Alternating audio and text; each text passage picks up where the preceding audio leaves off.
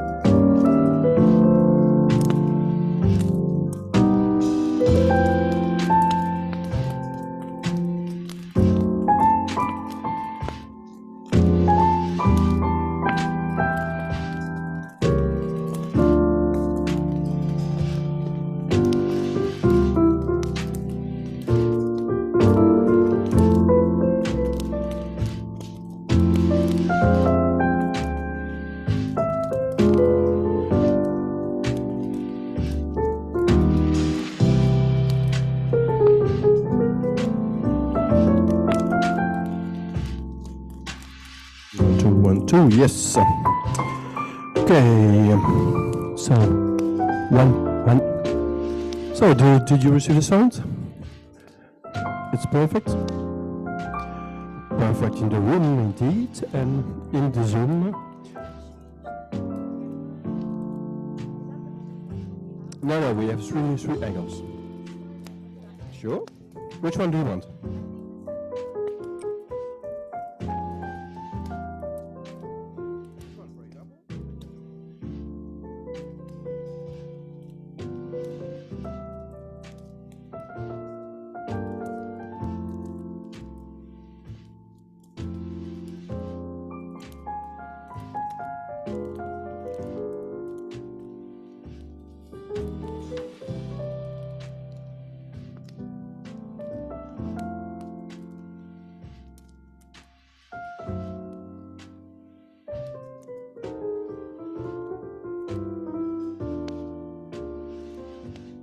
It's okay for you for the sound?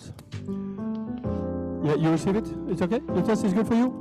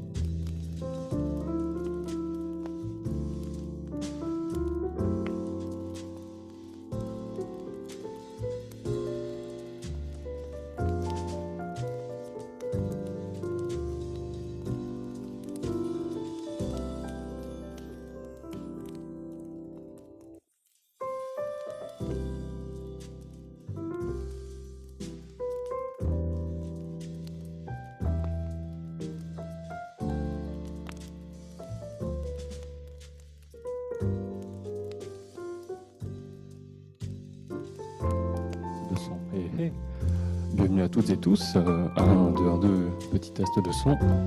Et la portée est pas mal. 1, 2, 1, 2. Je peux même faire le tour de la réception ici est prête.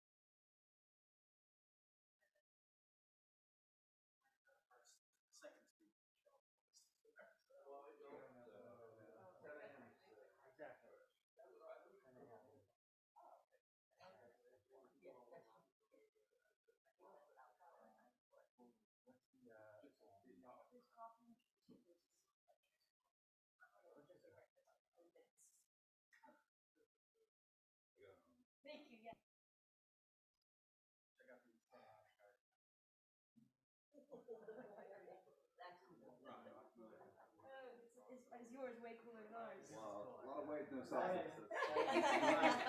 Swap. Oh, yours is fantastic. That's awesome. So you based out of New York? Yes, I'm one of the few contingents, but most of them are in DC, and I go down often enough. Yeah, of course, I love it. You look good. Where did you go when you were out there? I'm Maryland. Okay. When did you go back? He had actually sent us a letter. So I'm in the Netherlands. Oh, okay. Where in the Netherlands? So quick journey. Yeah, no, it's a high-speed train. It's not actually fast. DMV traffic, you probably don't miss it at all, do you? That's what he said. We have the breakfast and pizza, and I just have anything. He's not the type to like exaggerate something like that. So then when we saw you in there, I was like, I guess he ripped it. Good morning. Yeah, right. Oh, okay. Yeah.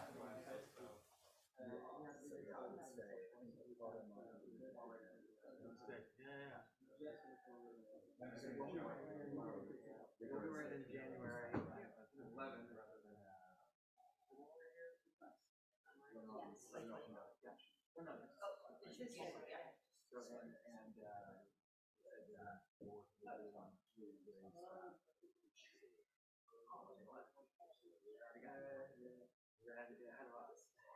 No, it's I mean, it's just yeah.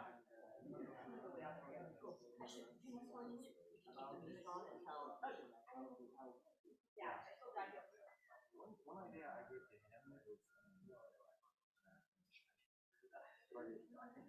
but I think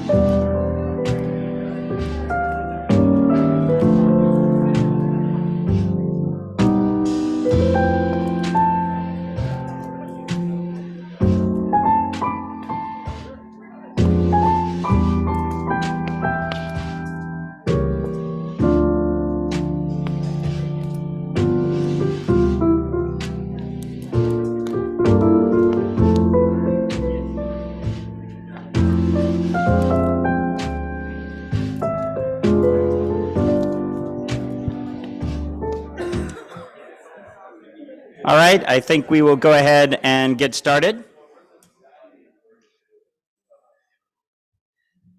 So thank you everyone for coming to the inaugural CyberNext Brussels. I don't think we can quite call it CyberNext like we do DC, but CyberNext Brussels. Hopefully this will be the first of many. My name is Michael Daniel. I am the president and CEO of the Cyber Threat Alliance, which is a nonprofit information sharing organization for the cybersecurity industry. I'm very excited to be here to talk about cybersecurity policy in the European context. And I think one of the things that, from my perspective, one of the key themes for today is really that cybersecurity is not an impossible problem to manage. And we don't simply have to accept the state of the world, the state of cyberspace, the state of the internet that it is today. Our policies can, in fact, make a difference. The policy choices that we make can, in fact, actually change the dynamics of cyberspace and make it safer. However, notice that I did not say we can solve the cybersecurity problem, because we can't do that either. No matter how hard we work, we will never drive the risk of malicious events happening in cyberspace to zero, but we can make it, we can manage it, we can drive it to a level that we can actually manage over the long term. And so for today, we're going to have a series of talks and panels and keynotes that range across a variety of topics that are of significance in the cybersecurity space. Everything from leading edge issues like quantum computing and the effect that it might have, to the fact that we have all this legacy technology that still hangs out on people's networks that they don't even know is there, but creates vulnerabilities. So, and everything in between. So I think it's going to be a great day of discussions. It is going to be a thoughtful, I hope, conference, and we'll hopefully also have some time for networking and people to get to know each other. With that, I'm going to turn to the first of our keynote speakers. Despina Spina is the head of the cabinet of the Vice President of the European Commission, overseeing the European Union's policies on security, migration and asylum, health, skills, education, culture, and sports. That's a lot. So she coordinates the Vice President's EU security work, ranging from counterterrorism, organized crime, and cybersecurity for hybrid threats. Prior to this, she was the Director for Digital Society, Trust, and Cybersecurity at the Directorate General for Communications, Content, and Technology, DG Connect, of the European Commission. She's been with the Commission for over 20 years, and she's had a number of senior positions, and I've had the pleasure of speaking and working with her on multiple different occasions. So please, if you could come up.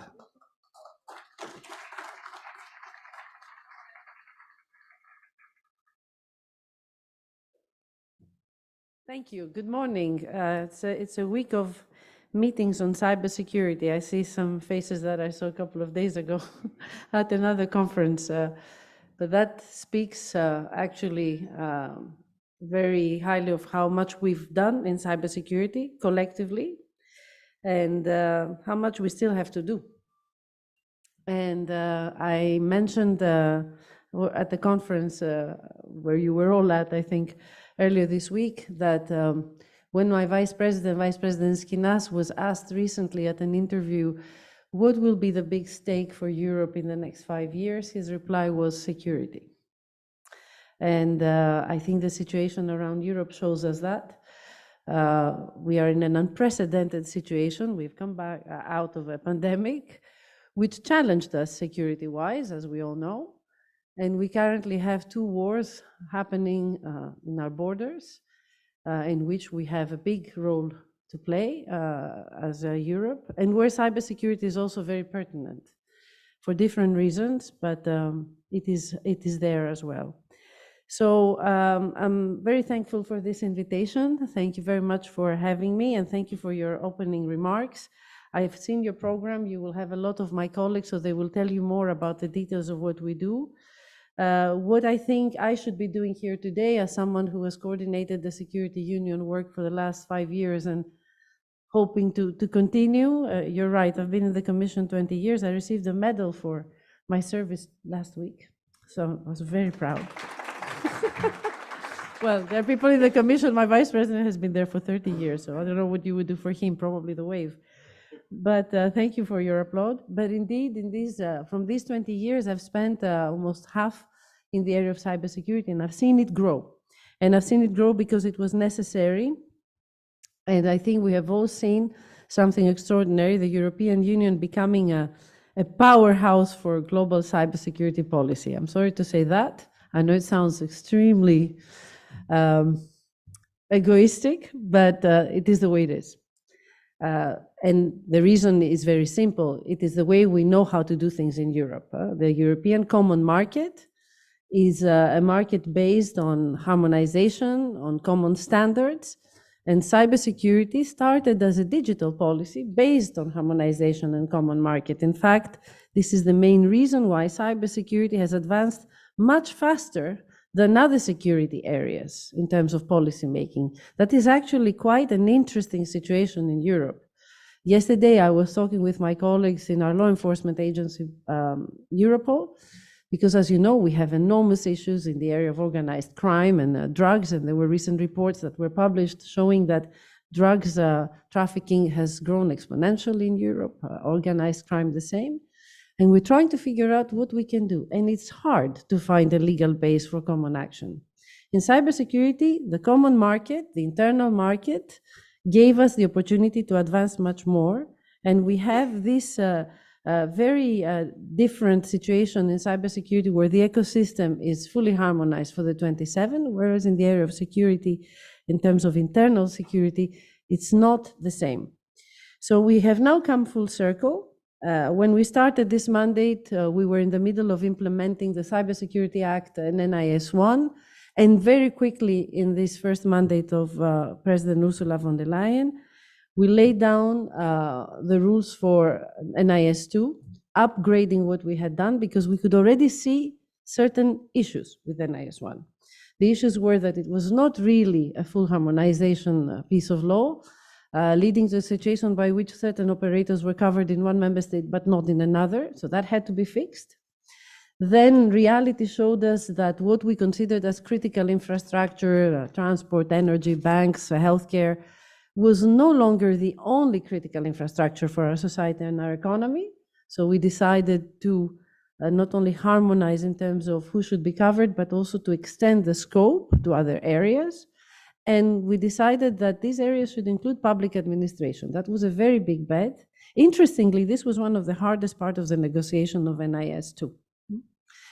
And then we decided to take the approach we took in the GDPR to couple the action and the requirements with sanctions in case of non-compliance.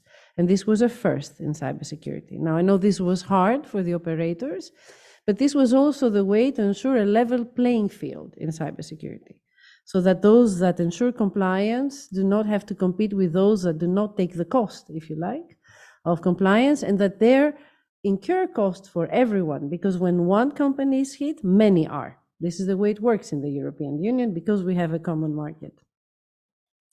So this is what we did in the area of critical infrastructure because we were pioneers in that.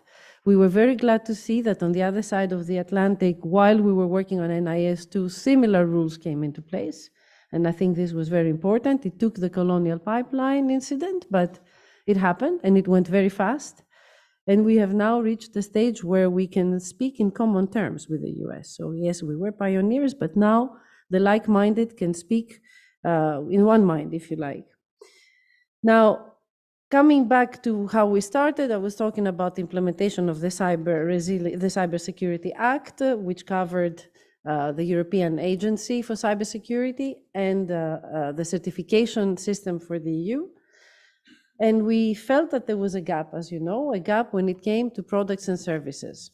And a gap which was very evident in the EU because the EU is based on the harmonization of norms for every product that enters this market.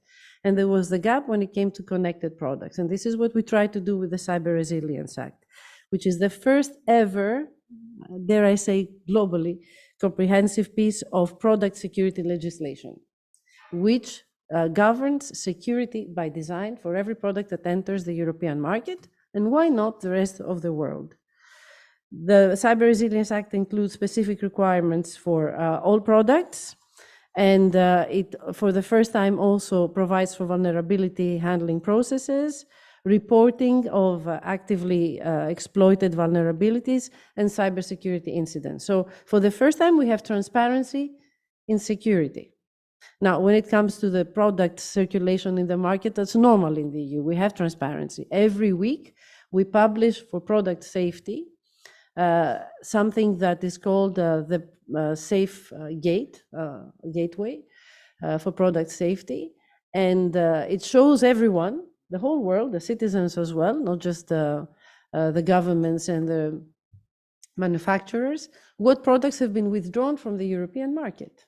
Now, why should we do that for anything from medical devices to pens? Sometimes even pens get withdrawn because the inks are not compliant, but not for connected products. So this is something that we are trying to fix, and that will also ensure more credibility for the market, better understanding, because there are also transparency information requirements for the consumers, and more reliance on the market. You want a digital single market to work, you want people to trust connected products, and we believe the Cyber Resilience Act will do that.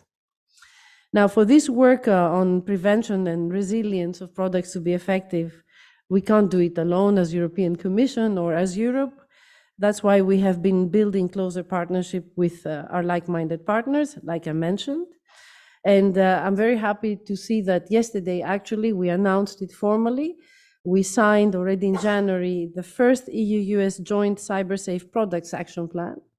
This is a fantastic development. You know that we have always suffered, the people who work in security in the EU and who work with the US at the same time, we suffer from the fact that there is no memorandum of understanding on security, for obvious reasons. These are very difficult agreements to reach. So this is a first, very, very solid and very specific piece of work. The goal of the action plan is to achieve mutual recognition between our respective frameworks, namely the Cyber Resilience Act and the US Cyber Trustmark labeling scheme, which is under development. So we are working in parallel on the implementation of two different schemes, legislation in the EU, the Trustmark in the US, hoping that we will reach global standards. And this is where certification will be very relevant, because this is where we will achieve common standards. Our certification legislation allows for that. It was designed for that. So that will play a big role. And in effect, ENISA will play a big role there. Do you have anyone from ENISA in today's conference? Okay, so my colleagues will speak about their role without problem. But they will have a very big role to play there when it comes to certification in the Cyber Resilience Act. The idea is to create the world's biggest market for trusted connected devices by avoiding fragmentation between markets, fostering alignment between our respective approaches, and facilitating compliance. This will reduce the burden for EU and US businesses. Many of you are in the room because you operate globally, and that includes also small and medium-sized enterprises, which have an important role to play in this field. Now, our focus from now on should be on the implementation of this legislation. One thing that I will have to do in my job as I stay in the European Commission through the transition from one mandate to another is to convince our political masters, and I hope you will join us in this effort, that in the next mandate, the focus should be on implementation. Implementation is key. We can come up with many new rules in cybersecurity. My colleagues are very capable of doing that. But we can't do that before we implement what we have right now. The Cyber Resilience Act is expected to enter into force in the course of 2024 with a transition period of 3 years for the application of its essential requirements. And for the Cyber Solidarity Act that was just agreed a week ago, the regulation will be fully applicable shortly after its full adoption in a few weeks. So that's because it's a regulation, it will be a little bit faster. I'm hearing myself double, but I haven't had any alcohol, so it must be true.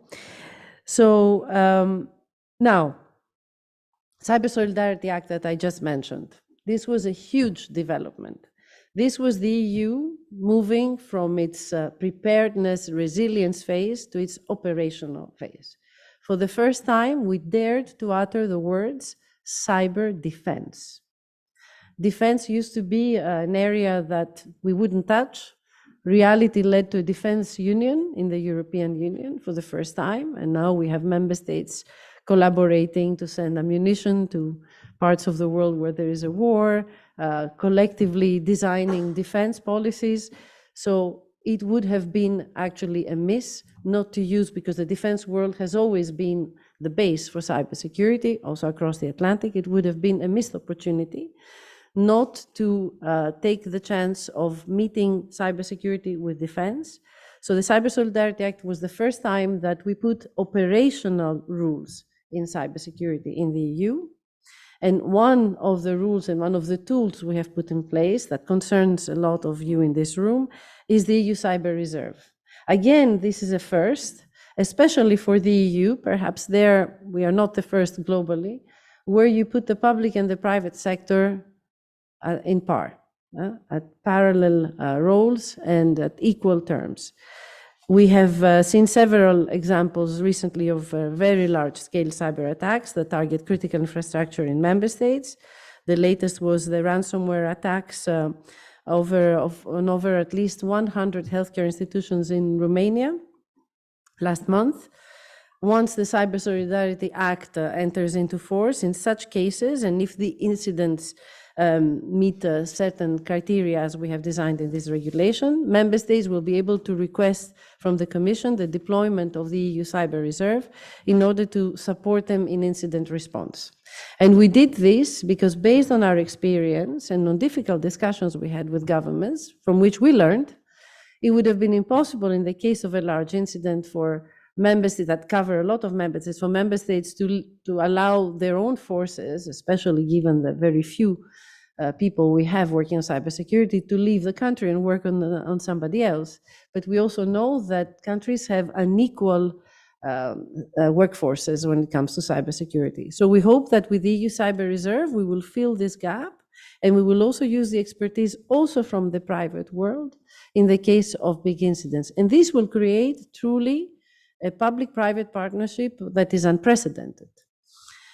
The other great novelty of the Cyber Solidarity Act is the Cybersecurity Alert System that also concerns many of you in the room, a network of security operations centers across Europe, which will allow us to better detect cyber threats by taking advantage of state-of-the-art tools. Why is this unprecedented? I mean, the security world, intelligence is always kept very close to everyone's chest. People don't share intelligence. Actually, they keep it to themselves. So here, what we're doing is creating a system by which operations centers work together to detect threats and create common intelligence so that we can have better anticipation. And we will do that also by taking advantage of state-of-the-art tools such as artificial intelligence and advanced data analysis through also the high-performance computers that we have in Europe. This is why we have proposed also the creation of these hubs, of these villages of under our artificial intelligence action plan, which will also allow us to serve the security operation centers. This is in a few words what we have been working on in the past years. We are ready to support all of you in the implementation of these rules. We know that there is one big challenge, and I wouldn't be true to myself if I didn't speak about cybersecurity skills to close my intervention, because all these rules mean absolutely nothing if we don't have the people to implement them, and unfortunately we know that we don't have the people to implement them. Already in Brussels, I can tell you, I don't have the people to work on these rules. I know member states don't have the people to work on these rules. And I know that many of your companies have lots of open vacancies in the area of cybersecurity. We hear the number in Europe ranging from 230,000 to 300,000 in the next couple of years. It's hundreds of thousands of jobs. So this is why we launched the European Union Cybersecurity Skills Academy. This was also a bit symbolic on the European of Skills, which was announced by a president last year. And we already have a fantastic number of companies that have entered the world of the EU Cybersecurity Skills Academy through pledges to train, certify, educate people. The idea is for this academy to serve as a one-stop shop for everyone with an internet connection, basically, who wants to skill, upskill, reskill, who's interested in finding a job, who's interested in offering a job. This is the academy's aim, to basically serve the world, serve companies, serve public authorities, serve education, serve our young people, serve those that are interested in an opportunity in cybersecurity. And this is why these pledges are amazing. We thank all of you who are in this room who have offered, we have now some 13 pledges from 13 companies from across the world that are already deployed in Europe. So this is where we are in Europe in a nutshell. I hope I have covered most things, but I'm sure what I have not covered, my colleagues will do very prominently. I thank you for giving us the chance for discussing with you. I'm sorry if we repeat ourselves sometimes, but this is also to reassure the community that we hear you, we listen to your concerns, and we are here to implement everything together. Thank you.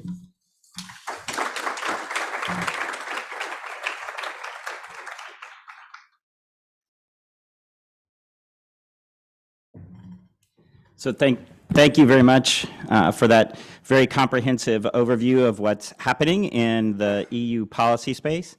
I think it's actually, one of the things that we've talked a lot about is that there are numerous elections happening around the world. And this is the time to actually, this presents a window of opportunity to help formulate and ground policy. Now is the time that we have the opportunity to actually work on those next mandates and where we want to focus on. So I think the points that Despina was making are very, very important, that this is why we're having this kind of conference, because now is that window of time when we can actually help formulate and drive policy. So the next speaker that we will have will be Christian da Cunha, the European Commission's head of unit for the Cyber Coordination Task Force at DG Connect.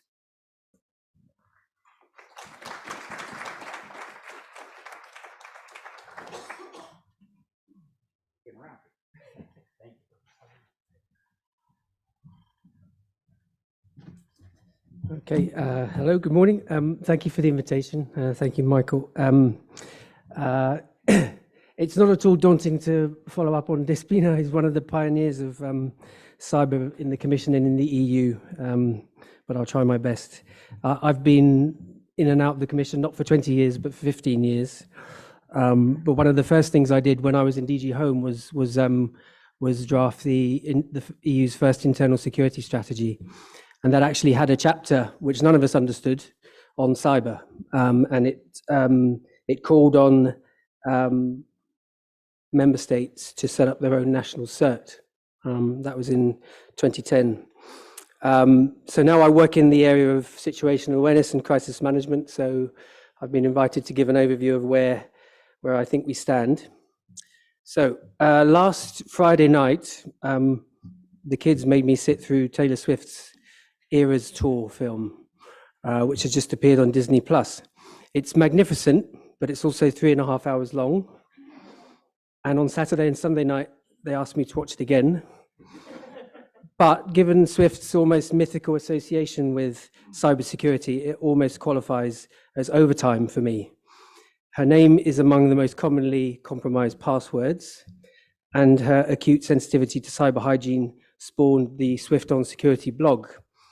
And one of her lines goes, "I should not be left to my own devices. They come with prices and vices. I end up in crisis." So pivoting to a more serious note, President von der Leyen, in her last State of the Union address to the European Parliament, said the threats we face are driven by geopolitics. And that's true of cybersecurity, of course, as well. By geopolitics, we can infer the rise of authoritarianism and its digital surveillance apparatus. Combine this with billions of connected things, each is a potential point of failure or vulnerability for exploitation by malicious actors. And then there's the constant violations of privacy to which we become almost desensitized, with intimate data broadcast constantly to thousands of entities around the world. So like Taylor Swift, we now face the perfect storm. And this matters to Europe, not only because we are a global political player, but also a security actor, as has just been said. So we can expect to be a growing target for attacks. And we're especially conscious of this, as Michael said earlier, that in this year of elections, including for the European Parliament in June.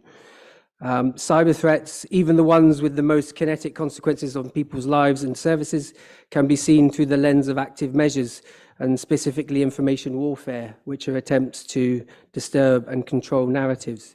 And hostile authoritarian states, non-state actors opposed to democracy and human rights, can use an expanding array of hybrid tactics, of which cyber attacks are just one. The suspected physical sabotage incidents in the Baltic Sea in 2022, 2023. We saw another set of incidents last week off the coast of West Africa. It's raised awareness of the potential for multiple hybrid threats to critical infrastructure, and cyber is just one vector of attack, hence the need for a coherent approach. And in this respect, 2022 was a game changer for us.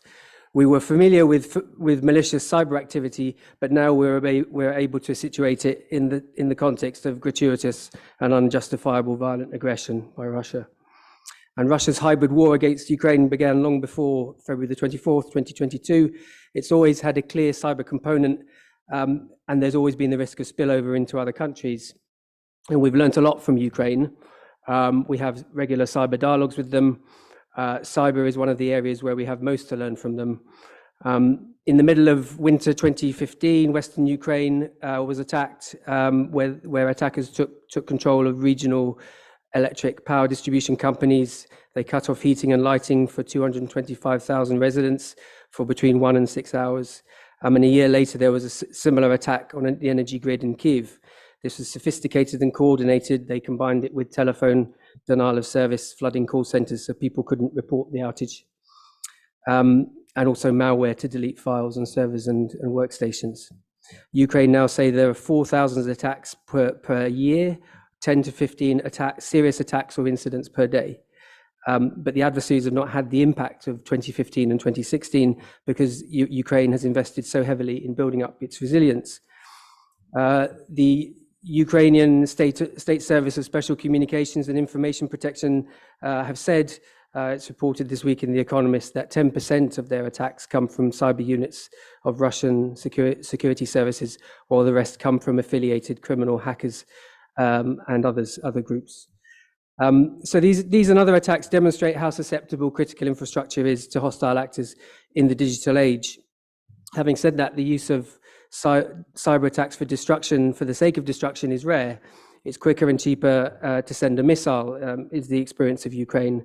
But the most serious incidents are often the insidious ones that we don't notice. So attempts to compromise systems, often going through suppliers and supply chains to escape detection. And there are regular reports of pre-positioning of hostile actors in critical infrastructure. Motivation may be espionage.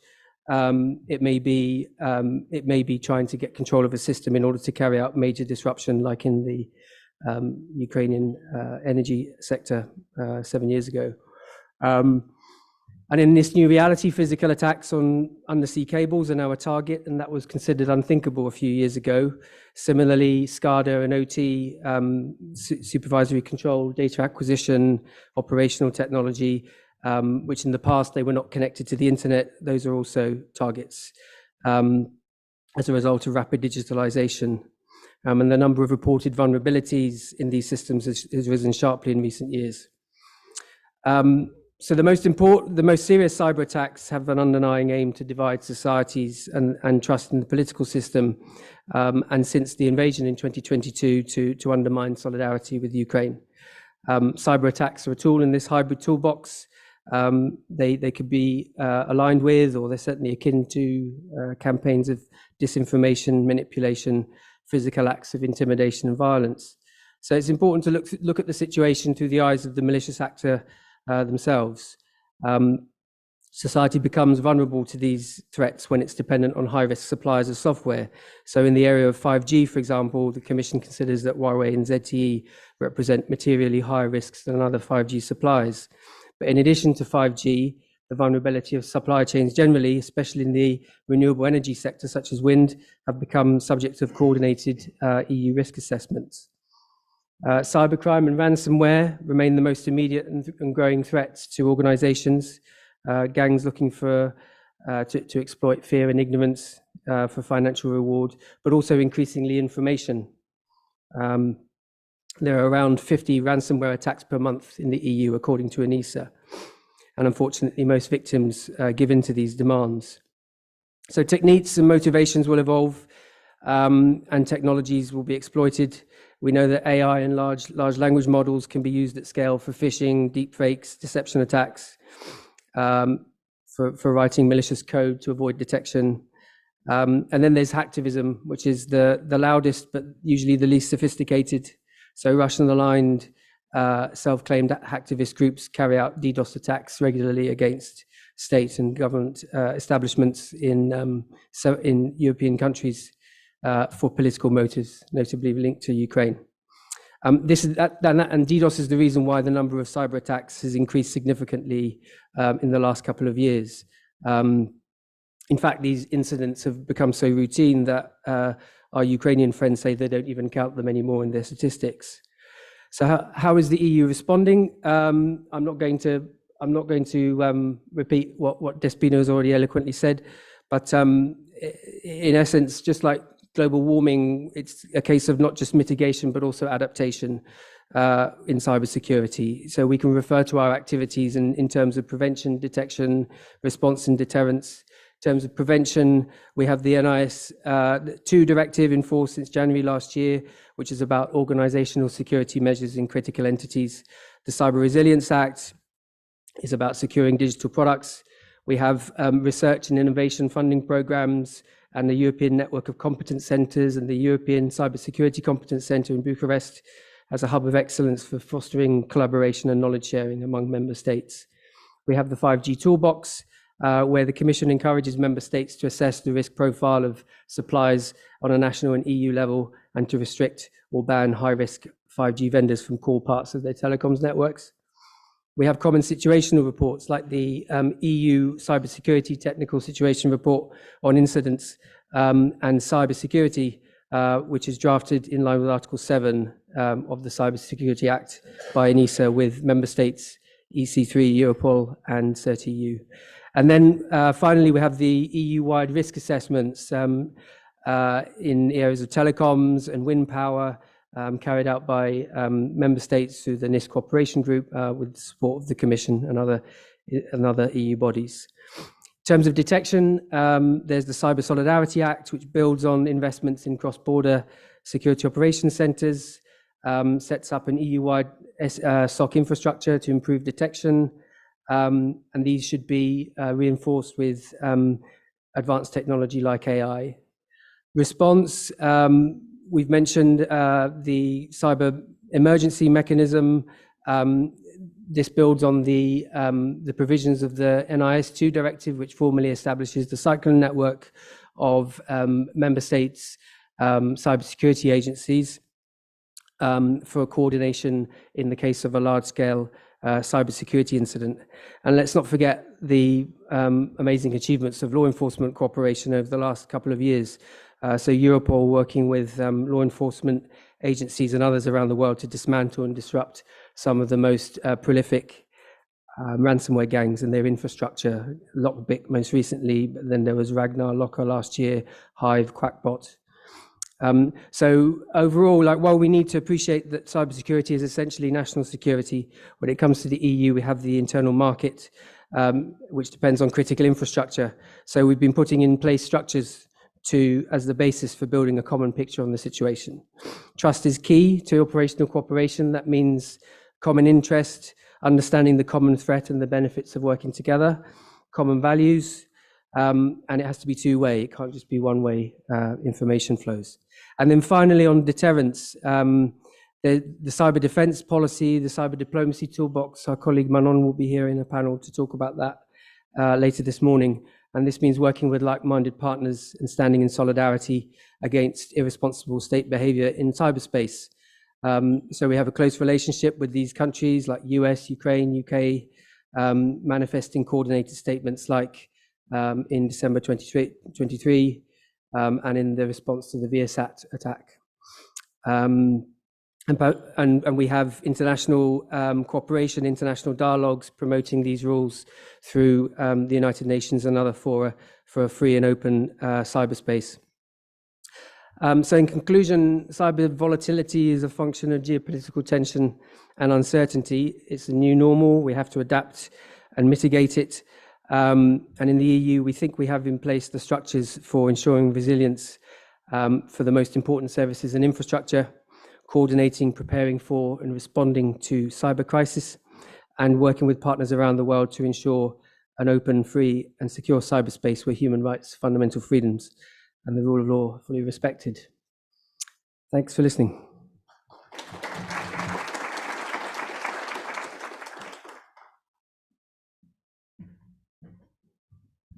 Thank you, Christian.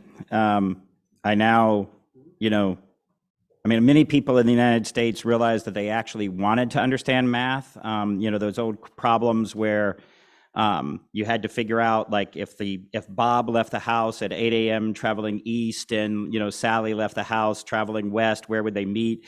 Many Americans realized that they actually wanted to understand that word problem when they realized where they were trying to figure out if Taylor Swift would actually make it to the Super Bowl from Japan. So we now have brought, Taylor Swift into the cybersecurity conversation, so she really is everywhere. At this point, I'm very happy to introduce our first panel to talk about something we've heard referenced several times this morning, the Cyber Resilience Act. So if I could ask Riccardo Masucci, Director of Security and Technology Policy for Intel and Chair of the Cybersecurity Coalition EU Working Group, to come up, and the rest of the panelists. Take it away.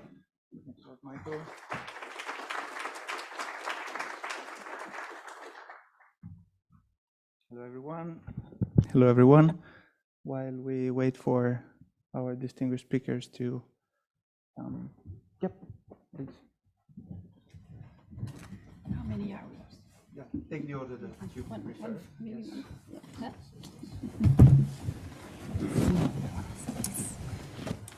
Look, there's a rooster and a chicken. Don't. Good morning, everyone. Again, Riccardo Masucci, Representative Director of Security and Technology Policy, and today I have the pleasure and the privilege to moderate this panel on Cyber Resilience Act, together with these distinguished speakers, starting from Christiane Kircheter de Viron, Head of Unit Cybersecurity and Digital Privacy Policy at the European Commission. Welcome and thank you for coming.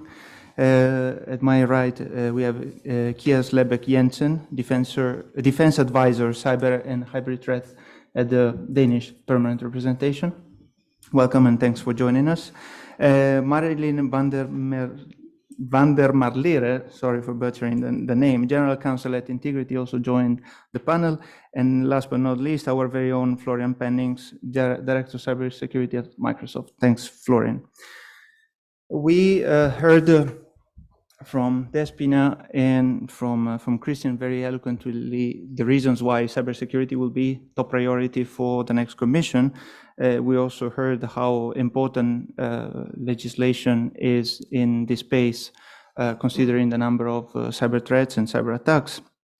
And so the CRA has a comprehensive legislation that is looking at increasing requirements and risk management practices across the spectrum of all digital products, is becoming a foundational piece of the regulatory framework of the European Union. But as we heard in the keynote speeches, now it's all about implementation, right? And so I would like to start with this, talking a bit about the lawmaking process and the next steps, because it seems that it's over. The political agreement was found, but it's not yet over, and there are, although a lot of progress was done, there are still things that need to be addressed. And so, Christiane, I would like to start with you by asking, more clarity on timeline, next steps, adoption, etc. Okay, thank you. And also thank you for the invitation. I'm very happy to be here. I'm also happy because it's always an opportunity to learn new things. I have, for instance, now learned that Christian is a Swiftie, which is certainly something I'm going to take home with me and use it for other purposes. But anyway, I'm very happy to be here also to talk about my favorite topic these days, which is implementation. And I was also very happy to hear coming from the Berlaymont that we should be focusing in the next mandate on implementation, because it is literally something that we're told wherever we go now. We have the frameworks in place. Let's use them. Let's implement them properly. So that's what we're very busy with now. Actually, inside the Commission, of course, we have the Cyber Resilience Act. We expect it to be entering into force still in the course of 24. That means we have the clock starts ticking, and we'll have 3 years. Before the essential requirements will be applied. And also we don't have to forget 21 months for the reporting to start. So that means that there's a whole body of work that has to be done before we get to that. On the one hand, of course, we have a number of statutory deadlines. There are things within the legal framework that we have to do. So we have 2 implementing acts and a delegated act coming still this year, including technical description of the important critical product categories that you will see in the annex. So those product categories that would either apply harmonized standard or would go through third-party conformity assessments. But we also have on format and procedures for the notifications, and this I know is very important for industry, the cyber-related grounds for withholding information in certain cases. So these are all the things that are coming out in terms of the secondary level of legislation. Then, of course, we're working a lot on guidelines. I think this is something that's extremely important.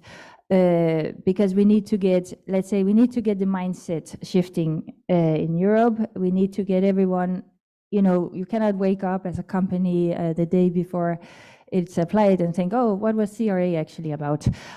Because this is, of course, something which is a process, and it's also a process within the company. So we would like to come out swiftly, Christian, with guidelines so that we can also help this process for our stakeholders. So here, this is an area where we're very keen to hear from stakeholders.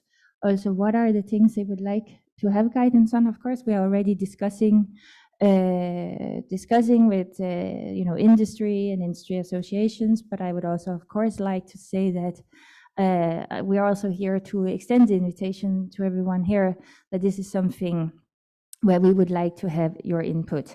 There's also a long list of guidance that are in the CRA. I'm not going to be mentioning all of them to you here, but there are some topics, I would say, on the scope of the CRA, including remote data processing, expected lifetime, interplay with other legislation, and what is actually the meaning of substantial modification. And again, these are things that are super important for the industry to understand as soon as possible, because it's all about how industry will, of course, plan its processes. Then there's a gigantic, I would say, body of work around standardization. So the CRA, of course, covers literally every product with digital elements, bar a few that are carved out.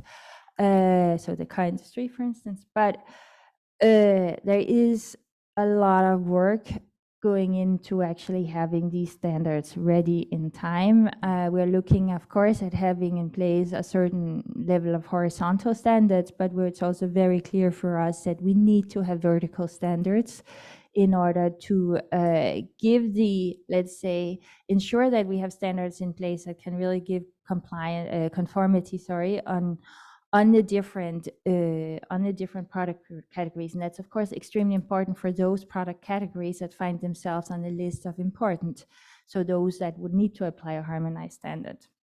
So here we are preparing our standardization request. We already had a preliminary standardization request out for consultation.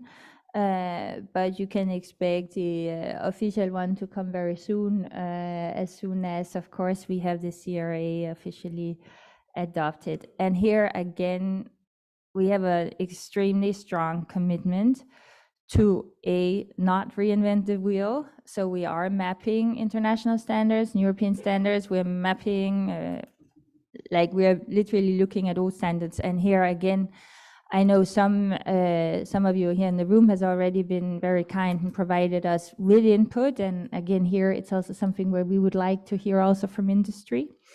We are also very committed to working, of course, with our international partners on this. And I think Despina mentioned our joint cybersafe product action plan. So I don't go too much into detail here. But I think the key thing for us here is to be able to align to the maximum extent possible so that we can create mutual recognition conditions, but also to make sure that we can, of course, in the long run, have this transatlantic market for trusted products.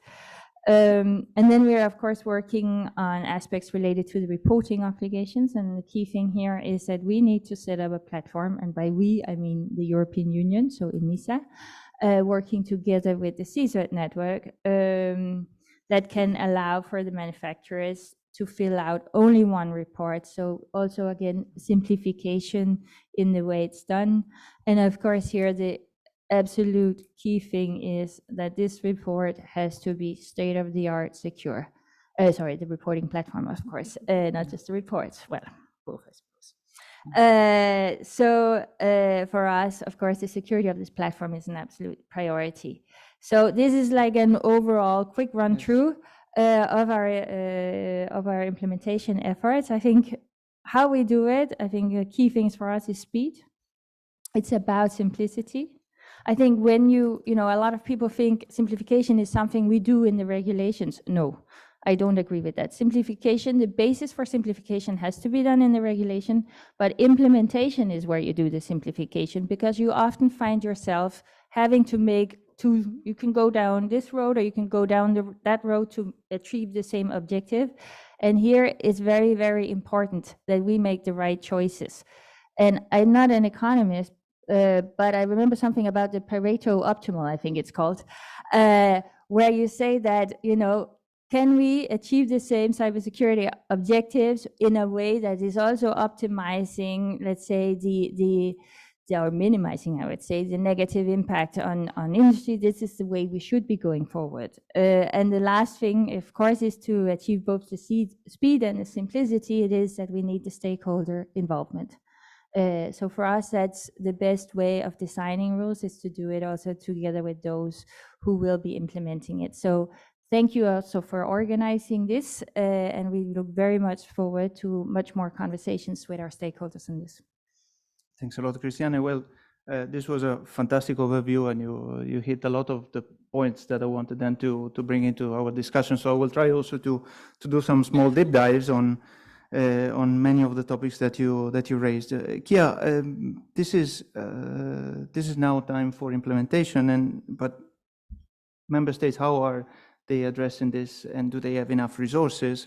And big countries, small countries, what can be done for that? Well, it's varied, I would say, across the member states. I think, again, we are also reliant on the Commission, so we are very happy to hear that they're working on the implementation as well. I think from our side, especially the acts defining the categories that we're looking into is going to be really crucial as we move forward, because we are getting a lot of questions from industry about how exactly, which categories exactly does it mean, and that is something we're looking forward to. I think we might also have given them a stricter deadline in the actual act than they proposed, so we're sorry, we know it's a lot of work. I think there are several different elements. Again, like Christiane said, standardization is going to be key. From our side, super happy again that we're focusing on also mapping the international standards, and from our side, we understand the need to also have vertical standards, but we do prefer as many horizontal as possible. And nationally, we're of course working on placing the responsibility for the implementation. That is always something that I think is forgotten about a bit, that we also have to figure out who exactly is tasked with what when we get to the national level. Luckily, at least in Denmark, we did this in advance while we were negotiating the legal act, so that part is done. We just need to figure out how much money they're going to have to require to actually implement it, and it's no secret that it is quite expensive to have a cyber experts, especially because the authorities that are going to implement a lot of the supervision and the enforcement are not our cybersecurity authorities. Our cybersecurity authority in Denmark is under the Ministry of Defense and is focusing much more on operational and strategic collaboration, and not so much products. They focus on the products they need and use, but not so much product and market supervision, and I don't think anyone would want them to be quite frank. So that is going to go to a market supervision authority. However, they don't have the necessary cyber expertise, and the way we try not to duplicate too many expertises in Denmark. We're a small country and cyber expertise is already limited, so we're working a lot with the collaboration agreements between different authorities so that we know how to collaborate and how to get the exchange of information necessary as we move forward. We've done that previously as well. We've done it in the light of our national cybersecurity strategy with different authorities. Also, NIS 1 and NIS 2 is a bit decentralized in its implementation in Denmark. So we have so it's not just one authority that's responsible, it's more the sectoral authorities, because we use sectoral responsibility, which I won't bore you with. But just to say, we're quite accustomed to having this close collaboration across multiple fields. And that's also something we're going to focus on within the implementation of the CRA. However, we still do need more people to look at this because of the scale of the scope of CRA. It requires more people to be able to supervise this efficiently. And that's something we're looking into now. We have our internal policies for that, where we go through the financial ministry, who is a determinant, I'm not going to lie. But of course, we're looking into the scope and how we implement this the best possible. And then, of course, for the reporting applications, which are coming sooner, we're going to collaborate through the CSATs network, where the Danish CSAT is part, with the NISA to make sure we get a secure platform as possible. I think from our side, it's really important that there is buy-in from the CSATs and the national member states who have experience with this. In Denmark, we already have a single reporting platform for IT incidents that go across that collects both incidents regarding GDPR, but also NIS1, soon-ish NIS2. So we have some experience with how to build such a platform. Of course, the scale is much bigger here, but at least we have some experiences that we hopefully will be able to utilize. Of course, depending on how exactly we build it. Thank you. Well, so resources, people, tools, processes, how industry is getting ready to comply with CRA. I would start with Marilyn maybe, and then transition to Florian, and it's also the time for you to say which are the concerns regarding the implementation. Thank you. Well, first of all, how are we implementing, or how should we be preparing? I'd say let's all take on Christian's offer and reach out and share our knowledge in terms of how can we optimize implementation, where as cybersecurity players or industry players can we share a certain expertise to help facilitate the process. In terms of integrity, we connect. We operate a crowdsourced security platform, Integrity, whereby we connect a community of 90,000 ethical hackers with companies who would like to see the security of their systems being tested.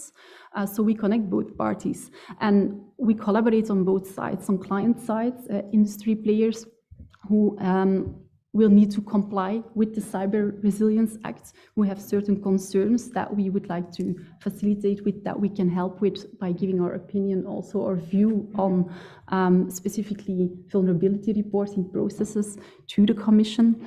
And on the other hand, we have the community of ethical hackers who are also benefiting from the implementation of the Cyber Resilience Act, who can contribute to the vulnerability information that the Commission would like to receive, that to developing that common database of vulnerabilities. So when we first took a look at the CRA, when we were first informed and took a look at the legislation, we had two main concerns.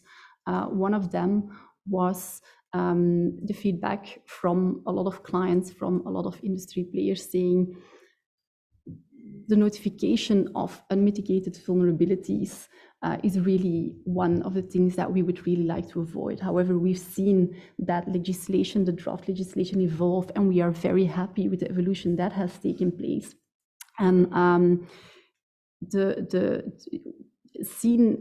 seeing the notification requirements evolve from mitigating any and all vulnerabilities within a very short period of time without any possible mitigation or patch being in place, towards having a more protective reporting requirement that gives companies the opportunity to mitigate, to patch, and to share information once it is really useful for clients that use the digital products, or for other industry players to get that information and also be able to patch vulnerabilities in a similar manner.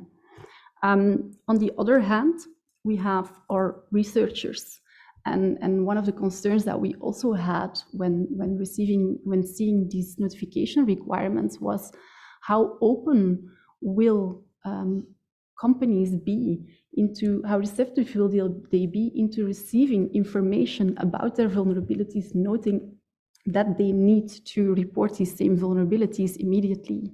So we are very pleased to see that the notification requirements go hand in hand with the requirement to have a vulnerability disclosure policy in place, and more importantly, a requirement to actually follow up on vulnerabilities that have been received. Because it's very important to understand that a few years ago, we did some surveys within our researcher database. Numbers are a bit outdated, but I think probably today they are more or less still accurate. almost 40% of security researchers reporting a vulnerability were not able to get to the right person and to actually have companies act upon that information that they have provided. So that is also something that we as industry player would like to help, would like to give guidance on how can we make sure that a vulnerability disclosure policy is set up in the right manner, actually bringing value. How can companies make sure that they have the means, the resources to follow up on these vulnerabilities and actually gain the effect that we want to achieve with the Cyber Resilience Act, rather than bringing something in place simply for the purpose of complying with a certain law. Thanks a lot, Marilyn. And Florian, speed and simplification, how do you see it? So first of all, so thanks. As you'll see on the agenda, I was actually supposed to talk about vulnerabilities, and then I got asked on this one. So I will skip the vulnerabilities because you got a great input here already. But I want to start off with one element, and that's about stakeholder involvement, and I'll end with that as well. On the CRA, I have to give a big compliment because the stakeholder involvement and the openness of the European Commission from the beginning up until this moment has been really good. Because we are now in the implementation phase, so we also need to recognize that. And this is the first thing that I really want to say. And this has been wider than the European Commission, also the attachés. We really have struggled with this and have had a lot of discussions because it's very technical and we need to do that. So the fact that we've seen that, I want to acknowledge that and really say that that's really good. So please keep on doing that, because now the time is to look at how are we going to twist the buttons, how are we going to clarify, how are we going to implement this, and we cannot do this without each other. So that's the highlight actually. But there's ambiguity still in there. There's still ambiguity in the Cyber Resilience Act, and I think Christiane will be the first one to acknowledge that, as well as some of the attachés. Things that you just can't hash out in the legislative negotiations. Some of those things are the exclusion of software as a service, but then the inclusion of remote data processing. We'd like to know a little bit better, what does that mean? SBOMs. Great example that we imported sort of to speak from the US into the EU legislation. The formats, how are they going to be defined and designed? Super important. Look at each other. Look at each other, I mean, look at the US and look at what happens in the EU and at national level in the EU as well. And then also the OSS, open source software, the stewards. It's a new term. How do we really work with that, and how do we implement that? And that also brings me to another compliment. Yeah, I'm positive today. And that's the joint CyberSafe product action plan, as well as the cyber incident harmonization that we saw between DHS and Connecta being released. We welcome these examples because it shows, okay, you're really listening, you're sitting down, and of course we would like to see a little bit more about the joint action plan on the products, what's happening in there. But these are the examples where we think, okay, great, we see that the different legislators are trying to find each other. Keep on doing that, because in the end of the day, it's about harmonization, and the transatlantic approach there is something that we really, really support. That takes me to standards. Standards, we hear it a lot, and to be quite honest, I'm not at all a standard expert, but through the CRA, you have to become a little bit of an expert. What I just see there is that you've got a group of people in Senelec and also in ISO and all the other standard organizations that are screaming very loud, this is too much, we can't handle it. And they're experts. They're not people like me. They're not people that are doing the legislation all the time. These are really experts that on top of their work normally sit a couple of hours, sometimes whole days into these sessions. If they voice up and they say, hey, this is too much for us, we need to listen. So we need to really help them to prioritize. And from what I understood from some of the colleagues, that there's a lot of different standards probably going to be applicable to the CRA implementation. We need to help there. And that's not only a European Commission and Parliament Council, but it's also us as an industry. And if you invite us, we're ready to help there. The last point on substance, yeah, I do want to say one thing about reporting. That's the single reporting platform to be hosted at ENISA, by ENISA. We have a lot of questions around that, because I remember in the past, for some of you here in the room, I've seen a former colleague of mine from the NCSC. There was a thing called Meli Certis within the CSERT network of the EU. It was a big challenge. Everybody wanted the same, but eventually we didn't get there, and eventually we got there. But the differences there are incredibly important between 27 different CSERTs, 20 different approaches, languages. Sizes. Your first question towards Kia, small member states, big member states, take that into account. And then as well, the industry needs to feel comfortable by using these platforms, right? Because if we don't feel comfortable, how do we discuss that? That brings me to my last point. As I said from the beginning, stakeholder inclusion and involvement. This is a great opportunity, but we always suggest make it more structured. Try to find ways to get groups that speak the same language or come from the same sectors or have attention for the same topics and threats, bring them together and also squeeze them for the information to help identify the right challenges as well as come up with solutions that are being carried by both public and private. Thanks. Standards and certifications have come up several times in the interventions. Are we going to have the standards ready on time? Are we going to have a deluge of actually common specifications instead of having the possibility then to do certifications? So what's here the position? And I'm looking at Christiane and Kia. How do you see this happening in this time frame? So for me, it's pretty clear that we have been giving a deadline in our legal act, and that is what it is. And that means that we don't really have much of a choice than to have our standards ready. Now, I also like what you were saying, Florian, that we need to prioritize because, of course, it is a lot of work. So we need to be smart in our standardization request. And we need to also understand that, we're not going to create standards for every single product that the CRA is covering in the first go. Standardization will be also a long process, but we have to prioritize the key standards. And for us, those are, including, of course, horizontal, but those are also the standards that will be able to give conformity to the products that are on the critical list. This is extremely important because if not, we're going to shift a ton of work into the conformity assessment bodies. And they also have to be ready. Voila. So, that's why, yes, I can acknowledge it's a huge task. I acknowledge also that there are people who are telling us, this is too much, it's a lot, etc.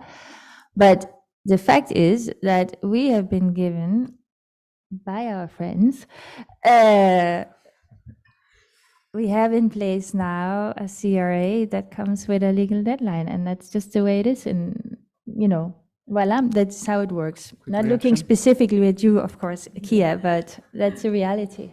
Yeah, no, there is a deadline, but it is a longer deadline that the Commission gave itself in the beginning. So, so we have tried to help out a little bit there.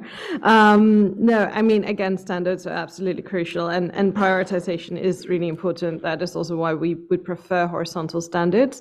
And again, and I hate to sit and agree with the Commission so much, I don't usually do that, but for us it is also very crucial that any vertical standards take a look at the important products in the classifications that we have created in the annexes. Those are the ones that are going to be reliant upon this, that can't, and I say just with a really big quotation mark, use self-evaluation, but really do need the standards in order to be in accordance with the CRA. Will we have them in time? I don't know. I can't look into the future in that way. But I will say that in general, I'm very impressed by how quickly the EU and member states in general have moved on cybersecurity when we have to do it. And I think this is a really we have to do it type of situation. So I hope that is going to help on it. I mean, again, it is going to be a really big challenge. There's also a lot of difference between member states in maturity regarding cybersecurity standards. We're not a big member state, but we do have some experts that are quite involved within standardization work. And yes, we are using them a lot right now, and they're tired, but they've been tired since they started working with cybersecurity. So I think it just comes with the field. Not that they should leave. Please don't do that. So I think, I mean, we're hopeful that if we work together, which I feel that there is a big interest in from all member states and also from industry in general, I think we're having a workshop between member states tomorrow, organized by the Commission, to look at standards, which is for people much more technical than myself. But I think that there is really big interest in making this a success. And I think we have the best possible starting point to do that. Whether or not we will succeed, I hope so, but I know that is going to require that we really work together, and also that we are able to prioritize where it's critical. Also, I would say regarding the reporting platform, I can understand there's a lot of questions. It's really hard to put it into legislation how a platform should be built up. It's very technical, and we also didn't want to end up in a situation where the legislation didn't make technical sense. And definitely, I mean, Melissa says I am aware of the existence, and there's been different, but I also think Melissa was developed at a different point in the CSAT network's history and a different point in the maturity in collaboration between member states. I think there is in general a bigger understanding, not that that's going to make everything easier, but hopefully that improves somewhat. And we also have a lot more collaboration across CSATs regarding terminology and using the same vocabulary. So I think there is at least a starting point on this. As for creating a database, that's not exactly what we're doing here. This is really to the platform is to send it out. The database that we created in NIS2 is completely separate. We're not going to put these in here again, also because they're actively exploited vulnerabilities that we are put in. So just to make clear that those two things are quite different.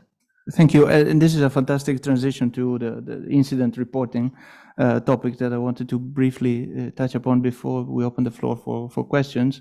And so, Marilyn and Florian, any comment on incident reporting and vulnerability reporting, and all this information that will need to flow from the private sector to government? How do you see it going forward?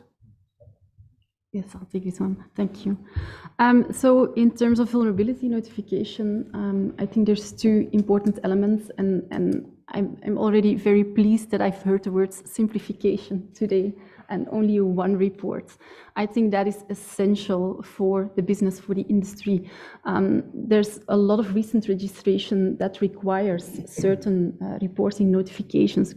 GDPR, NIS2, now Cyber Resilience Act. It's not easy for companies to comply once there is an incident or a vulnerability coming in. There's a lot of work in thinking about which scope do we reside under. One company can have several products residing under different legislation. So there is already a complexity that companies are being confronted with, that they will need to invest resources and time with. So very important indeed that in terms of the reporting requirements, that they're easy, that they're simple. And we have to admit that that's not always the case. The GDPR reporting requirements, let's be honest, in a lot of member states, they are rather complex. You really need a lawyer to help you, while this is cybersecurity legislation. I, as a lawyer, I would really like to stay out of it once there's an incident. I would love for my technical teams to be able to focus on actually mitigating, on resolving the issue, on getting a solution both for the company, the organization, as well as the user themselves. So simplification, really absolutely one single report. Have conversations with industry experts that are handling vulnerability notifications to shape the form and the content of that report and to make it comprehensible for people who need to actually complete it. And on the second topic, touching on something that Bernard already highlighted, the platform. At Integrity, we always look from a hacker's perspective, of course. It's the holy grail. You hack the holy grail and you have all the information that you need to attack your preferred vector, let's say. So that's a really important one, that there are a lot of concerns about how will we make that happen. There's the single reporting platform, of course, but it's also the connection with the individual member states, passing on that information, communicating that information. And of course, when you have cybersecurity legislation, that is for me one of the essential focus points, and make sure that you have the right people working on that, and that indeed companies can trust when they report their vulnerabilities, their sensitive information, that it will be handled and taken care of in a good manner and not causing additional risks. Yeah, thanks. So super short, because I see Alex walking around with the microphone saying we need to wrap up, I think. But a little bit of commercial for the panel that I was actually supposed to be on is by Jen Ellens, led by Jen on vulnerability disclosure. So this is really where you will hear Bernard making his point. Please do listen to that one, because that will go much more into detail than we do here. For us as Microsoft, it's not a secret that we've been quite critical about the Article 11 when it comes down to disclosing exploited vulnerabilities without a patch. That's how we put it down. The democratic process led to that it got accepted, so now we need to adopt. And we will adopt and we will comply. The only question that we will have is then in the adoption and the period that we are in right now, start asking yourself the questions about what's need to know, what's nice to know. I have a security background. This is so incredibly important. Not everything is necessary to share. It's nice to know what's the added value. What's the added value of giving a CERT or another designated authority, or even ENISA, highly sensitive information that they might not even understand because they don't have the full picture of where that little vulnerability, which can be very small, sits in a larger ecosystem. How would they know that? I can tell you how they would know that. They will pick up the phone, they start calling our team. Hey, we see this, how does it work? And then the team that originally needs to dive into these topics needs to say, okay, great, we're going to help you. Now, we are going to prepare for this because we have to. But start asking yourself every time, what's the added value? And then the other side is, I do think there needs to be more education. I don't say this a lot, but I do want to say it now, within the public sector, around what products and services are out there, because it happens too often that there is not enough awareness, not because there is not the interest and they don't want to, and the willingness is not there, but the resources are not there. And given the landscape that we have at the moment on all the software that's out there, products and services, this is so incredibly complex. This really requires further investment. And that's really what I think will be the biggest challenge here. Is not going to be the willingness to comply, but it's going to be the unplanned not knowing what those products and services are, and then trying to put that into context of reporting. Because otherwise it won't have any added value, and that would be a shame. Yeah. Thanks a lot, Florian. I think it's time for a quick question from the audience.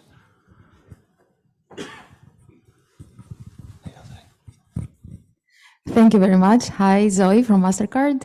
Thank you for a very, very interesting discussion and very honest, I also have to say. It's, I think you really addressed all the critical points we've been discussing throughout the process. First, Christiane, in another conference this week, you mentioned that it takes a village to deliver a project like that. And I really want to acknowledge what also Florian said, that the fact that we are here, a community that we have been meeting throughout the past year so often, it's because the public, the institutions, both the attachés and the Commission and the Parliament, have been very open into exchanging. So I really want to acknowledge that this has been a process where we felt like we were quite heard, and we had serious discussions about everything. So really appreciated that. So following that paradigm in a way, it will take a village to deliver, as you said in the conference, one is to deliver the baby and then you have to raise the baby. So how are we going to structure a bit this village?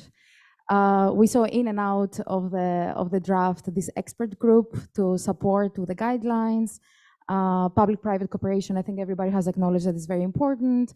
So how can we make sure that all players in such a huge project with such a big list of products and different stakeholders, from conformity assessment bodies to SMEs to open source software community, how do we make sure we include everyone, both at the national level, looking at Kia and Christiane at the Commission level? And then just to that point, what do you need from, how do you see public-private cooperation, and what do you need from the private sector to support educating the smaller players as well. In cybersecurity, we always say we are as strong as our weakest link. What is the educational level right now, the awareness? Do all these SMEs out there know that they are suddenly in scope? Do they know what the CE marking means for software? And how to educate on NLF as well? And how can we be part of that of that process? And that was a very long question, I know. It was a very long question, and Thank we you have very much. 1 minute per speaker, I think, for a quick reaction. Maybe I will start then. Indeed, I think I said it takes a village, and I hope I also passed that message here, because literally the same way that we have been working in a very open manner when we were developing the framework, the same is needed now. I listed already the different categories. I think awareness I did not list, but it is absolutely essential. We are looking at structuring. Now we are looking at developing a structure for this cyber resilience ecosystem, you could call it, to make sure that there is also an appropriate process in place where we get the input. And I very much like that you're mentioning the SMEs, because that will be, it is a challenge always to be able to actually get SMEs in, because, you know, they may not have the capacity to actually be part of this, even if they are aware. So that will be a challenge, and something that we will also be looking at specifically. I think very clearly on the development of the guidance, I think that is also something where we're very keen on having the input. I don't have the world's biggest team. I would love for it to be much bigger. Just saying. But, and the same will of course also apply to ENISA, and you're absolutely right. We don't have a product security expert for every single product that's on the market. And again, that is why it's very important for us to have these conversations with those who are actually doing the products, who can also tell us these things. Because if we were to have a expert for every single product, then I believe I would have a DG and not a unit, or maybe even bigger actually. So I think for these things it's very important, and you will also, I mean, we started now with workshops. We will be doing much more in this field as we're going ahead, and we will also be discussing more within the stakeholder context on how we organize ourselves. So it's coming. Any reaction? Yeah, absolutely. I mean, I think especially SMEs and just raising awareness on EU legislation is a challenge. EU legislation is unfortunately not something that the media picks up on by themselves until they are criticizing us for not implementing it fast enough. So it is a challenge. I think what we're trying to do, at least in Denmark, is really reaching out to the relevant business associations. We have one that's specific for SMEs. We're trying to reach out, but they have been difficult. It is difficult to make them aware of this, but I mean, I have another speaking engagement for a different business association in Denmark later today. So we're trying to really reach out and to make them aware of this as soon as possible. But of course, it is challenging. I mean, I'm not so worried that Microsoft will implement this lovely and great, because they have the resources to do that. But a small startup in Denmark that works with digital products with digital elements, robotics is a big thing in Denmark. That is challenging for us, no doubt, but we are focusing on it. We're trying to find the right for us on where to speak on it, to start that out, and then we're slowly trying to roll it out. I think the more we have common guidelines, the more we have common, not that we need to make lines to take, that would be too much, but the more we have common messages that we can express on this, that we know how we'll implement it, the better. But definitely it is a challenge, and it is, sometimes these things go through word of mouth and you talk to someone as well. So we're really trying to spread it as much as we can, but it is challenging because it is not necessarily something that has the awareness. So we need to make it interesting enough to get that awareness first. I would like to thank you, the speakers, for their insightful contributions, and I would like to wrap up the panel, wishing everyone speed, simplification, and stakeholders engagement going forward. So thanks a lot for your attention, and look forward to the discussions later.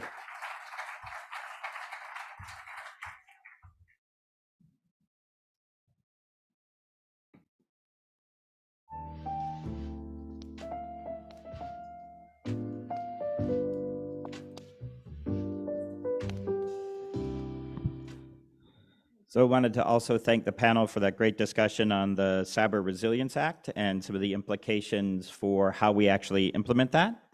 So I want to call up to the stage Alexander Botting, the Senior Director of Global Security and Technology Policy at Venable, for the next panel on international cooperation.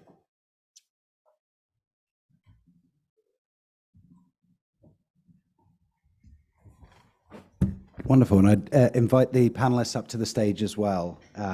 Thanks so much, Michael. Thanks so much, Ricardo, for a great opening panel there.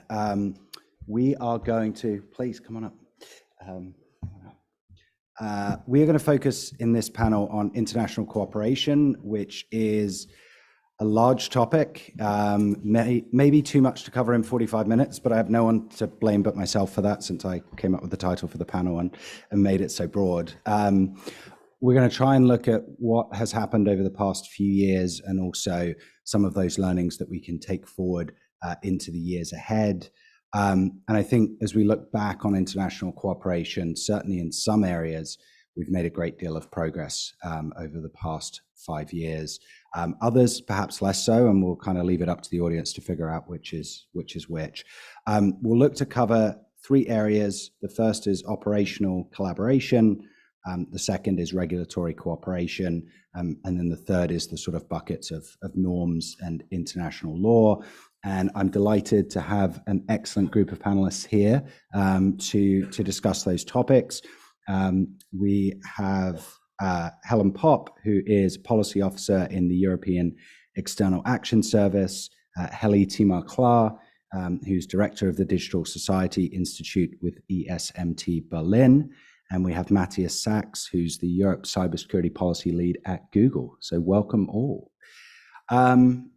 Just to give a little bit of framing on the first topic of operational collaboration, look, Ukraine has forced us into the kind of learning experience that only a crisis like that can. Personally, I was incredibly proud watching afar at how many governments and private sector entities rose to the occasion in a time of need. I don't think that can be taken for granted, but I do think it's something that we should all be proud of, even as the challenges persist. But learning experiences are only valuable insofar as we learn from them and we incorporate them going forward. And Heli, I'd love to start with you on the Tallinn mechanism in particular. Could you give us, for those in the room who may not be entirely familiar, a sort of explanation of what it is, how it's working, and what we could potentially take forward in terms of learnings? Yeah, thank you, Alexander, and very nice to see you all. And I see many familiar faces, which is a good sign that the European cyber community is still very united. But of course, I think the Brussels cyber community is also very unique, and we all see each other always in the same events. So I'd like to start with maybe with a broader reflection that when the war started in Ukraine, then there were different requirements how we, the NATO allies, and the others should help Ukraine. So a myriad of capability, operational collaboration mechanisms had been set up. And one of them is the Tallinn mechanism, which intends to help the Ukrainian civilian agencies and civilian side of the government to have more cyber resilience and cyber security. And so far it has around 10 nations that had joined. It works very closely with the Ukrainian civilian cyber authorities. And I think the good news is, I just was talking with my colleagues in Kiev this morning that they had set up the interagency working group at the Ministry of Digital Affairs in Ukraine, and there is a progress being made on defining the cyber capability requirements and what kind of support the Western nations could offer. There is also a military side of the cyber and IT support, which is called IT coalition, that comes together under the Ramstein format. Ramstein format is the defense minister's assistance format for Ukraine. So, and there are different capability coalitions under the Ramstein format. Like there is one for tanks, there is one for F-16s and so on. And now we have set up also the IT and cyber defense coalition in this Ukraine defense contact group format.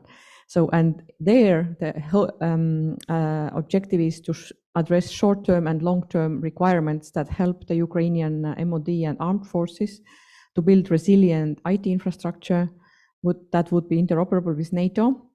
And also we are working like very hard now every day to make sure that we ensure the technical superiority in the battlefield, which is a more maybe agile, operational, demanding type of work. And those two parallel mechanisms are not duplicating each other, but complementing each other, because the civilian side needs to be strong as well, given the amount of the cyber attacks that they receive every day. But on the military side, we are also moving now quite fast in order to make sure that superiority in the battlefield will be ensured, which is also depending on the digital and technological capabilities. Maybe I'll stop here. And in terms of some of the capacity building needs that have been identified through the process, are there experiences in terms of particular needs to be filled that may be applicable across other countries in the region? And you know, how do we get better at operationalizing some of that support? On the Ukrainian example, of course, we can build on the Ukrainian example, but I think we also need to consider that if we help the country in war, it's a bit different situation than the peacetime operation. And it's more demanding, it has to be more agile, and we need to also take into account you know, the movement in the battlefield and make sure that we are helping Ukrainian armed forces in the most critical junctures.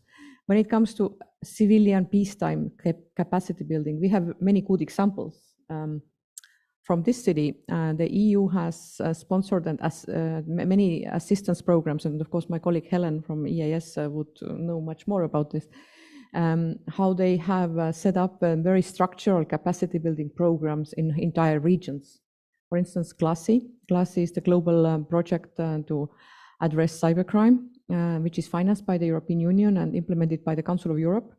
And I think this has been one of the maybe most successful EU finance projects so far, because it has reached many regions and a number of countries in each region, and like many organizations, state agencies and ministries in those regions. And this probably would be the way of doing the civilian peacetime capacity building. And I'm sure that EU has also articulated its success stories on the cyber capacity building. So. Helen, anything to add from the EAS side? Maybe just on Ukraine. Of course, we have been helping Ukraine long before the war started. We have an official cyber dialogue with Ukraine, but of course, when it comes to cyber capacity building, there are many challenges. Just to point out a few, even though there are more financial resources available, there are also more actors involved. So the coordination, of course, is the underlying issue in all of this.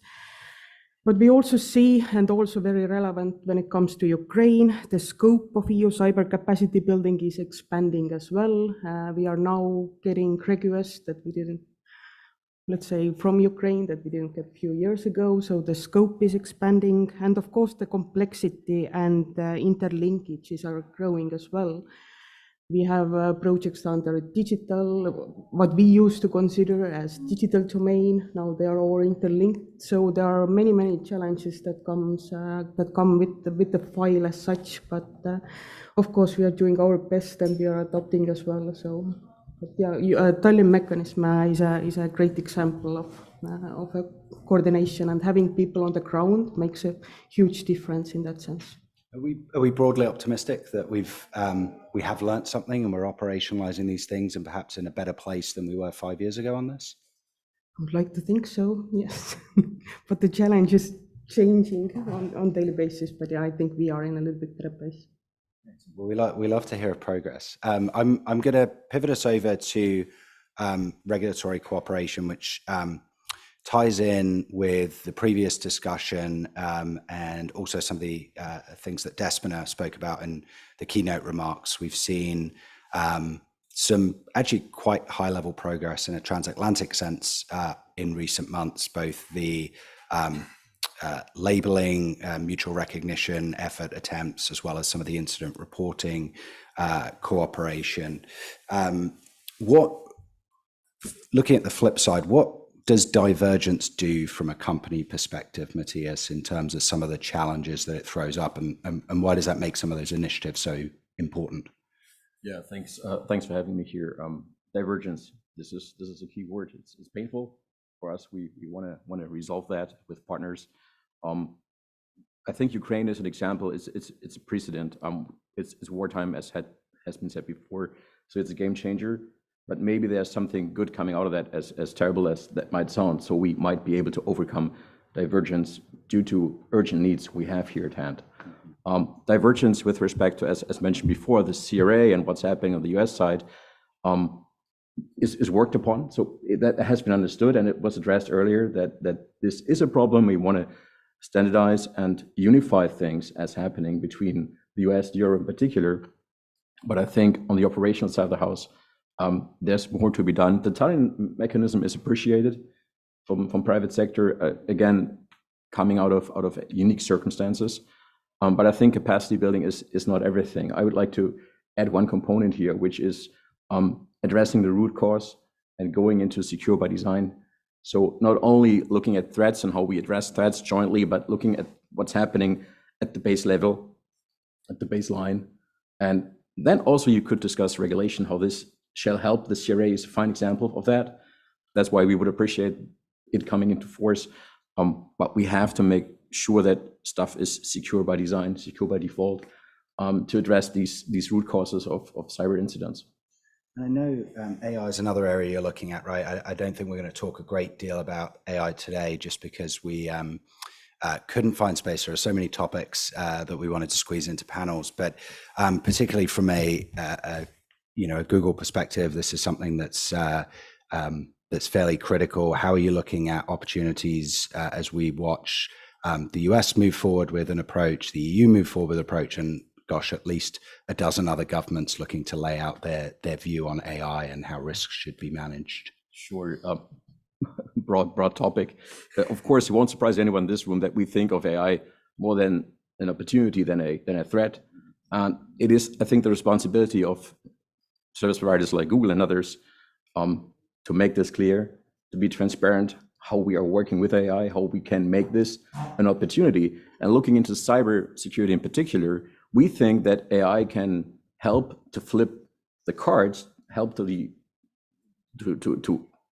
change the defender's dilemma we know about, which is that defenders have a disadvantage when it comes to attackers working on similar things because they have more bandwidth.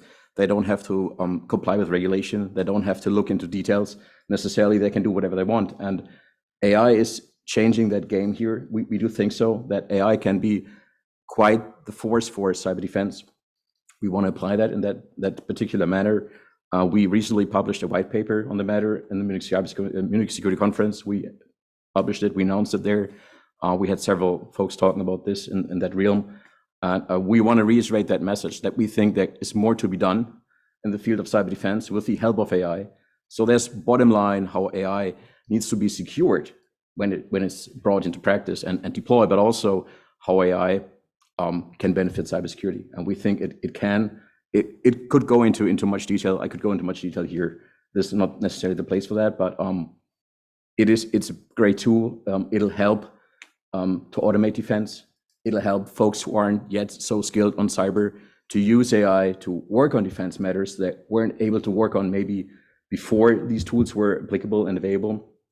And I could go on. I think this is an advantage here, but I don't want to only stress this technological argument since we have other topics here at hand with the public sector. Heli, any thoughts on the regulatory cooperation piece? Yeah, I think what we have seen in recent years is the US and EU very closely collaborating as well on the regulatory field. And I think EU has a bit of a broad brush approach with the NIS2. They have stepped up the cyber resilience demands for all the EU member states. And I know how hard member states are right now struggling to actually meet these NIS2 demands, because we are lacking 500,000 cyber experts in Europe, or even more, when you count also IT experts. So there is no good solution how this EU regulation is going to be implemented. In the US, I think government is making a bit different, not the broad brush regulation, but the sectoral regulation. That makes also sense because the US is so big, and the industries also are maybe more used to being very independent, and they don't take regulation easily in the US. But I think it kind of works also what the administration right now is doing in the US context. And of course, US is also having a very large attack surface, and also some nasty and especially nasty adversaries, which of course we have in Europe too.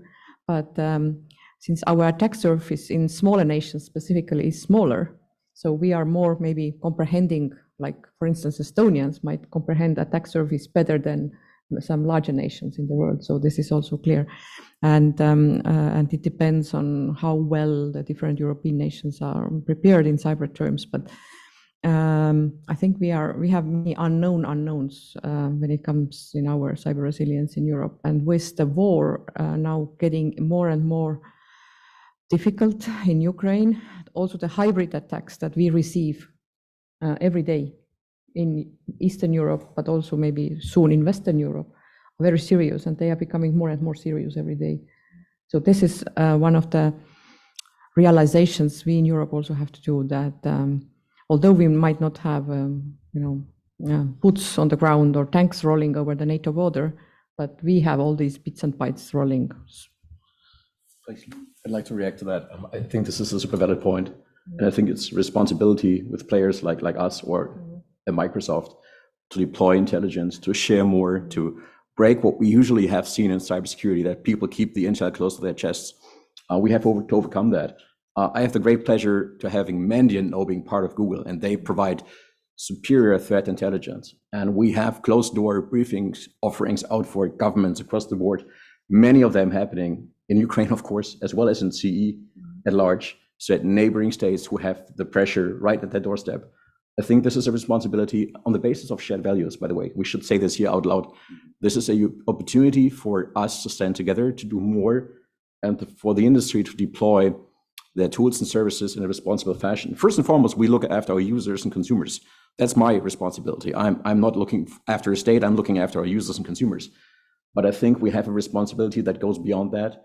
So you might have heard about the Advanced Protection Program or Project Shield, protecting against DDoS attacks. These are free of charge tools we provided to the Ukrainians right away and at large scales. We gave them tons of thousands of security keys so they can use all products safe and secure and are protected. And of course, we are constantly providing threat intel, because this is more than ever necessary since we are standing on common ground here. I think this is important to stress. No, absolutely. I just want to pull on a thread, Heli, from what you mentioned about resourcing from the government side. We often think of the giant volume of activity happening in the regulatory space from the private sector side of things, and certainly we heard that on the previous panel. The things that you have to do to come into compliance, understanding the intersection between different pieces of legislation is quite complex. But of course, this problem also falls to governments, right, who ultimately have to either transpose legislation into national law or be in a position to provide necessary compliance or touch points for incident reporting and things like that. Do you get the sense that we're seeing more resources committed to that at a member state level? Does it vary quite a lot? And how do you ultimately balance the needs of a very urgent and important situation in Ukraine and the resources that demands versus also important but perhaps less immediate some of the legislation that's coming through? So this is a very hard question. If I had an answer to this question, I think we would solve all the problems of cybersecurity in Europe. But yeah, you are very much right. We have a huge competition for the same resources right now in all our European governments. We need to help Ukraine, then we need to help ourselves at the same time. Cyber traditionally is not very well resourced when you look at the governments because it's new, it's not been there forever, and there is no not yet this kind of usual lobby group type of activity. When you look at the EU budget, how much goes to the agricultural support and how much goes to technology and digital and cyber, then you get the sense, right?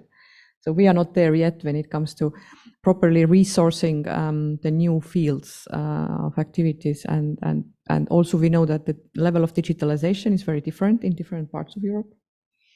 And also the cybersecurity preparedness is very patchy.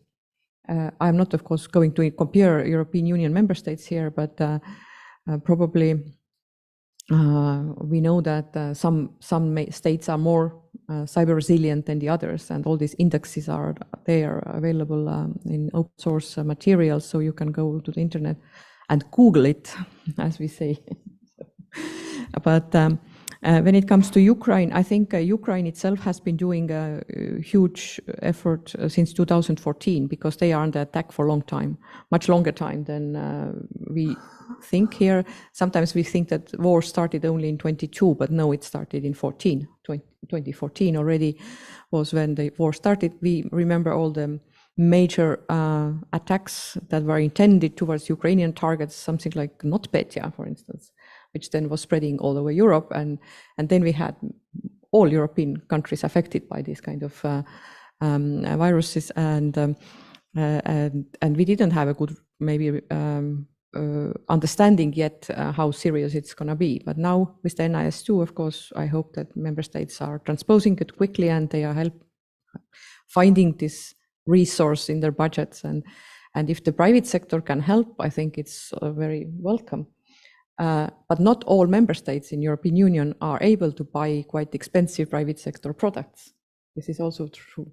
So and then they muddle through and they try to do it themselves, and I don't know how they are doing it. It depends also them. So maybe in this section we can give ourselves some cause for optimism, but certainly some way to go. I started by talking about some of the transatlantic mutual recognition efforts and alignment efforts. And I do think those are significant if brought to a close. I think there is real reason to be optimistic, albeit with work still to be done. Pivoting us to the last section on norms and international law. Helen, we looking at the UN cybercrime process recently,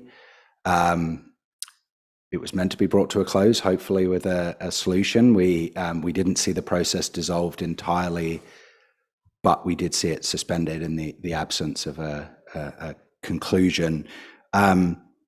Is there reason to be optimistic there? And I wonder if for folks who are less familiar, if you're able to talk through a little bit, where the gaps still are, what are the things that we got to bridge?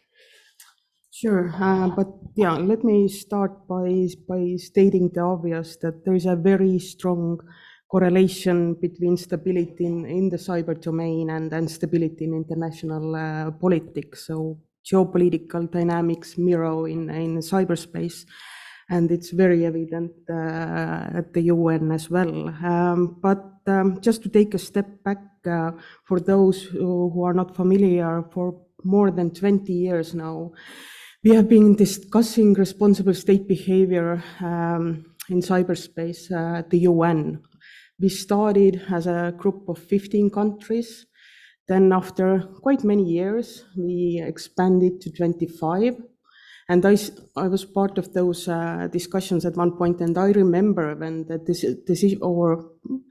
decision was made that, okay, there is quite a lot of interest, so maybe we should expand from 15 to 25 countries. And there were many who said that we can't do it, it's too many. And now all of the sudden we turned from 25 to 190. So, and yeah, we currently have, yeah, done like that. So yes, we currently have two processes at the UN. One is the cybercrime negotiation. The other one is called the Open-Ended Working Group, where we discuss responsible state behavior in cyberspace. But yes, before going into that, in those 20 years, we have managed to agree on quite some things already. We have some soft measures. We have agreed on 11 norms. We have agreed on a list of different capacity building measures and confidence building measures. And as importantly, we have agreed that international law applies in cyberspace. And in that sense, I strongly believe that we have to object to those who say that diplomacy has achieved nothing of value simply because malicious cyber activity continues to represent a threat. I would disagree with that. And of course, there has been setbacks. In recent years, we have seen a certain country to breach the UN Charter, to breach the Geneva Convention, but I would still argue that that does not take away the value of the UN Charter or the Geneva Convention. But anyway, when it comes to the current negotiations, then yes, we were hoping to conclude the cybercrime negotiations in February. Didn't happen. I'm still optimistic. We still have 6 months to go before the deadline. In that sense, there are some, I wouldn't say major differences at this point. The chair represented the package deal on the last day that I think many of the countries could work with. But at some point, we just run out of time to discuss it. So there will be one more session, either in July or August. Believe it or not, it comes down finding a room at the UN that would be available for 2 weeks or a week. So this is always a very tricky part. Is that another indication that cyber not being prioritized quite enough? No, I don't think so. It's a problem that whatever commission you're working, it's the problem that we are all facing. But yes, altogether, I'm still relatively positive that we will find a solution. And it is, end of the day, this is the first legally binding instrument that we're going to have in cyber. So, of course, countries are taking it very seriously. I've been very happy to see that all EU member states are taking it extremely seriously. We have very strong delegations from capitals attending those negotiations. So in that sense, let's hope for the best. When it comes to the open-ended working group, that's a little bit different story. In a sense that this is a 5-year process. We are now a little bit more than 3 years in. Again, it's 190 plus countries. So in many ways, I would say for the first 2-3 years, it has been mainly an awareness raising exercise, but this is also something that we needed going forward. There's a lot that we need to figure out, including what's going to come after this open-ended working group once it concludes in 2025. There are many developing countries who now say that it's great that we convene in every 4 to 5 months. We take 2 days, we discuss threats that we are all facing. The threats are relatively similar, ransomware being the one that gets most attention, but of course AI is now coming up and threats against the electoral system and so on. So we all agree that there are threats that we need to look into and deal, but at the same time, what is to follow? What are the next steps? And in that sense, France has put forward a proposal that starting from 2025, we will take a little bit different angle and focus a little bit more on action and capacity building. But of course, this is all still to play out. UN works in a mysterious way, and it's no secret that the open-ended working group was called in action by Russia, and Russia is very eager to continue with that process, but no one is really eager to follow 2 parallel processes. So this is something that we are going to fight over for next little bit more than a year to figure out what is the way forward. But still remaining optimistic. to answer your question. I do want to double down on that point as well of it's important that the work that has been done here in the past, it's always, you cannot prove a negative. We cannot prove how it is bound the behavior of states in terms of how they operate, in the same way as we can't, we have laws against murder. Murder still occurs. We can't prove the number of people that it disincentivized, but we know that it's probably still a very good thing to do. And this came up in a conversation we had yesterday of the number of states that are true rogue actors in cyberspace has both remained pretty consistent. Those that are have remained consistent for the last 20 years, but it's still a fairly narrow set of countries that are operating, truly outside of those norms. And so I think there's a lot of positives to take away. With that said, Heli, I wanted to offer you the opportunity as well, because you've been involved in the GGE process and working on this for a long time as well. Do you think that we will be able to bridge some of the gaps that you're seeing out there at the moment? And I guess what still needs to be done to get there? First of all, I think what we are witnessing right now in the UN is the I'm sorry, usual Russian tactics of creating overload of work, overload of processes, overload of different mechanisms, so that people who are in charge of cyber issues in capitals, instead of doing their job of making cyberspace more secure, they have to spend time on endless discussions in the United Nations. But we do not, of course, undermine the United Nations, because we need absolutely to make sure that the current framework, which we already have agreed, I suggest everybody looks up the UN GG report from 2021. This is the most elaborate guidance for states how to behave in cyberspace. It includes the 11 peacetime voluntary norms, and also the, as we called it, the layer of explanation and guidance there, how exactly all these norms need to be implemented. It states that international humanitarian law and international law below the threshold apply in cyberspace. So this is very important. It's just one sentence, but it is very important sentence, because it actually says that all the laws we have developed in this space are applicable in cyberspace. I know that lawyers in the room might say, oh, but laws are applicable anyways, doesn't matter where, in what domain. But believe me or not, we had 10 years of very tough discussions with China and Russia, whether the same Geneva Conventions and other international law apply in cyberspace. And they would say in the beginning, no, and that we need a new cyber law. And when it comes to the international security bit, I'm not talking about cybercrime bit here. So on international security side, we have pretty good guidance with these 11 norms, international law and confidence building measures. And as you said, majority of the governments stick to those norms. The ones that are violating the norms are there, yes, we know it. But the fact that there are the norm violations does not mean that we do not need the normative framework. So the normative framework is there. The question now for us as an international community would be how we make sure that more nations in the world would implement the capacity to keep and uphold national law and norms. And that's what probably this POA or the program of action or a new open-ended working group, or however this UN new mechanism will be called, this is the task for this new mechanism. But there is a bit missing in all this discussion right now, which is the high-end big cyber powers talk how to de-escalate in case something really bad happens. We do not have that right now. So we are basically holding the breath that nothing happens, right?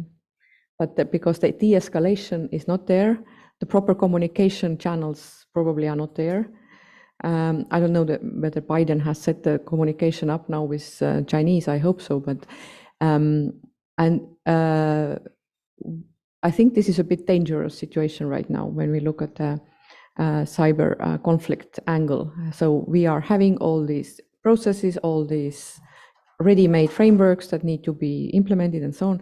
But what we are lacking is this kind of peace and war type of discussion forum between those nations that are dangerous to each other. And I think this is something that maybe UN or the nations themselves at some point need to also address. Matthias, anything to add? If not, we may turn over to audience questions. Inez has got a microphone at the back, so please raise a hand if you've got any questions.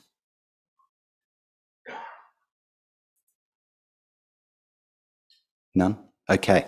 I will, in which case, take the prerogative of the final question. I'm going to pivot us back to the operational collaboration for the counter-ransomware initiative, which came together in a very, I think early days, it'd be fair to say, a fairly ad hoc process in the way it was pulled together. I think it's been an impressive group of countries that has assembled, and quite an ambitious agenda, cutting across the capacity building piece, specific activities and takedowns. We've got sort of committing resources to build up the those that need to put more capacity in place. It would be interesting in general perspectives on the effectiveness thus far, and what are some of the, I guess, challenges that the group's starting to run up against as they move beyond their initial activities and meetings. Any thoughts on that? Starts? Whomever, yeah. So I think that the challenges on the capacity building side and the operational side really depend also on our subject nation maturity level always. And if the subject or if our, as we say, beneficiary nation is mature enough, we can collaborate, we can work together to figure out what are the needs and the requirements, then it's a success story.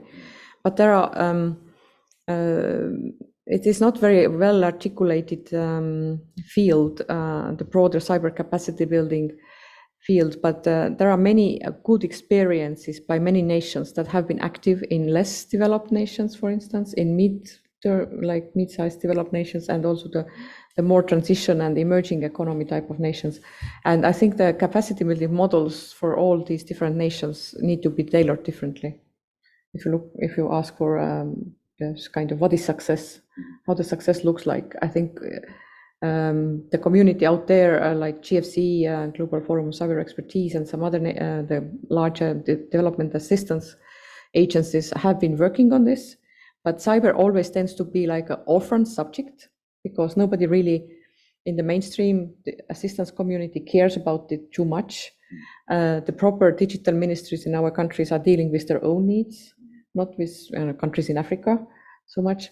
And then we also have the emerging cyber non-profit community. And of course, my colleagues Michael are here, and Kaylee from this community, where we are trying to build up the non-profit cyber common good initiative to also help all those who cannot help themselves, either in our more developed nations, because we have many small businesses that cannot help themselves and also would need the same type of assistance as maybe some developing country organizations. And now we are trying to figure out with the Global Cyber Alliance, with the Cyber Threat Alliance, and some other organizations, how we can build this critical mass of cyber non-profit initiatives and figure out the requirements of those that would need capacity building, both as governments, but also as organizations. It's a story long, sorry. Anything you want to add, Helen or Matthias? Maybe just a quick point when it comes to the international counter-ransomware initiative. On a positive side, it's probably the only format dealing with ransomware at the international level. And of course, bringing together more and more countries to share best practices and so on. On a negative side, it's yet to become truly operational. We have a way to go, as it often is with initiatives like that. It comes down to trust and sharing information and all of that. So in that sense, we still have a way to go. But I also remember during the last meeting, one high-ranking US official said that at the very least, it is useful for all countries taking part taking part of it to commit not paying the ransomware, and this is already a start. So again, a long way to go to make it an operational, but as an initiative, I think very valuable one for sure.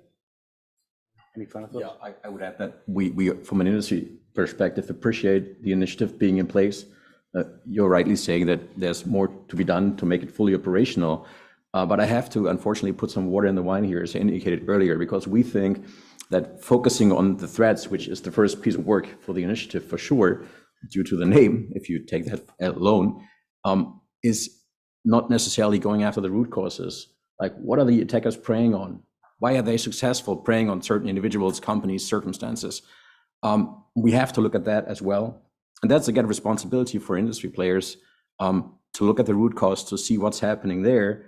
And not only, but that's great that it's happening, looking at what's coming out and how do we mitigate that and how do we deal with the threat at hand.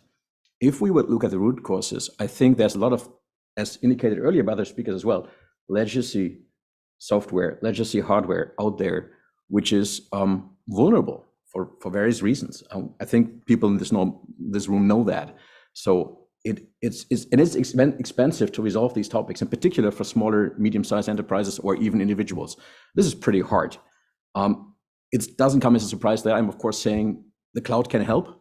So we appreciate people moving to the cloud, and this is, I'm like provider agnostic what I'm saying here. We think moving to the cloud, in particular with a hyperscaler, makes things more secure, as a very generic term, very often just true. So that could be something we should address, and I think the initiative and states should tackle that problem as well. And the last point I'd say is, looking at the initiative, this is a good start. This is the right form. This is the way we should do these things. But if we think about harmonizing and standardizing cyber regulation globally, we need more bodies like this, maybe implemented in an existing international body, would know what that would be, to come together, come on the same page, to not get lost in national silos, as we very often see for good reasons. So this is a hint in the right direction, but maybe pivot to slightly something else than just looking at the threats at hand and resolving ransomware crisis we have currently on the table. That's a great point to finish us on. And I'll just ask for a round of applause for our panelists.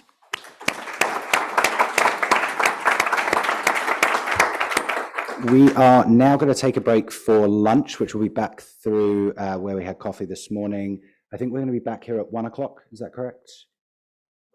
1:10. Okay, perfect. So we'll see you all then.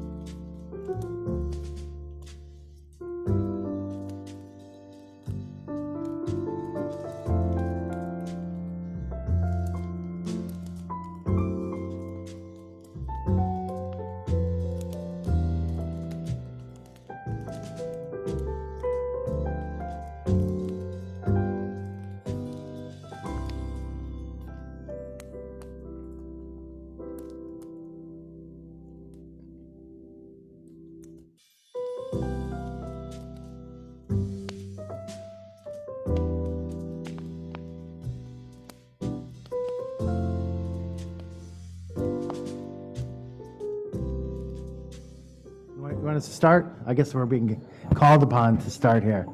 We were waiting for the coffee machine to get fixed. It looks like someone has coffee, so that's a good sign. So we will go forward, and the coffee people will walk in. And if you want coffee, you can go after it's fixed in between sessions.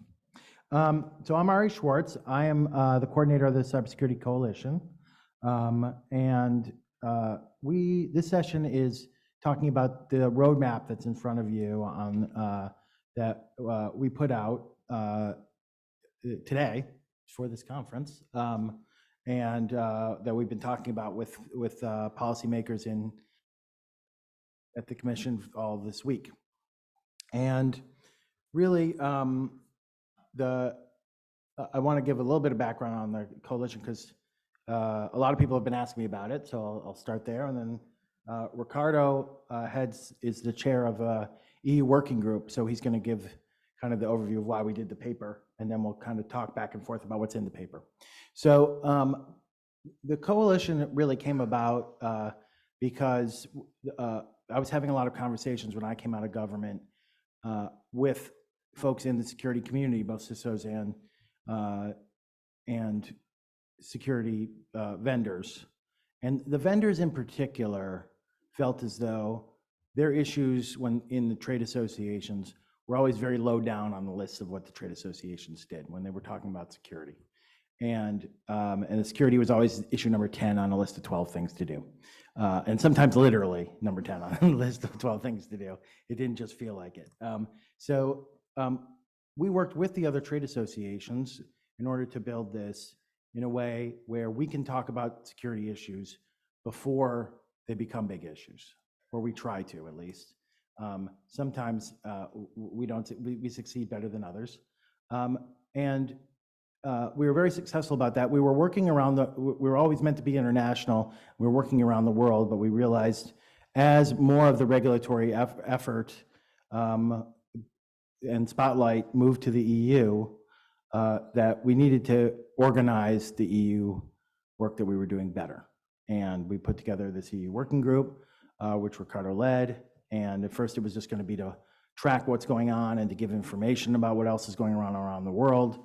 And then eventually it has grown into exactly what we always wanted it to be, which is a group that can really discuss policy, work on policy, put out the kind of paper that you see in front of you, and talk about the kind of issues that we're having there, and help to hold, along with the Cyber Threat Alliance, help to hold CyberNext Brussels. Even having this conference is a real culmination of the fact that we are where we want to be. So I'll turn it over to you, and you can talk about where we are now.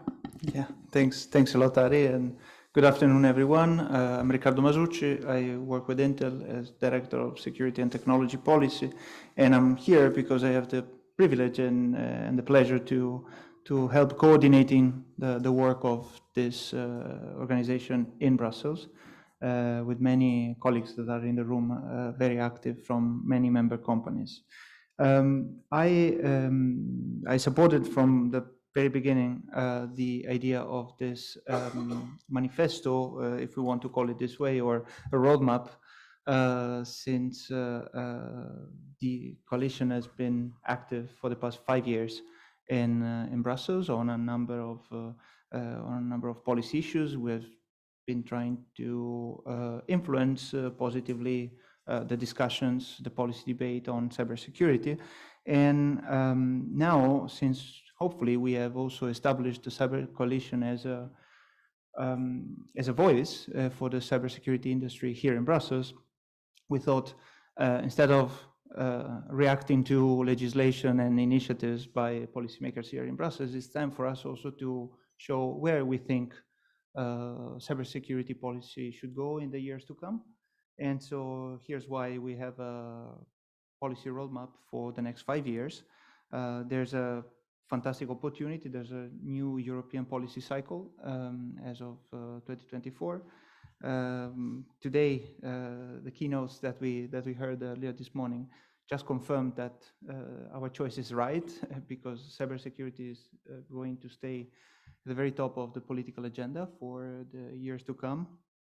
It's not only because of the wars that we have at our doorstep, but it's also because cybersecurity is becoming more and more horizontal in a number of issues, emerging technologies.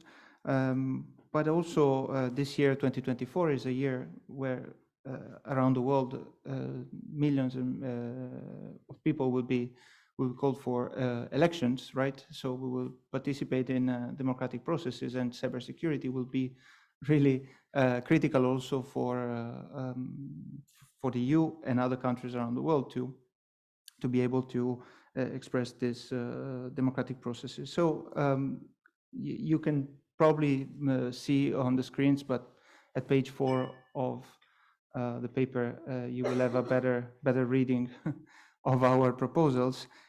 We thought of structuring these recommendations around 3 pillars. One, we think that we need to strengthen the European cyber ecosystem. The second one is that we need to insist on international partnerships and interoperability. And the third one is we think that we really need to adopt a future-focused approach to policy making. Yeah, I'll just add here that, you know, one of the things, we had heard this message pretty loud and clear that you heard you heard this morning from both Despina and from everyone that works at the commission, at least, that they don't want to regulate it. They're on the implementation. They're not regulating. We tried to tie in a lot of the things from this roadmap to implementation. Now, someone from one of the countries said, like you to us yesterday, I won't call out who it was, but it was a good line, that, you know, they can talk about implementing all they want, but really the tool of the EU is regulation. So they will come back to regulation. And we know that, and some of these things are areas where we do expect regulation down the road as well. That's one of the reasons we call it a roadmap, is because I think the idea is these are things that they should be focused on now, should be working on now, and eventually probably will lead to regulation. Not all of them, but some of them.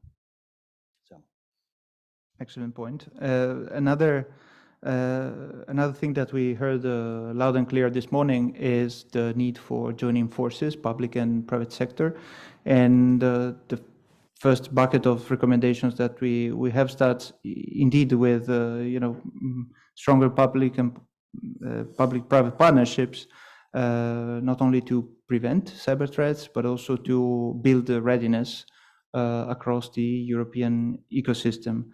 We follow with a specific recommendation on developing the cyber workforce and ensuring mobility of this cyber workforce within the European Union and from outside of the European Union in the European Union. So building a talent pipeline, it's critical going forward. This translates to not only curricular partnership, internships for professionals and those that are going to develop cybersecurity tools and solutions, but we need to look also at the broader workforce that will need to be not only aware, but will probably need to use cybersecurity tools. So there's a need for upskilling and reskilling workers to also potentially direct this workforce towards the cybersecurity sector. For doing this, it's important also to attract more investments in Europe, and this is the third of our recommendation. This includes incentives for R&D in cybersecurity, but also a favorable regulatory environment for companies to invest in Europe. And this applies to European companies and hopefully also to non-European companies. This afternoon, we are going to hear more about our fourth recommendation, which is reduce footprint of unsupported devices. So I won't elaborate more on this because we have a panel dedicated. And I think we can transition, Ari, to the second pillar of our recommendations, which is the one on international partnerships and interoperability. That was another of the messages that I heard a lot this morning. We heard some of that, we heard some of that on that second panel, but we also heard some of these pieces from other places. So information sharing, and with partners in international and looking at cyber threats in an international direction, and increasing information finding ways to improve and increase information sharing remains a high priority for us. The second one, I think, Despina really had a good line about the history of cybersecurity and how it all ties. A lot of it does tie into interoperability and standards and as solutions. I always say, the way that cybersecurity controls get built is that we have an incident and something comes up, and then we build mitigations for it, and those become standards, and then people use them and expect people to, as they become kind of written in stone, that this is the way to protect against the thing that you were working on. And I think that's what she was trying to get at as well, is that standards are the basis for cybersecurity, and then therefore they become so important into this discussion. And that's what we're getting at there as well, is as we start to come up with means of doing this, we have to figure out which standards we're going to use and promote them and work with them across the board. Why don't you talk about trade and? Sure. Trade, despite the fact that in the last few years it has become such a geopolitical issue that it's really difficult to advance on trade discussions, but we are still supporting, advocating for more ambitious approaches in free trade agreements, trying to incorporate not just a digital chapter, but specific recommendations on cybersecurity that would include commitments to mutual support, risk management, international standards, the development of mutual recognition agreements. And also in the context of trade, it's worth mentioning the other recommendation that we made regarding export control, especially dual-use products, where we hope that the European Union will take the opportunity of using this economic security strategy as a great opportunity for developing a coordinated approach across member states that is currently missing. And in cybersecurity, this is of utmost importance, together with creating more opportunities for senior officials to talk about, more coordination, Europe and the rest of the world, like-minded countries. And so we look with a lot of interest to what is done within the Tech and Trade Council, so EU and US dialogue. The EU-US Cyber Dialogue, and more broadly, the Tech and Trade Council between EU and the US. Also point out, there's a lot of discussion right now about spyware and one person's use of technology, protection technologies, another person's spyware. And on the other hand, one person's spyware is also a researcher's tool to use as well. And so it's a very fine line there. It's something that we have commented on in the past, but haven't made as much of a priority now that it is really gotten the spotlight more so, and it's starting to move up. It's something that is going to become more of a priority for us in talking about some of these issues going forward. And then we're going to move into the third pillar, and that's what we call adopt, and that's the other two sessions of the day that we're going to be talking about are in this piece. But the first one that we have there is AI, and we actually did a session. The first session we did in Europe was in January 2020. Not great timing for ongoing sustained engagement. But in January 2020, we held a workshop on AI, and it was kind of both sides of that. AI for cybersecurity, kind of what Florian was talking about earlier, using AI to protect and for security purposes. And then the other side of it as well, how to do security in AI. And I think we remain focused on both of those sets of issues. We don't engage in the kind of broader discussion and debates on AI safety, but we do consider ourselves to have the experts on AI and cybersecurity, and we're going to continue to speak up on that issue. The next one is a panel I'm going to do, the second panel of the afternoon here, on post-quantum cryptography, which is becoming a rising issue, and we'll talk more about that. And then we'll talk about also after the next panel after us is the one on vulnerability disclosure and government's use of vulnerabilities and building processes around that. The vulnerabilities equities process, government disclosure decision processes are two different names for the same thing.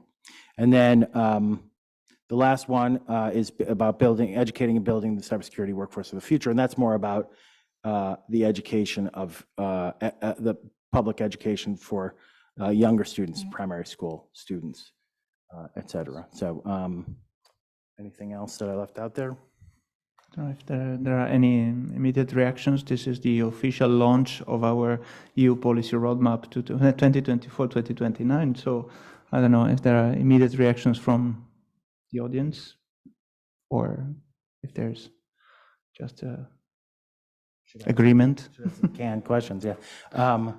Many people in this room helped to write it, so there should be a pretty relatively strong support. But it is, we do hope that it can be something that we can look back on and say, you know, at this time we did put this forward for the next 5 years, and we will be, you know, coming back to it as we do more of these kind of events, but also in our regular engagement on a kind of regular basis. So that's it. Thanks. We'll pass things on to Jen Ellis, who I think still might be outside there because I saw her go out with the panel. Oh, there they are. We paged them and they came back in. The panel was talking. So we'll hand things over to Jen, who's going to moderate the session.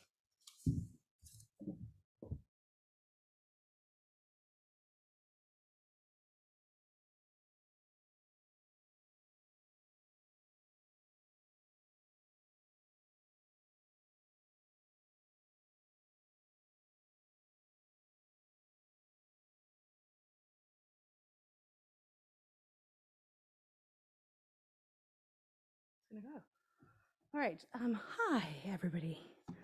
So yeah, I'm Jen Ellis. I'm going to invite my panelists up to join me, who are all hopefully in this room. And then I think we'll sit and we'll get going. We'll keep it informal and chatty, the way that I like.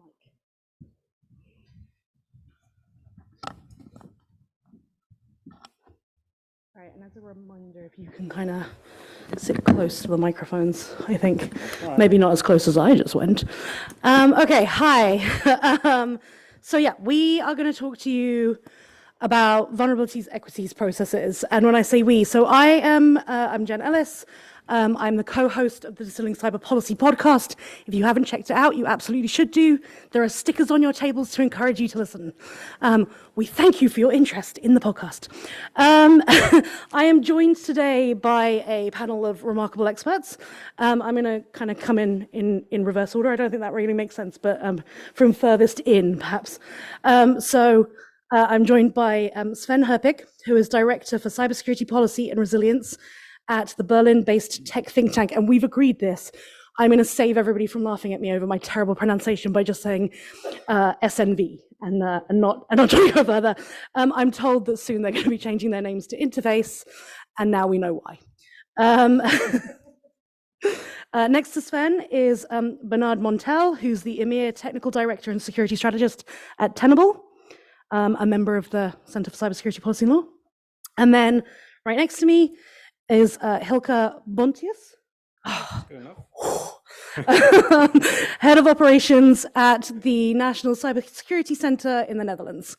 Thank you very much for joining us.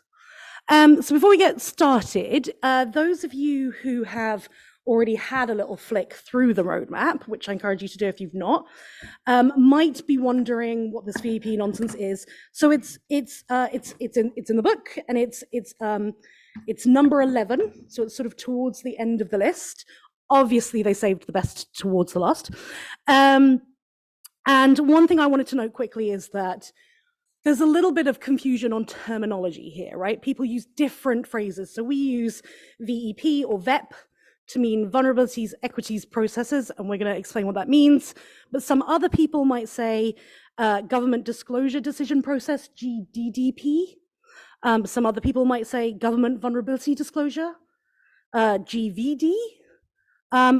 as you guys, as many of you work in or around government, you're very familiar with the alphabet soup that we all like every day in our acronyms. There is lots here. What we're going to use on the panel today is we're going to use VEP or VEP, just to keep it kind of clean, and we're going to explain what that means. So Sven, over to you. Thank you. So I have the easy task now. Right, absolutely. You need to switch that on, or is it on? Okay, cool.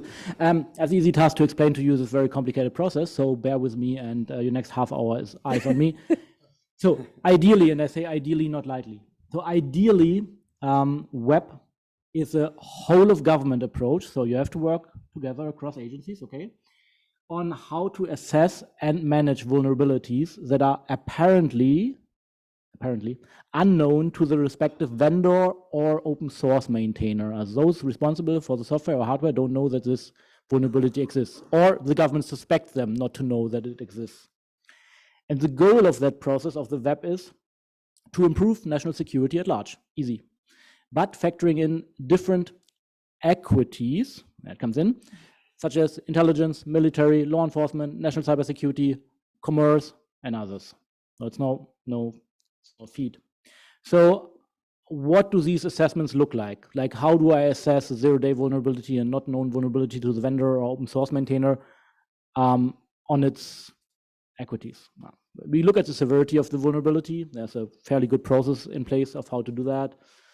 How easy is it to exploit that vulnerability? Does it need to be chained with other vulnerabilities?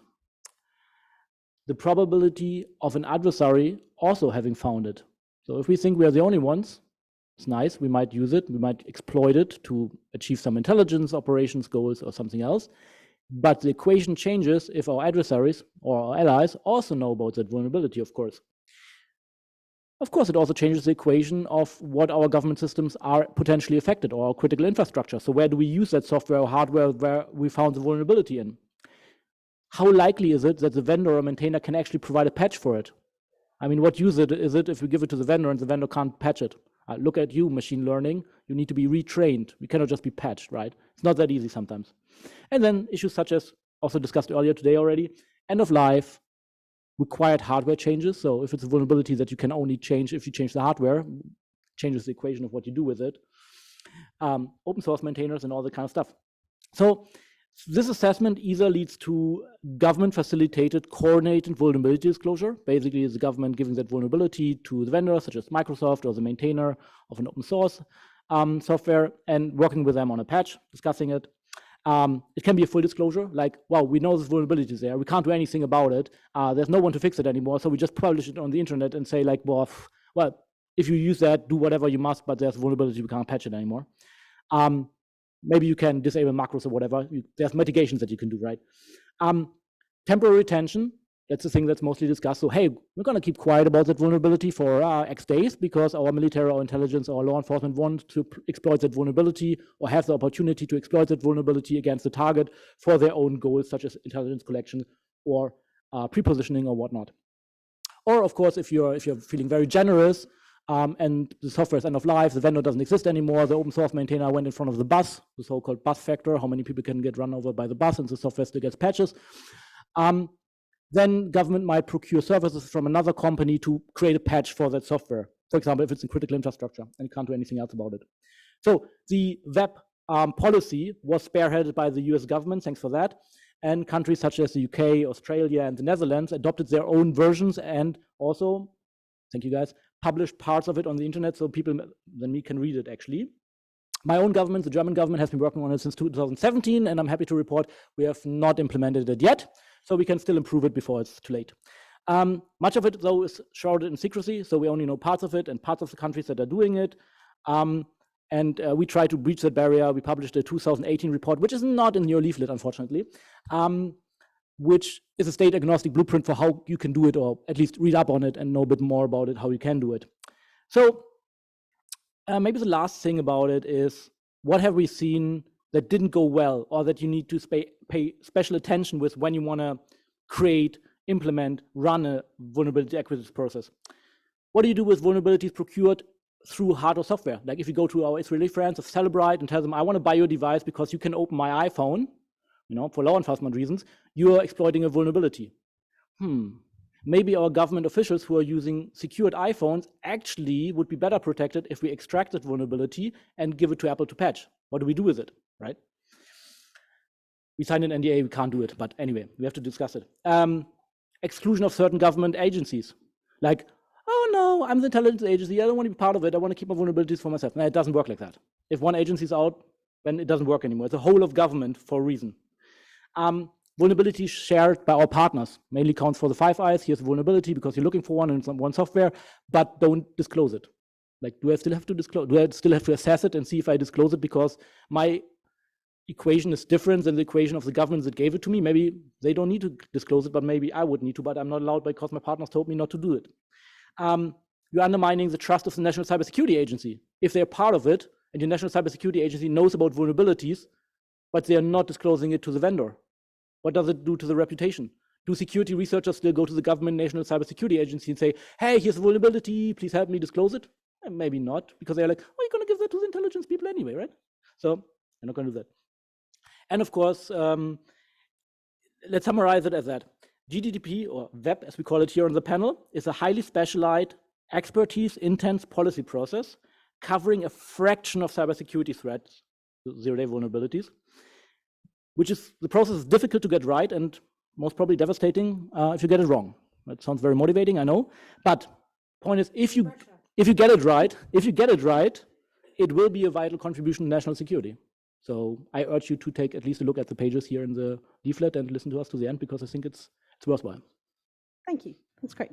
Bernard, maybe you could help us understand, I mean, you know, from an industry perspective, why is this important? Why do we encourage this level of disclosure?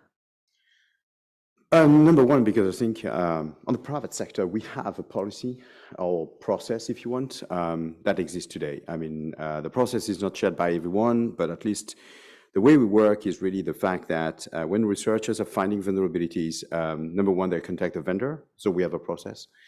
Number two, there is a certain amount of time, so it depends on the researchers, depends on the organizations, but we have a certain amount of time when we leave the vendors to try to do their best to patch it and fix it.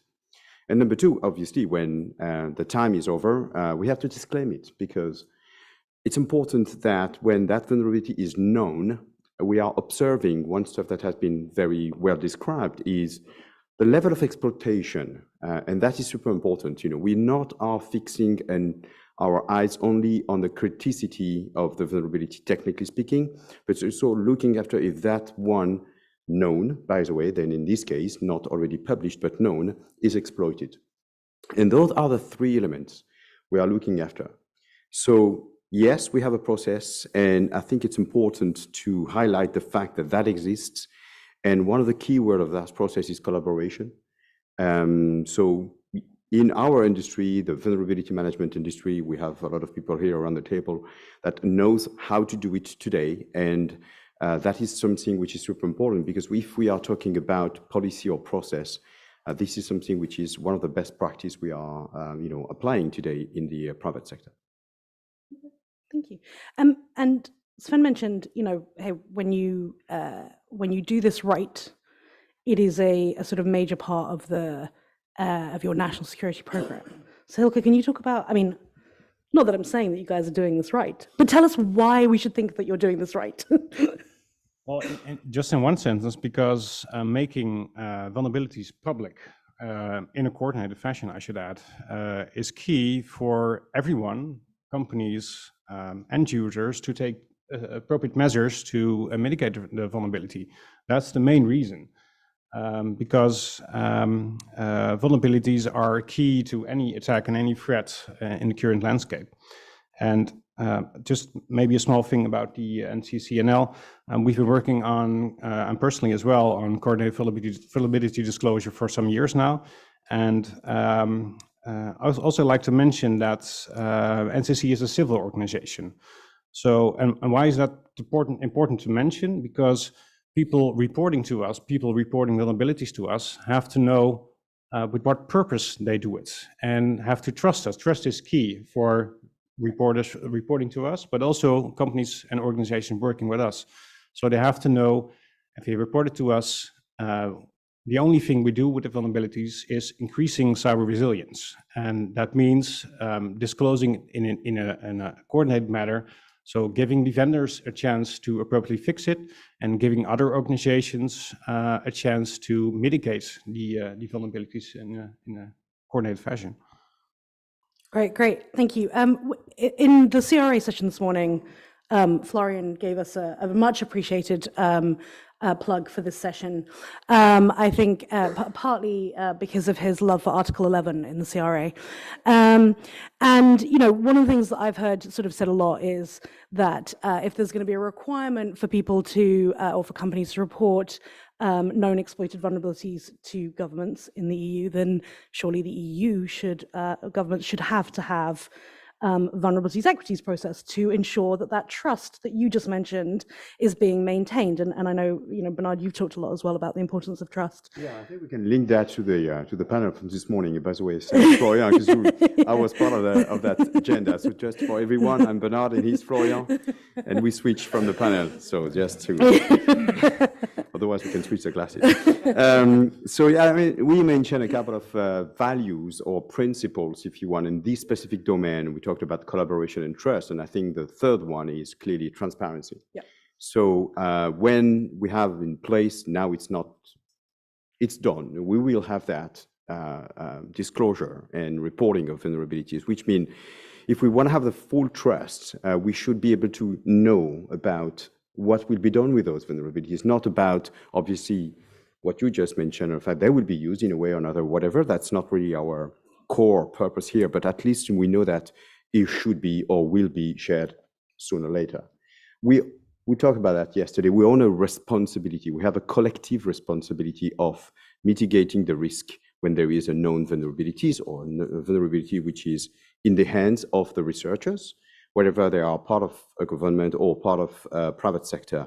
That is a responsibility. And if we don't share it, we also have another responsibility, because then in this case of exploitation, that we know something that could help more people, we don't share it. So we have a part of responsibility as well.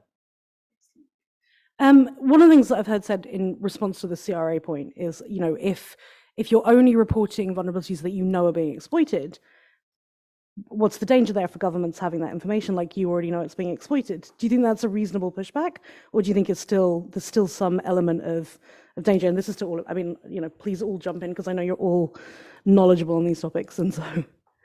I'm curious because the web was actually designed to assess and manage vulnerabilities which are not known, or which we assume are not known. Zero days, and I think Ari is much more an expert on this as I am. But for me, it doesn't fit into the regular web setup. So you would need to extend the web setup. But if you look at criteria that we look at when we assess such a vulnerability, one is several are predetermined by, well, it's actively exploited, like the outcome that we will say, oh, it's actively exploited, but yeah, let's not share information or do mitigation sharing. Let's also exploit them.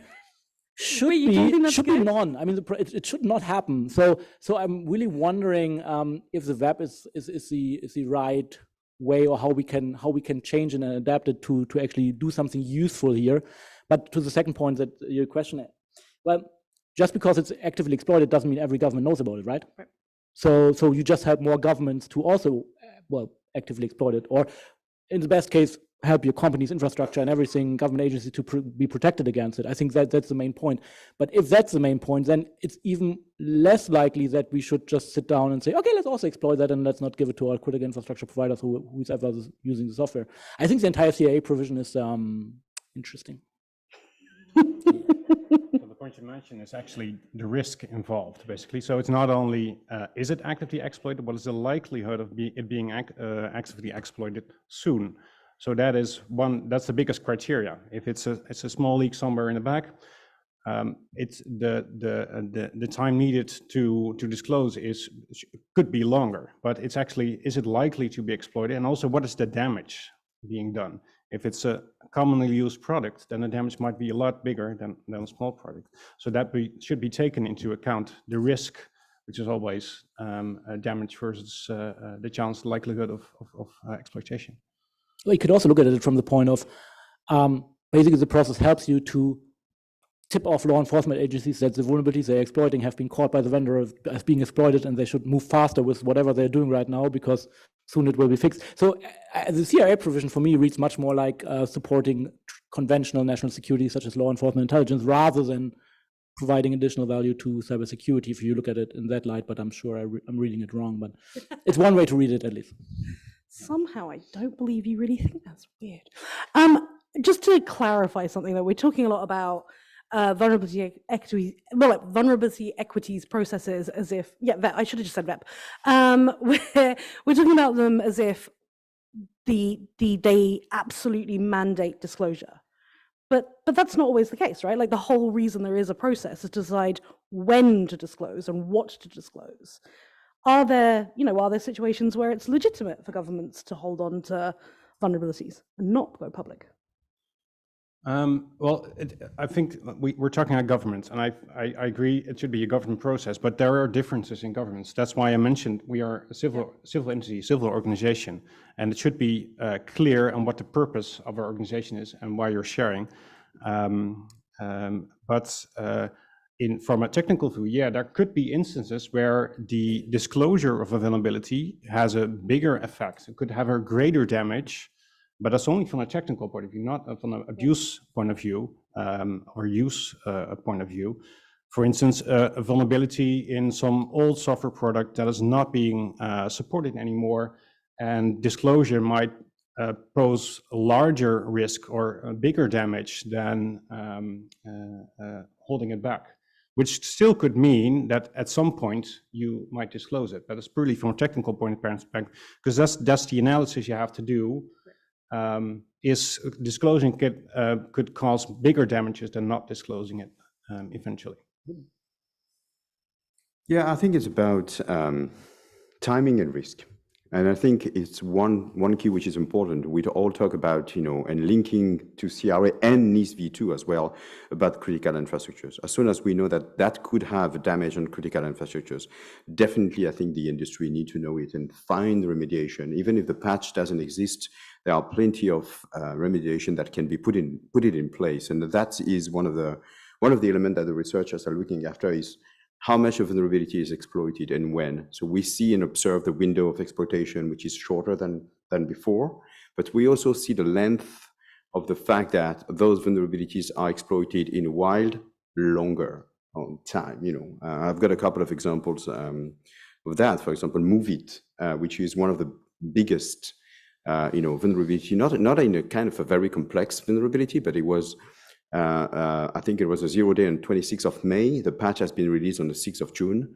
But in December, we've seen more than 1,000 organizations still exploited by that vulnerability. 60 million of record has been leaked by the end of 2023. I don't have the last number because we already have a quarter to analyze, but that's all the stuff we need to take care about. And talking about disclosure, what is a risk? When do we publish it? Yes, potentially we will have a risk because we don't have. That's a very old, and we have another panel, not a panel, at least it's in the roadmap, which is on the old devices. It is a panel, it's the last panel of the day. Yeah, so that is something you will talk about. But I want to give you some examples about the reality in the field. There is another one we discussed in the lunch as well, which is Citrix Bleed. Okay, nothing against specific technology here. It's not sometimes complex to patch. It takes some time, but at the end of the day, we have to put in place remediation plans. If we don't know, we are blind. And that is one of the key elements. Transparency and collaboration is also helping. And there is a balance to find when I do disclose. Even for us vendor, when we contact the vendors to find a way to create a patch, sometimes they don't do anything. And we decide to disclose, and that's what we call a 0 day. Because we believe that could be beneficial for the people to know it and to remediate the risk. Remediating a risk is not just having a patch. It's not that easy. It's not like black or white. Vulnerability, patch, done, I fix it. We also have to take care about the context and sometimes the risk management approach helping us to remediate even without a patch. Is vendor response a component on which a VEP should be based? I think it's again a collaboration. If you are blaming everyone all the time, pushing hardly. I don't think it's the right stuff to do. But in the meantime, the vendor response need to be taking in consideration in that process. Again, we don't have a process in the private sector. So without process, that means that we don't have the trust. I think so the answer to the question is no. You will always at some point do something when it comes to disclosure. But the point is here, it's not about public disclosure. The disclosure in the process means you disclose to whoever can actually fix it. So basically, after the web is done and you move it to the disclosure phase, you move it to your coordinated vulnerability disclosure process in the government, and they get to decide what to do with it. Mainly to the vendor. If there's no vendor, then you can full disclose, because if you can't do anything, at least you can make people aware or not. You look at end of life. Can I provide a patch? Can I have mitigation methods? Can I hire a company that provides an open source patch that helps other companies that have it out there? The disclosure here just means you move it to the coordinated vulnerability disclosure of your government. So at the end, how many months it might take, it will always lie within the National Cybersecurity Agency in the CVD department, and they will decide what's best for securing against this vulnerability. What happens on the way there is the web, but this is the end point. Yep. So that's a disclosure does not necessarily equal publishing is a great point. Okay, so because I'm a shameless shill, I'm going to go back to our trusty roadmap and look at what the actual words say. So the recommendations specifically being made here, I'm going to pick on the top two, are to develop a VEP toolkit for member states to better understand the topic and associated best practices, and work with member states to develop and implement a VEP at the national level. My question to the three of you is, should there be an EU-wide VEP, like one VEP to rule them all?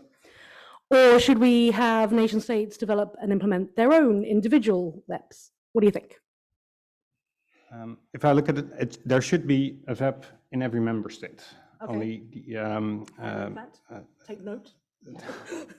Yeah. So, taken into account for an EU-wide VEP, every member state has different institutions, different infrastructure, and different organizations within that country that deal with this process. And so, for instance, if you look at the CSIRT, we're mainly focused on the coordinated vulnerability disclosure. There's also a myriad of organizations that host or ministries that host these CSIRTs. It could be civil, like us. It could be military. It could be intelligence. So it would really help to have some best practices and guidelines, preferably practical and non-political. So to help member states to establish a VEP, and to also look at who should be the entity disclosing. So the part after the VEP, as you mentioned, disclosing those vulnerabilities in the end and do the coordination disclosure. But yeah, a best practice, and where you should put these kind of practice in your government, which makes it clear what the purpose of the practice is, instead of making it sometimes maybe dubious in what part of government this takes place. And perhaps like a government that's already gone through the process could help with creating that best practice, which might even be recommendation 4 in the book. Okay, yeah. I think EU-wide that wouldn't work. You would do it because it's a flagship project or however you want to call it, which looks nice. Like let's bring all CSIRTs in the EU together. I mean, the ones that want to work together already work together, but let's just mandate them all to work together so we have something we can sell to the public as a nice project. And that would be the EU VEP. Like we can sell it to the public, looks nice, but it doesn't work. Okay. Yeah. I would not completely agree. I don't think every member state needs a VEP, but the first step should be every member state should evaluate whether they actually need a VEP. And how do they do that? They do that in figuring out, do we want to exploit zero-day vulnerabilities that we learn about for law enforcement, intelligence, and military purposes? If the answer is no, you don't need a VEP. And I say that because, I mean, we're coming from the Australians, from the Brits, from the Americans, who also spend a lot of resources on intrusive cyber operations, be it active defense or offensive cyber operations, but not all countries are like that. Some countries either don't have the resources or they want to have a more defensive posture. So if they decide for themselves, I'm looking at you, maybe Costa Rica, I don't think they're in the room, unfortunately. You want to. I send them an email. You want to focus on the defense. You don't want to exploit zero-day vulnerability. You don't even have those. You don't even know where they come from. You don't have money for that. You don't need a VEP. But it's a strategic decision that has to be enshrined, and you have to do that. But if your decision is yes, you once in a while we would like to drop it the other day and would hack someone, then you need that process. So I'm just going to probe on this, and then I'm going to come to you. So I'm a government, and I don't have the resources or the capability to launch offensive campaigns, but I might still have receipt of vulnerabilities. They might be reported to me in some way. Do I not need to have some sort of process then for what happens after that? So that's what the coordinated vulnerability disclosure process is. So, You give it to okay, your national so this is cybersecurity good agency because I want to figure it out. clarify the distinction between a CVD and a VEP. Do you want to just expand on that slightly? Just to... Well, if you get zero-day vulnerabilities and you don't want to, under any case, exploit them because you just want to use it for defensive purposes, you give it to your national cybersecurity agency, and they have normally, or they should have, a process in place how they approach the vendor or the maintainer of open source packages and tell them, hey, here's a vulnerability, please fix that. They will get talking, they will discuss mitigation methods.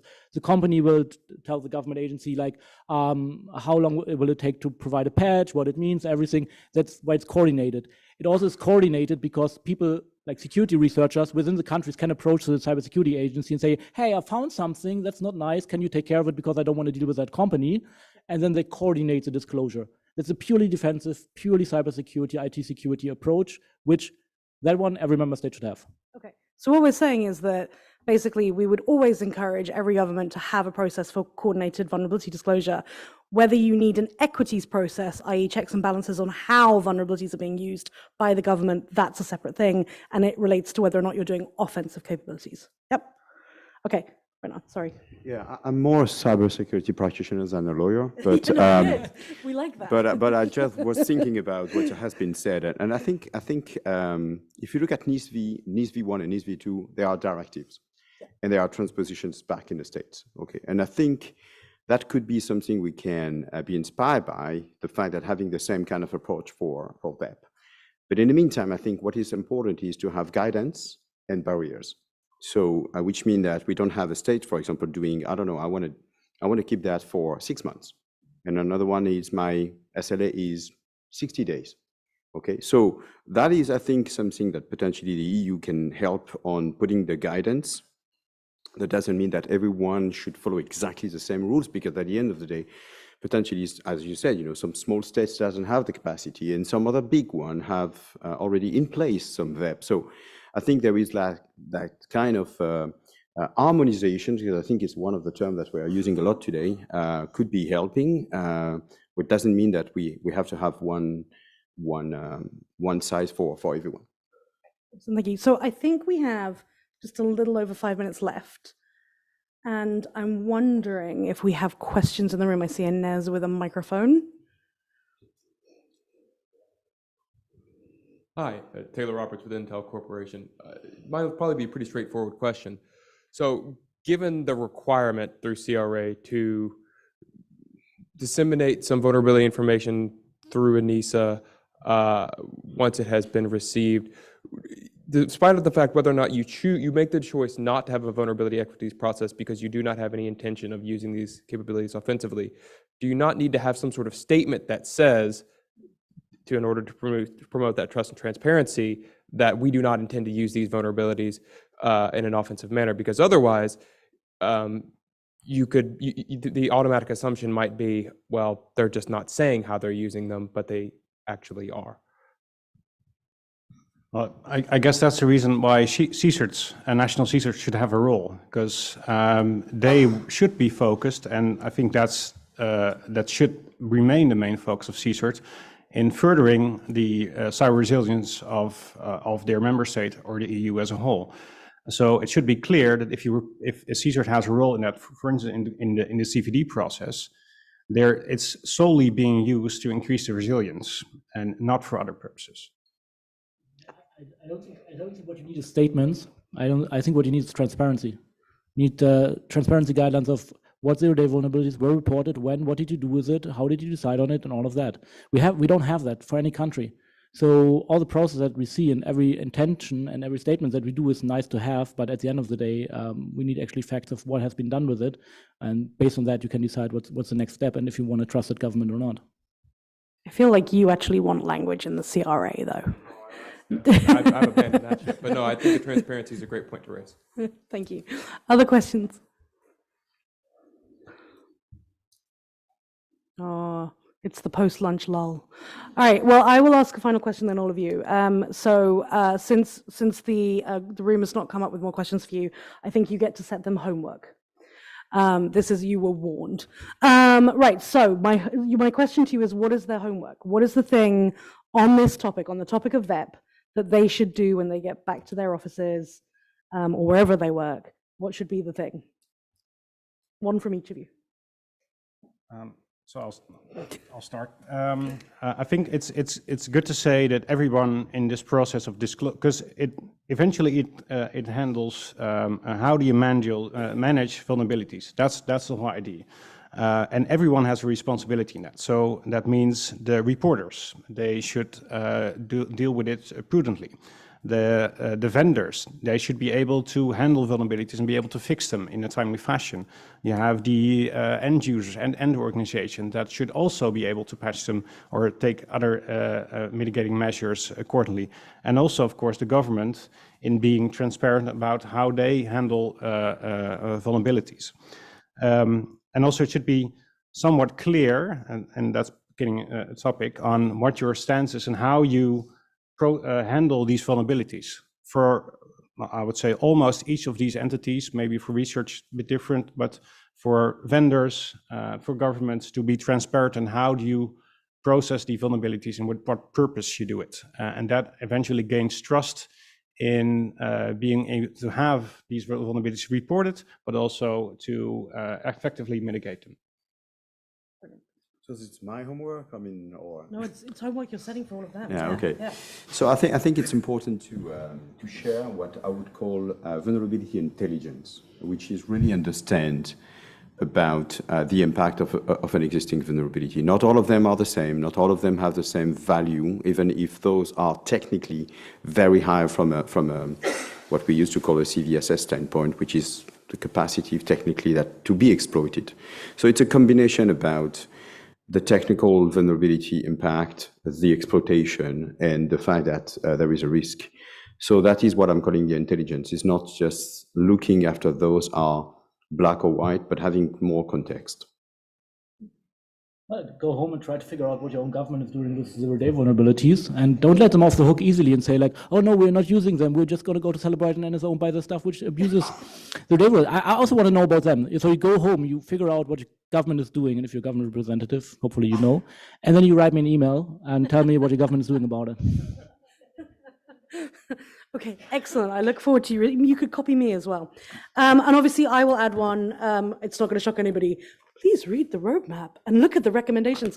But I would also encourage you to check out, the vulnerabilities, equities processes that have been published, that are out there, and have a think about maybe how they might relate to your government, whether they relate to your government. And, as we talked about, there's a difference between VP and CVD. And I think a starting point would be to think about, do you have a coordinated vulnerability disclosure process? What does that look like? How does that work in practice? How successful is it? And then does it need to have a VP behind it because you are doing that, that other work, you're leveraging vulnerabilities in the other way. So those would be the things that I would encourage you to do.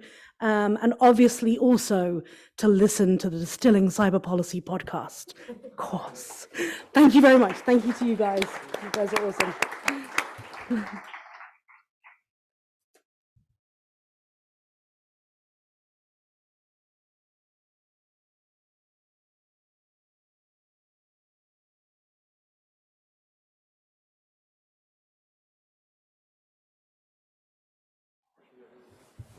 Oh, I don't have that.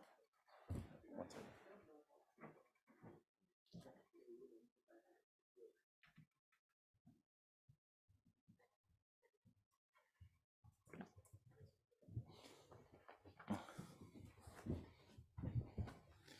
So yes, we're handling the post-quantum cryptography discussion. I'm supposed to kick things off with a 2-minute description of quantum computing and post-quantum cryptography. So people that have dedicated full classes to this subject, or I guess full careers to the subject. I have 2 minutes to sum up all your work. Yeah, I don't think I'm going to be able to do this, but generally speaking, we have had many years of classical computing with zeros and ones, and since I don't know how far it goes back, but let's say at least the 70s, there was a lot of theoretical ideas about creating quantum computing, where you could have qubits, which would be two states at the same time, two base states at the same time, thus giving a lot more complexity to the ability to be able to compute. As we've run into some physical challenges on classical computing and some other barriers, there's been a lot more investment in quantum computing, and to the point now where we, well, since like around 2000, it depends on what you consider to be the first actual working quantum computer, we've had working quantum computers. The theory is that eventually they'll be able to do a lot of things that classical computing can't do. And one of those is cracking all classical computing cryptography. And there's mathematical work behind this, which Christian will get into, and he'll describe all of what I just said in a lot more better detail and correct everything I just got wrong, which is as he should. But the general idea here is that when that day comes, a lot of the protections, cybersecurity protections and other protections we have in place will be at great risk. We've had situations where algorithms have fallen before and we've needed to change, but now we're talking about changing entire structures, and it is a large challenge. And it's going to take a long time to do, and based on the history of changing other algorithms where we haven't been able to convince people until there was very dire situations, especially in governments that I participated in. It's going to be a big challenge for everybody around the world in order to get there. And that's why this becomes a cybersecurity issue that we care, why quantum computing becomes a cybersecurity issue that we care about. So with that, I'm going to hand things over to Christian, who will give kind of the more academic overview and some more background on post-quantum computing. All right. We have the slides? Yes, I think I've prepared. Yeah, as a scientist in the room, I'm one of the few who has prepared some slides. I think they will be on the screen soon. And in particular, I want to guide you a little bit through this professional's guide to quantum technology, which if you dare scanning the QR codes, you can also just type in the URL on the bottom. You will find online. So I'm a professor in theoretical computer science. I studied mathematics, and I ended up in Amsterdam doing research on quantum cryptography and also post-quantum cryptography. Currently, I'm also the director of QSoft, which is a research center in the Netherlands for quantum software, where we understand software as anything that is not hardware, so in a very broad sense. And so I'm happy to give you kind of the scientist view on like how far we are with quantum computers, what they are and what they do. And you can find all the details, but hopefully at some pretty accessible level in this guide that we wrote, especially like for you guys. So we try to stay away from formulas and kind of give a bit of an inclusive entrance to this sometimes magical world that comprises, qubits, as Ari already mentioned, and this thing like superposition and interference. So these are kind of the magic ingredients that you need if you want to build a quantum computer. I'm not going to give a whole lecture on how this works. But indeed, qubits can be like in a superposition of zeros and ones, so they can be anything between 0 and 1s. That's what we call this superposition. And the thing is that every time you add a qubit, a quantum bit, then actually you double your state space. So that's one of the cool things, that one qubit can be in a superposition of 0 and 1, but 2 qubits can already be in a superposition of 4 possible states. Basically, the bit string 0, 0, 0, 1, 1, 0, 1, 1. So these are 4 states that you can already have with a qubit, and every qubit you add doubles the state space. So this leads to this exponential growth I guess we all know what exponential growth are now after COVID. The R in the exponent. So that means with like 300 qubits, you can already have 2 to the 300, which is a number that is bigger than the atoms in the universe, possible states of a quantum computer. And this kind of suggests that it's extremely powerful. And indeed it is, but it also comes with a drawback that at the end of your computation, of your quantum computation, you actually have to measure. You have to look at what the state is. And measuring, turns out in quantum mechanics, it destroys the state again. So you have to be quite clever and kind of use this other magic ingredient, which is called interference. And that's also something, you know, for instance, interference of sound waves or interference of water waves. You've probably seen these experiments or this double slit experiment where you see some interference patterns. So this is something that you can also do on a quantum computer. And that's actually crucial to exploit in order to get an advantage from quantum computing. And you basically, like, sometimes you use this analogy that kind of computing or writing a quantum program, writing a quantum software is like composing a nice piece of music, because you try to kind of let the waves interfere in a way that in the end, when you measure, when you look at the outcome of the computation, you get the right thing out. So that's kind of an analogy you can think of. And one important thing that I would like to kind of correct your statement is that quantum computers are not going to be all powerful. Actually, to the contrary, we only know of so far a few, but maybe important applications where we believe that quantum computers will add to our current computing powers. So they work fundamentally very differently. And also this middle point I make here, quantum computers will not replace our current computers. It's not going to be, there's not going to be a world where all the computers we have are quantum. Not at all. We will always need classical computers surrounding this high-tech, complicated technology to actually control it. So the control of a quantum computer will always be classical. So we will not have our quantum laptops on our labs. To the contrary, you can rather think of it as some kind of like a GPU, some extra like device that you add to a classical computer that can solve particular tasks really well. So I think it's more going to be like a special purpose device that you call for, maybe locally, maybe in a cloud. You can already access some quantum computers in the cloud. So that seems to be a thing. And what can you do with it? Well, I list 3 things here. You can also do good things. And actually the most promising application we think that will have most impact on society, positive impact, is the simulations of quantum mechanical systems. You think, well, that's kind of weird. I mean, it's also kind of logical because you use a programmable quantum computer, so a device that you can control to simulate quantum mechanical systems in nature. So we know quantum mechanics is kind of the best description of nature we have. And there are systems that we would really like to understand. For instance, photosynthesis is one, like how do actually plants convert solar light and energy into whatever, into something that you can use. Or nitrogen fixation is a typical thing in order to produce fertilizers. So this is currently an extremely energy intensive process, but it turns out that little bacteria, they can actually do this at room temperatures, and they can do it extremely efficiently. And we even know kind of where they do it, but we don't understand how.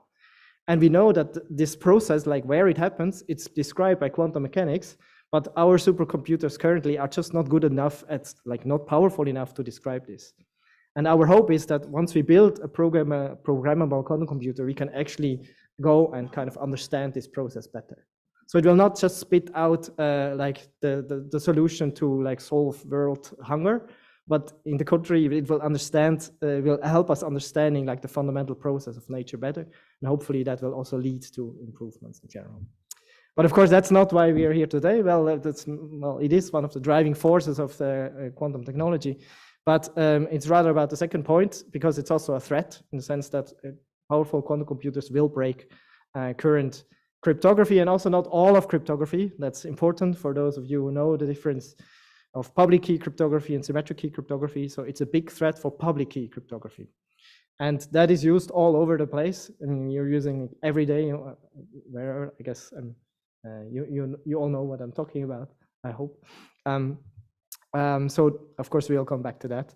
And the third point I mentioned here is optimization and machine learning tasks. So this is a kind of a bit of a speculation at the moment.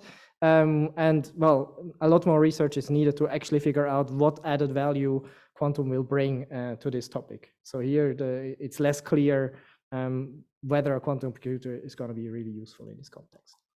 All right, then, so on the next slide, this is kind of, I guess, where I as scientists or these people as experts can really tell you, like, when will be the moment when we are in trouble. So this is a poll among, I think, 30 or 50 experts in the field of quantum computing, very recent one from last year, where they simply asked them, like, when will a quantum computer be able to break RSA 2048? That's kind of what we're using nowadays, within 24 hours. And then they say, well, and they give the estimates of probabilities when this will happen within 5 years or 10 years, 15 years, 20 years, 30 years. And you can see that, well, the upper line is kind of the optimistic approach, where people are optimistic about quantum computing. That means, like, that's going to be bad for security. So you see, for instance, in 15 years, then the experts estimate that there's around a 50% chance that there will be a quantum computer that can do this very efficiently. So that's kind of the state of affairs. Of course, so there is technological progress in building these things, and every month at least we learn about the latest result about that, and we have to interpret them. But it's still so far away that it's a bit hard to extrapolate. So we cannot really, we cannot be that certain about this timeline. So this sounds a bit like, well, okay, that problem is far away, but I guess we will talk about, like, why this seems to be much, the problem itself is actually much closer to now than these 15 years or these 20 years. Because in principle, the problem is that for encryption, encrypted communication can just be stored now, and actually we know it's been stored, like the NSA is storing everything that is encrypted on the internet, and then once the quantum computer comes around, you can break this encryption. So if you want stuff or your data to be secure for longer periods than, say, these 10, 15 years, you already have to switch to another public key encryption. So do not use RSA, do not use discrete log-based systems anymore, but you have to switch to an alternative.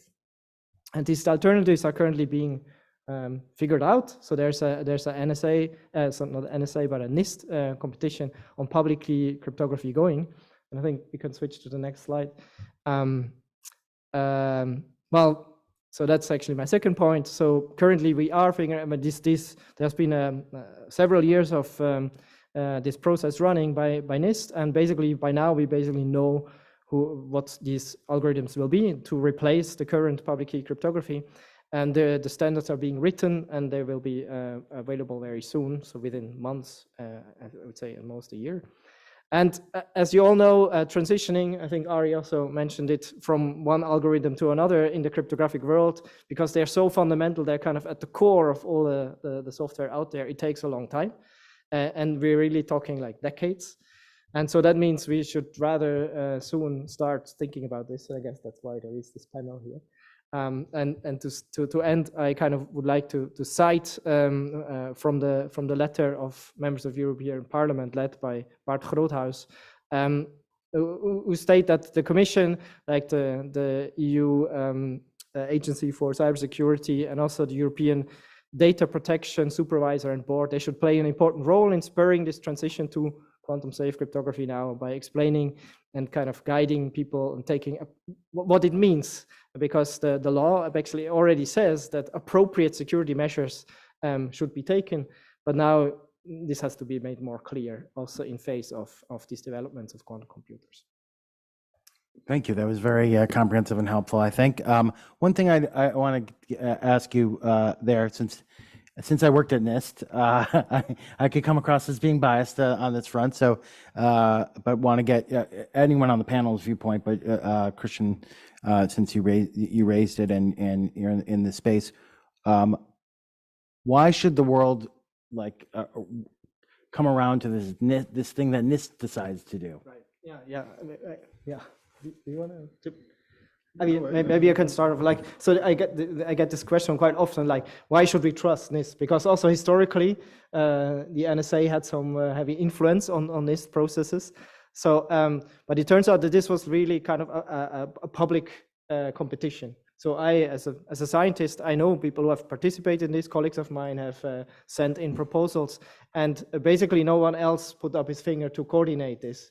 And basically people trust NIST to do this properly. As far as I know, they have done that as well. Of course, at some point you have to take decisions, but I think all these, the final algorithms, they are kind of, it's clear that they have not been tampered with. And in fact, often who wins these competitions are the Europeans. So both for the SHA-3 and the AES, the standards are actually those that were submitted by actually Belgian cryptographers. And the two candidate standards for this are yes, European. indeed. Yes, yeah. indeed. So those algorithms that will be standardized now are also submitted by a European consortium. Yeah, it's easy to pick on the one that's taking the lead, right? Obviously, but it doesn't mean it's open for everyone and it's transparent. So it's very happy to see European initiatives putting or adding to this whole problem as well in a positive sense. So we unfortunately lost our the speaker that's supposed to go next from Telefonica, Dr. Pastor Perales, it sprained his ankle and couldn't travel. So, which is unfortunate, but he was going to talk about key distribution. I don't know if, can we pass this to the whole panel to discuss key distribution? Because I do think it kind of fits in before we go into either we're going to talk about operational technology and some of the challenges there and in governments.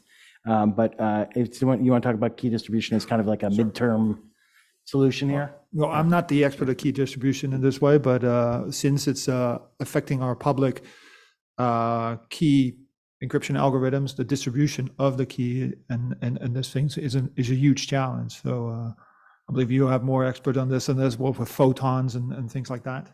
Right. Yeah. So of course, what public key cryptography is used. The purpose of basically all of public key cryptography is, well, on the one side to actually do digital signatures, for instance, signing operation system updates. So whenever you update your phone or computer, that's digitally signed. So this is one of the main use cases of public key cryptography. And the other one is, as you said, to distribute keys. Basically, when you go with your browser or phone to visit a website that you've never visited before, your client and the web server agrees on a new key, on a session key, using public key cryptography. And that happens whenever you initiate a new conversation, same with your messaging apps, etc. So that's basically where public key cryptography is used. And yeah, so there've been, so we're now talking about post-quantum cryptography, which means like classical or conventional cryptography that remains secure against quantum attackers. But as a researcher in quantum cryptography in general, of course, there's also another side to that. Namely, you can use quantum effects in quantum communication. So if you use photons to transmit over fibers, and then we're talking about single photons and not like at the standard photon transmissions that telecom are using now. But there is a way to do this in a way that is kind of unhackable, as the physicists say, where it makes it much harder to eavesdrop on. And the thing is that, as I mentioned before, when you try to observe quantum information, if you look at the quantum information, you measure it, then you disturb it. And you can use this physical principle as the basis of securing your communication. Basically, you encode a message into photons, and you submit those over an optical fiber, and then you can check whether somebody has listened to it. You can check whether somebody has tried to interfere or to eavesdrop on, because you can see that a measurement has actually changed the transmission. So if you're kind of at the honest ends of these two lines, you can kind of figure out whether there was somebody in between. If there was, you restart, and otherwise you can distill a key from it. And this is called quantum key distribution. This is the advantage of having actual physicists in charge of computing. for once, like we actually can do real measurement and get real answers about whether security's been breached. It would be a good thing. Yes. So the advantage of this would be that you basically, once this is in place, you don't have to update your system anymore. Because so far, public key cryptography, it's what we call computationally secure. It's based on a mathematically hard problem. of a particular size, for instance, RSA 2048. But at some point, our computers, say 100 or 200 years from now, they might be so much better, for instance, quantum computers, they can break these problems. So you will have to update your cryptography to kind of cope with this increased computing power. Whereas if you have QKD, you can kind of mathematically prove that the keys that you get from the system are secure. So this provides a system that you don't have to upgrade anymore. But it has also drawbacks. Basically, you already have to start with a key, and you cannot do, it's not as powerful in terms of applications that you have compared to post-quantum cryptography. So my personal take on QKDs, it's very nice as a research subject. Actually, I do personally research on this topic because I think it's an interesting new technology, but it's still a little bit further away from practice. So I would say post-quantum cryptography is something that nobody can evade. All of you will have to deal with this problem at some point, but QKD is kind of nice to have, and for some particular applications, it might be a nice added value. So would you argue that the key distribution is even further away from cracking RSA 2048? Yeah, so quantum key distribution is not the attack on RSA, but it's kind of a way to prevent method it. for that. No, so QKD is something that you can do already now. Okay. It's just rather expensive, and you need to change your hardware for it. But for post-quantum crypto, you basically have to upgrade your software. Maybe you have to have a little bit more powerful software and hardware, but it's not that you have to totally change your communication infrastructure. Gotcha. Well, speaking of changing hardware and software, this is a good cue in for Philomena. What are the challenges that you see in, you work for Schneider Electric, you work with other companies in critical infrastructure around the world. What's the challenges that you see for them in implementing post-quantum cryptography or other solutions to this problem? I think the main thing really, sorry, I think the main thing for businesses really is to understand that this will be a long business transformation.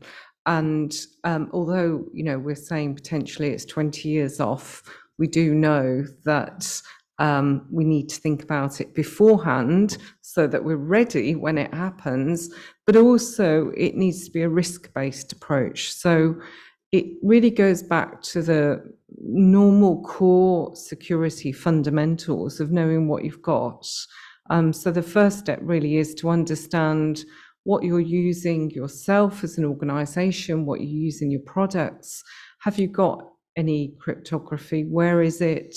What's it used for? But then also your data streams. So understanding why you keep your data, why your customers need to keep their data, and therefore working on both of those things, you can understand the risk element of how important it is to take action well before time, because of course these are only estimations at the moment, and we know from other methods of science that we could be pessimistic or we could be optimistic. So it's really looking at that risk-based approach. And then we also need to think about our supply chains, because one of the key things in critical infrastructure is that we've got this extended attack surface because of our supply chains. So we need to be looking at raising awareness with them and getting them ready to look at this very long transformation. And part of that is getting all the information together in order to raise the investment, because this is not going to be cheap. We're looking at a really large scale environment, perhaps similar to the, hype that was concerned around the year 2000, where we really had to gear up and try and understand where that extra digit was going to make all the difference. And I think, as we can see, it's a very specialist area. So the important thing as well is to look at getting the right level of support when you do start your transformation, or indeed to do the risk assessment. And then I think, two other things really is standardization, whether it's NIST, whether it's another trusted organization, is absolutely going to be our friend. It's a very complex area and we don't want to be, dabbling too much. We really do want to get standardization across this piece. And then I think finally, it really is about understanding what the business benefit is, because for those of us who understand it more, yes, it is a threat, absolutely. But in understanding the threat, you can also realize the opportunity. So you can work with your countries, your companies, to actually really look at how this can be optimized to be an opportunity that brings new economic benefits to the world. And I know it's going to be, I think, particularly useful in the medical sphere for looking at new drug breakthroughs. So I think that's the sort of quick roundup of the implications for businesses. But on that question of like, is there any sense yet as to, are we going to need to do a lot of convincing on swapping out hardware to really solve this problem in a lot of places, or are we going to be able to come up with solutions that work for technology that may be in place from 30 years ago or beyond for this problem? I think it's probably not totally clear yet, although I'm definitely not an encryption expert. But I think the likelihood is it will be swapping out hardware, although I'm sure, like any other evolution, humans are innately able to increase their innovation when they really need to. So I think we can often rely on new things coming to deal with this problem as we obviously get nearer to the time. Yes. So it's waiting for the next cataclysmic event to push innovation along. Yeah. So John, speaking of older technology, you're thinking about this space in terms of getting governments to swap out and to actually think about this issue ahead of time and plan, right? I mean, a lot of this is about planning, but where do you think things are right now with governments at all levels? For us as a security vendor, as one of the many vendors here in the room as well, we often have conversations with governments and address or try to make them aware, just like the scientist world and the scientific world is doing as well, about the risk of what they're facing. For the longest time when we were talking to governments, they saw it purely, some organizations saw it purely from an offensive point of view. It's like, oh, we can do X, Y, or Z. Oh, let's wiretap the whole internet and we can actually store everything that's encrypted and then decrypt it later. And now you do see, you can attest probably to that with NIST, with the development of the new algorithms, that there is a sense of urgency, that there's a sense of like, hey, we need to develop some algorithms that will bring us to the next phase. One of the things that is now very evident for us, it's actually the implementation. And that's a really big struggle that can be very costly. And that's something that governments actually should not face alone. That's, I think, a joint problem with academia and the private sector as well. As we look at large organizations or large private sector organizations that are pushing the boundaries and are making new innovation. So we should embrace that as well. So we're speaking to the governments quite often about this as well.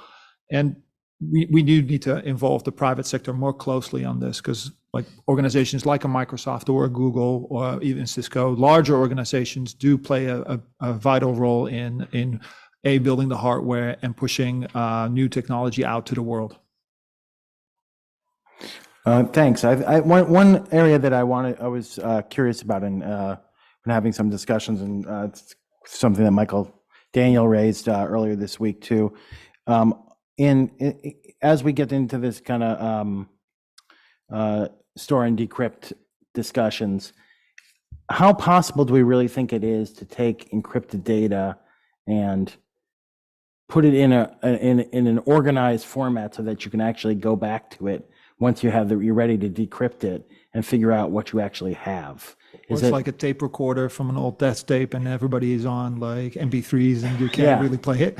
like with different tapes all over the place, and you don't really know which one. They're not labeled, right? Because it was encrypted originally. You can, I mean, label where you came from, but not what's actually on it. You know, is it possible to actually go back and organize encrypted information in that way?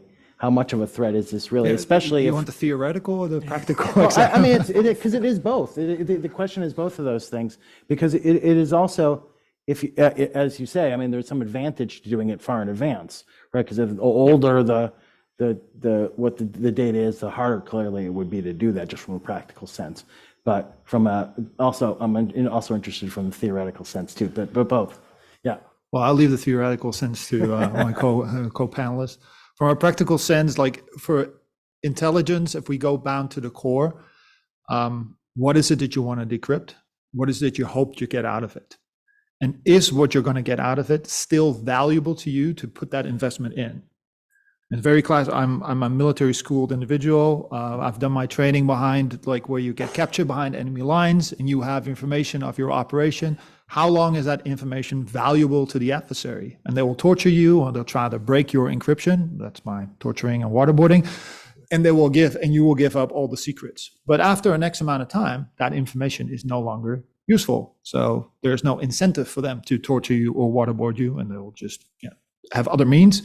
But that analogy still sticks with the information that's being stored as well. So is it still valuable to the adversary that they can actually use their means to try to decrypt it as well? And then it really depends on, how long ago have they stored it? So is let's say China interested if there's actually UFOs in Roswell and has that been encrypted? I don't know.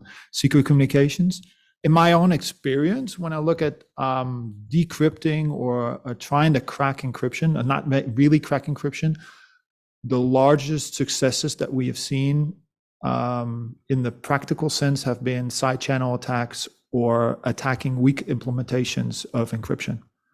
And that goes for when you look at governments that are trying to attack folks, but that even goes in an ongoing fight against ransomware, where we see criminals trying to leverage a lot of encryption. That's the whole core in encrypting files. And they do that in the wrong sense. They implemented it wrong. And we were actually able to crack this and build a decryptor and give the files back for free. So encryption is hard. Implementation is even harder. Yeah, I would say I agree with John, but also I guess I suspect that there's some, the targets are quite well known, like where they know where to look. So I agree with maybe with mass communication that you store now, then it might be difficult. But even that, I mean, agencies are pretty good at filtering out mass information to like survey. But in targeted communication, like diplomatic channels, etc., or just particular people, I mean, I think that might still be valuable in years to come. And mind you, you don't need quantum to go through that data set to select which data you want to crack. Once it's decrypted, then you that's a big data problem. You can use conventional machine learning and AI to filter through that.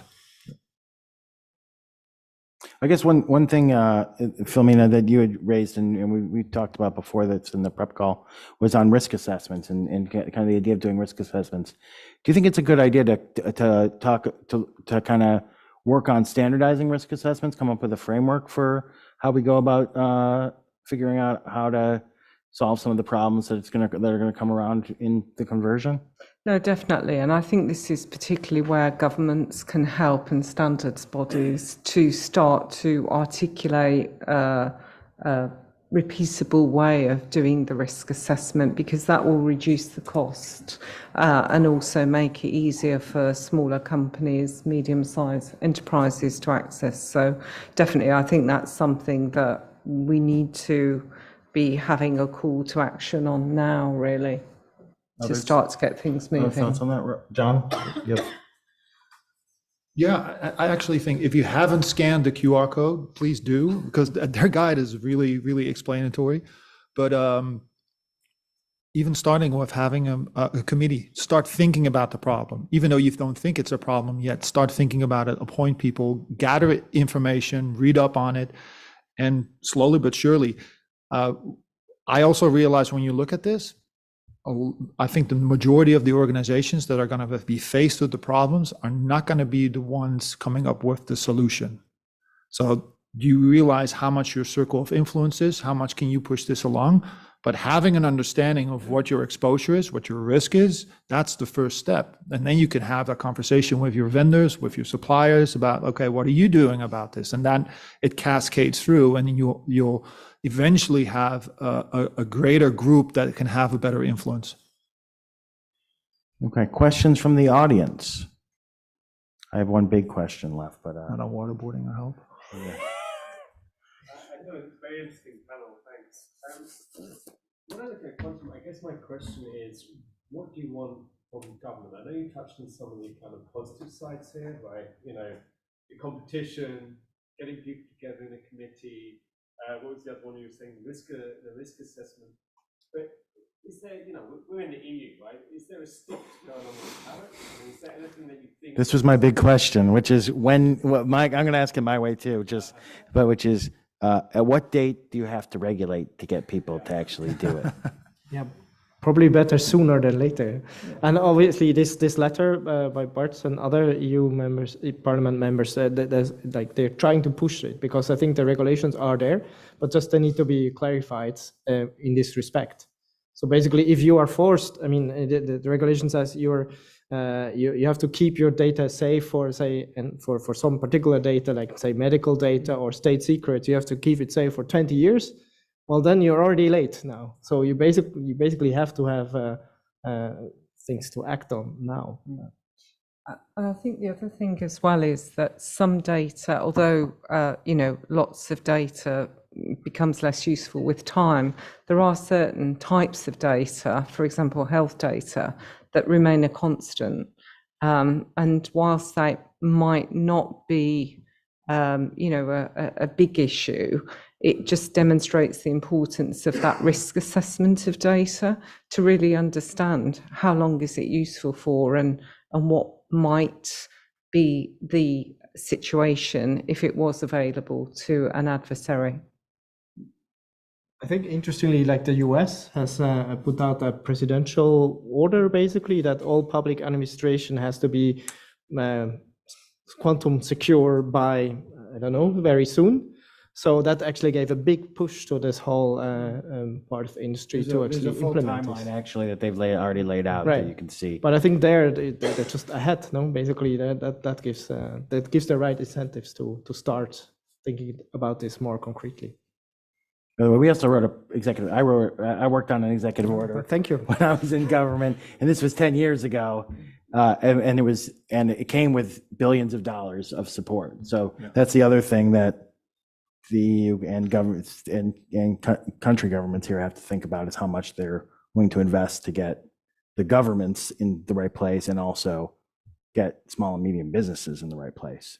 I'm not worried about banks or hospital. Well, some hospitals. The big hospitals. You know, the little guys, the rural hospitals are the ones you have to worry about, and the critical infrastructure. So, Tim, yeah. Yeah, so given that the data that we processing and storing right now can be at least already, but where there's now currently not a one-proof algorithm or set algorithms available yet, in the meantime, are there any other measures to mitigate those risks? So these algorithms are available now. So I think in your Chrome browser, yesterday I was told you go to chrome.//flags and you just turn on post-quantum encryption TLS 1.3. So it is there, especially for like powerful enough devices. Actually, the drawback of this post-quantum cryptography is that it requires more resources than the current systems. That's basically why also it's a part of the problem is that often the signature sizes or the key sizes are larger and they require a bit more computing power, which on big devices is maybe not a problem, but say on constrained devices like phones or even Internet of Things hardware, this can be an issue. And that's just adding to the problem of transitioning to these. Yeah, just to mention, the quantum cryptography. So that the answer would be using higher fast with a new algorithm. So starting now to slightly really encrypt the data, because I think on the technical part, we really want that, which would be potentially quicker to address because it's just a signature. But on the cryptography part of it, encryption part, you mentioned that those algorithms exist already. So do you recommend to slightly start to encrypt the data with the primary algorithm? Yeah, so again, it depends on your risk assessment, like whether that is worth it. But if you deem to, if you have really a secret that you want to keep secure for long, then ideally you use hybrid encryption, what you call. So using both the current systems and the new post-cryptography systems, so that you actually, an attacker has to break both in order to retrieve the key. So that is what I would recommend. But of course, it comes at a price. It will cost you more computing power. It will cost you some more memory. But if you deem it worth it, then you should do that. Back? Yeah, you.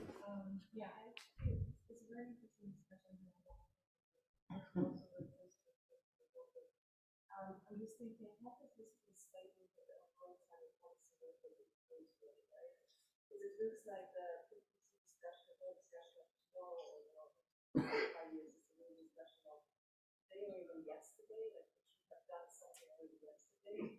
Because also as the next commission is going into the really implementation of the cyber policy, can we already do something within the framework to start our preparation or moving to the new types of technology or different roadmaps or what can we do already within the business? So this is in MEP Bart Groothouse's letter that was in one of the slides there, where he actually has a full list of what can be done with existing policy. But do you have the letter there, or do you want to read? I have the whole letter, Yeah. but I don't think I can display it. Okay, yeah, But that's fine. Well, of course, also you have a whole chapter. And we have about it in that's what this part of the report is.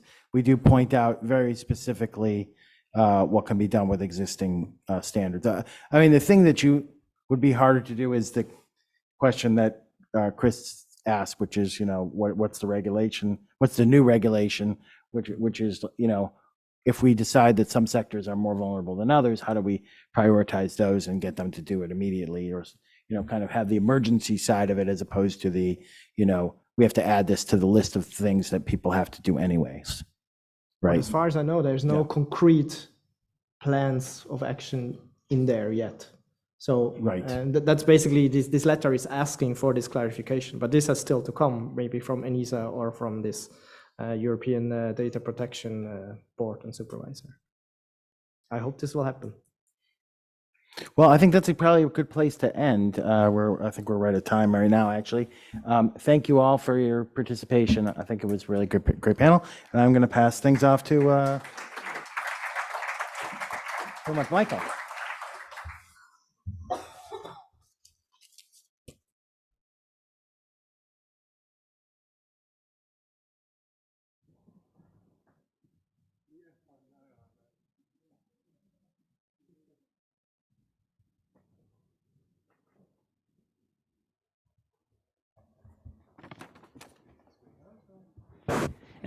And now for something completely different.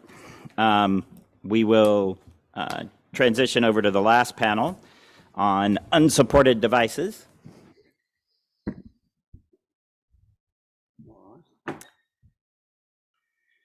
So I'm very glad to have the folks with me up here on the panel. I'll let them just give a couple of sentence introduction for themselves. So. Ilias Ganzos, I'm Broadcom's Chief Privacy Officer. Broadcom, a company that is combining infrastructure software with semiconductors. I'm Chris Gow. I'm head of Brussels office for Cisco, also Senior Director for EU Public Policy. Christian Schatz, I am Security Director at British Telecoms. Great. So the last panel was talking about stuff in the future. We're going to talk about stuff from the past. So we're going to talk about unsupported technology. But that does not necessarily mean that all old technology is bad. So let's actually first talk about the distinction between unsupported technology and old technology, and what actually is the distinction there. Okay, I'll go first. Have you seen, how many of you have seen a movie like Terminator Genesis? Okay. I love bad action movies. You know, Schwarzenegger bumping his head on the table and going old but not obsolete. That's really what we're talking about. So the way I think about the distinction between old technology and let's say, unsupported technology is really about making a technological choice that is based on, let's say, an older design, an older solution, an older technological approach, but one which is still continues to be supported, basically. One that continues to be updated, one that continues to be running and being capable of addressing current and existing threats in the current threat environment. And just on the VT side, I mean, it's a 175 years old company, and sometimes walking through some of the darker places, you feel like you find equipment that is 175 years old. Yeah. Probably not, but I mean, you always discover stuff. I think the distinction there is really at most companies, they acquire from a supplier for a high cost material at some point in time. And the more specialized it is, the more reluctant the company is to get rid of this or replace it with new stuff, because it's not very convenient. It is costly again, it costs time. So enterprises, companies are sweating the equipment, as we call it. Mm-hmm. And this goes often way beyond the official supported life cycle that was indicated initially for the thing. And I've been working in content protection and anti-piracy for quite a few years. We had set-top boxes and TVs and stuff like this. And officially, well, you got 5 years of timeline for those devices, but you and I know that you don't replace your TV every 5 years, do you? So there you go. No. Just very quickly, a thought that crosses my mind in the enterprise space. I mean, the dinosaur of cloud computing was actually mainframe. How many of you have actually seen a mainframe? Excellent. So yeah, exactly. Yeah, exactly. Well, we're selling mainframe software. I mean, still, you can't find a programmer who's older than 50, who's younger than 50, you know, on mainframe. It's actually really difficult to find people who will tell you, yeah, I want to learn. We have a difficulty attracting programmers in the mainframe space because it's an older technology, but that doesn't mean it's unsupported. In fact, possibly your credit card transactions are running on things like mainframe. Exactly, because it's so prevalent in the finance space and considered actually very secure. So I think, you know, so the key is that we're not necessarily, you often hear the term legacy technology. And while there may be reasons and security reasons to actually move on from legacy technology, I think the real point is we're actually talking about unsupported technology. And that's where the real security problems start to emerge. So maybe, Chris, if you wanted to start with sort of what are the things that make unsupported tech, I mean, it's, you know, this crowd probably knows, but let's set the baseline. What makes unsupported technology so problematic from a security standpoint? I think the first thing to think about is, before we talk about exactly what makes it bad, is how much unsupported stuff is there out there, right? So if you don't mind, I know it's late in the day, so I want to play a game. So everyone put their hands up. You have to start. Every single person. Everyone put your hands up. I'll put mine up as well. Now, the game is this. I want you to guess, if you look at global organizations, global, so big companies, big public sector around the world, how much of the devices that they have connected to their networks are unsupported? And if you hear your number, you think that's the number, you put your hand down because you've reached it, okay? So I'm going to start at 5%. Does everyone think that there's at least 5% of devices out there which are unsupported? Okay, everyone believes that, except for Bree, who, you know, is playing on her phone over there. 10%. Anyone putting their hand down at 10? No, everyone thinks there's at least 10% which is out there. Okay, let's up the ante. 20. 20%, 1 in 5 devices. Okay, I see some hands going down. Okay, that sounds pretty reasonable, right? But I'm going to keep going up. 30. Yeah, okay, good choice, Ines, over there. 40. All right, okay, I think we see where the majority lies. 50. Okay, two hands still up at 50. I'm not going mine's fake. This is not a real hand here. I'm just playing along. Yeah. 48%. 48% either obsolete or aging. Now, you can get worse, right? If you go and look at it in the medical sector, that number jumps up to 71. If you go in public sector, the number is 62%. So I think even before we think about, what's the problem, let's look at how wide an issue this actually is today. On what the problem is, that number, by the way, was borrowed from a study by NTT in 2020. Now, in the same study, they said that the amount of vulnerabilities you would find on an unsupported device versus a current one was more than twice as much, right? So think about that, just the amount of vulnerabilities which are available there. By the way, it was also a problem with aging technology. Now, I want to play this along. So for aging, it was close to 1.5 times as many as something which was the latest version, right? So think about vendors essentially, they'll still support it, but maybe their most focus is going to be on the latest version that they have going out. So when I think you see that the devices are more vulnerable themselves, right? There's more vulnerabilities, more weak points to hit. The second issue is that, the impact when they are hit is greater, right? So think about it from this point. If you have the typical NIST framework way of looking at it, the time to detect is likely going to be longer. The ability to react and then to recover to that is also going to be longer, because the device itself, the technology, is moving further and further away from the security architecture of the company and the other things which are moving on with the technology around it. So I think, that would be my answer. Absolutely. Any other thoughts on? Yeah, I've got two thoughts to add to this. The first one is you need to know about vulnerabilities. Much of the equipment that is unsupported doesn't get inspected for vulnerabilities. So people are actually not publishing anything about this. And even if you get this, companies are very reluctant to provide patches for those vulnerabilities, fixes for those vulnerabilities when they're out of support. There was some recent examples like Log4j 2 years ago. Many of us suffered through that. In this case, companies provided back patches or back ports of patches to unsupported software as well, because it was deemed so critical that it needed to be fixed. But otherwise, you don't get those patches at all. And you're getting essentially forced to upgrade your devices or your software stack overall. And this is very costly and very impactful.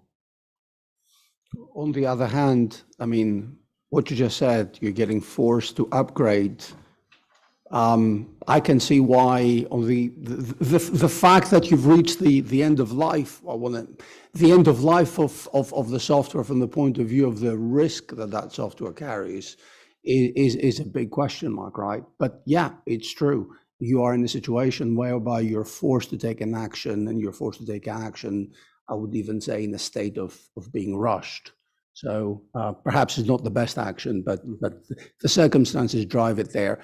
Because again, in an operational environment, unless the technology is cloud-based, you, meaning the operator of the technology, carry the responsibility of patching, upgrading, and securing. So is there a patch?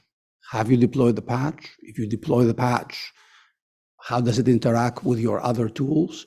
And what additional protections can you put in place if there is no patch? This would be I don't know, Christian, if you agree, but that would be the operational challenges that you would face. Yeah, and I think this actually leads to kind of the question that I wanted to kind of explore, which is that, one of the things that you quickly realize in cybersecurity, right, is that there are a lot of the problems some of the problems are technical, but a lot of the problems that drive things are actually not technology incentives, but they're economic incentives. And so, when I worked the OPM intrusion issue when we were in the government, what you find with the Office of Personnel Management is that it was running, sort of 2000s apps on top of 1990s operating systems on top of 1980s hardware. But why is that? Well, you mentioned government. Well, in the US government, it is relatively easy to get marginal cost operating dollars in the budget process. It is incredibly difficult, if not impossible, for many agencies to get procurement money to buy new stuff. The entire budgeting process is designed to ensure that federal US government agencies keep old technology around as long as they possibly can. So that's an example of, it's not that the people running those agencies are stupid and don't realize that they shouldn't be upgrading the technology, it's that the incentive structure is stacked against them. So what are some of the other factors out in the private sector that actually drive companies to keep, or other organizations to keep this kind of unsupported technology around? And you were talking about some of them, but let's expand on some of this. Yeah, I mean, so I think cost is a big one, right? Unless, whether it's to do with the cost incentives that you're talking about or just generally, right? I mean, and I think you actually hit on something in terms of the cost. The cost isn't necessarily just the cost of replacing a device. There's an intrinsic relationship between the hardware, your operating system, and the application software on top. So it might not just be about replacing one thing. It can be all three. Even the hardware can be embedded in other hardware, right? So there's an issue with the cost itself of the device. The second I would say is about the cost of migration, and what I really mean by that is the disruption. So both, spreading out the actual rollout, right, the actual resources, the time to push it out, and also, frankly, what breaks. Right? I mean, this is why normally when things are rolled out, they're not rolled out 100% all at the same time, right? There's probably going to be some in-house application which is going to stop working, right? And you're going to have to work which through. Has been running since 2002 and nobody has paid any attention to. Which actually, is what I would come on to is saying, look, this problem gets worse though. The longer that you don't replace, the worse these problems become. And the third one I would say within this is also about the staff, right? I mean, staff are reluctant. They don't want to move to a new process, a new piece of software, learn a new way of doing things, whether it's better or not. Right? We're all built that way. You like using what you're used to using. So there's an implication there when it comes to that. But if you think about the reverse, why this gets worse, well, the cost obviously goes up over time in terms of what you need to replace, what other things they're reliant on. The cost of migration certainly goes up over time because, frankly, there may be bits of software which you're running, which no one even knows how they work anymore and what they're interconnected with and how that plays out. And third, the impact on staff goes up. And what I mean is you get new staff coming in who are maybe having to use this legacy piece of software that no one understands anymore, doesn't have any of the features, downtime in terms of productivity, and probably doesn't run very well, right? By this point in time. So I think you can see the things which hold up the migration are also the things which become more of a problem over time. Go. I'll be quick. So they're not broken, so why change it? Is a very sort of like known problem across the industry. And I would even go as far as to say, even in the patching scenario, they don't touch it, because the city gets its electricity from it, and we don't want anything to go wrong with that. That's a sort of like a very real thing. But from my perspective also, one of the things that has made really an impression to me from personal experience has been the complexity of organizations.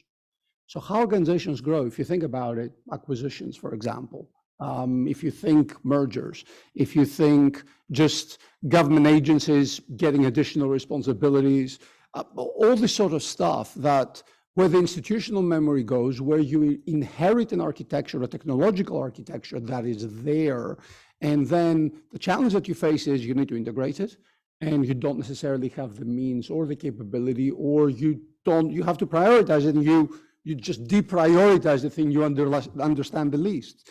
And let's not forget also the reality that often large organizations, and certainly in the public sector, tend to be uncoordinated. We bought piece of equipment A, we bought piece of equipment B. They need C for them to work. One side migrated, the other didn't, but they still need C to interoperate. And the time goes by and, the C component is still there.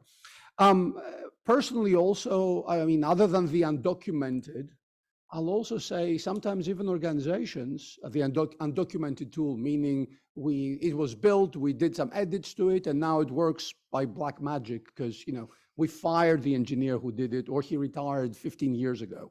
But also I've seen that very much in homemade solutions. I take a sort of like a market-driven technology, then I build on top of that stuff, and they're run on its own. And then after a while, again, the people who've built it are gone, but that still keeps running, and I don't dare to touch it. So the complexity of the organizations amplifies that problem when we're dealing with large groups. I think the incentives are wrong. Let me explain. So in any organization, you've got a three-legged stool model, if you can visualize this. So one of them is delivery. So you're building new exciting stuff, quantum, yeah, sexy. This is what we want to see. The other part is you need to run this equipment, you need to operate it, you provide a service. So service availability is absolutely key today. And the third part is security. So you want to make sure that this is also secure, which contributes obviously to the service availability. But today the incentives are very clear that as an engineer, I want to get the latest equipment, I want to have fun, and you want to build this out because this is exciting me. Huh? I'm building new stuff. Replacing old stuff with the same value is not very motivating for me. So the incentives are wrong there. And the second part is often companies very simply prioritize service uptime because this is how they make money over security. And it's very clear. I mean, it's cost, but it's actually availability in this case. So if your service goes down, you can talk about security as much as you want. If your service is down, this will get prioritized. And this also means in the flip side that it's very easy to find a senior manager that signs off on a risk in a corner because it's a risk. It's not a reality. It's not an issue right now, an incident, to accept the security risk and instead keep your equipment and continue sweating it. Yeah, so I think this actually leads well into kind of the next sort of area that I wanted to look at. I will throw out one more sort of issue, that is why unsupported technology creates some of the problems, which is that it actually also puts an anchor on new technology because we often force new technology to be backwards compatible, so that it retains some interoperability with the old technology, which maintains some of the vulnerabilities are just brought forward into the new stuff. But Christian, you're getting at the point, which is that we know that it's much easier to calculate the cost of upgrading the technology, right, than it is to, including the potential for downtime and other things, than to calculate the cost of not upgrading the technology because it's actually a potential risk. And I think what are some of the policy changes that could, alter that incentive structure? How can we start thinking, since this is a policy conference, we can start thinking about what are the policies that can start to change some of these incentives that we've been talking about? I mean, very simply, cybersecurity needs to be more valued. And I mean, we're at a policy setting conference, policy discussing conference around cybersecurity. So obviously we all understand the value of it. In the UK, we've got the Telecom Security Act. We've touched on this a couple of times today. It's a key legislation that hits, to put it bluntly, all of the telecoms sector, especially tier one operators such as us. We need to really raise the cybersecurity bar. But the combination of this regulation, the 10% of global revenue impact if you fail to raise the security bar, plus all of the customers that call up us and talk about data breaches or something like this is really motivating us a lot. And so when I go to speak to end customers, both individuals such as myself and my mom and others, and then businesses as well, they look at BT for two things. The first one is we connect for good. This is actually our purpose.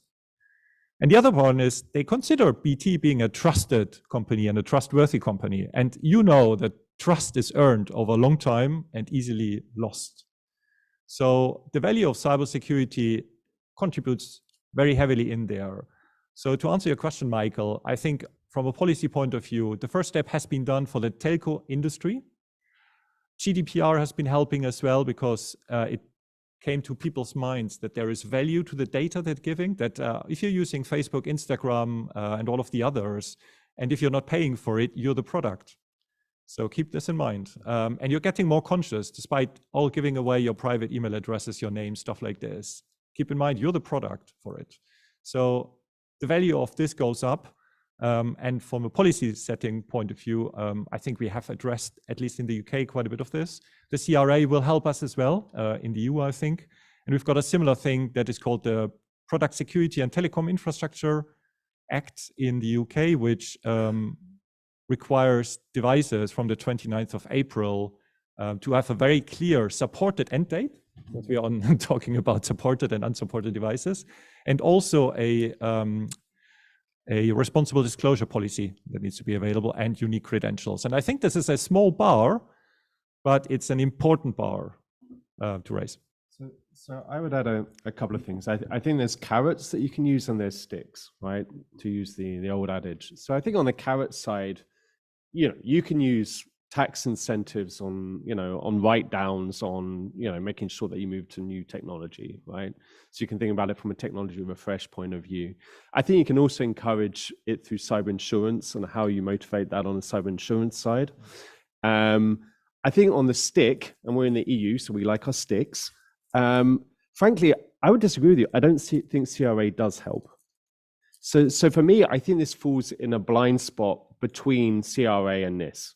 So on NIS2, you have this requirement that critical infrastructure operators, called important essential entities, but it's critical infrastructure, go out there and have organizational measures in place, right, to look after security. On CRA, what you have is you tell vendors or products on the product security side that they have to be transparent and have supported time for their devices. But there's a gap there which doesn't really say, oh yeah, critical infrastructure guys, you have to stop using those devices when they are no longer supported. So for me, I think the policy answer on this is to turn around and say, well, at least for critical infrastructure, potentially as a starting point, you have to remove by default, right? So I don't want to say that there aren't mitigating circumstances, and I'm sure we'll go into some of those, where you can't remove an unsupported device, and there's very good reasons for not doing so. But at least it should be, that's the presumption, that once it reaches end of life, that should be removed from your network and information systems.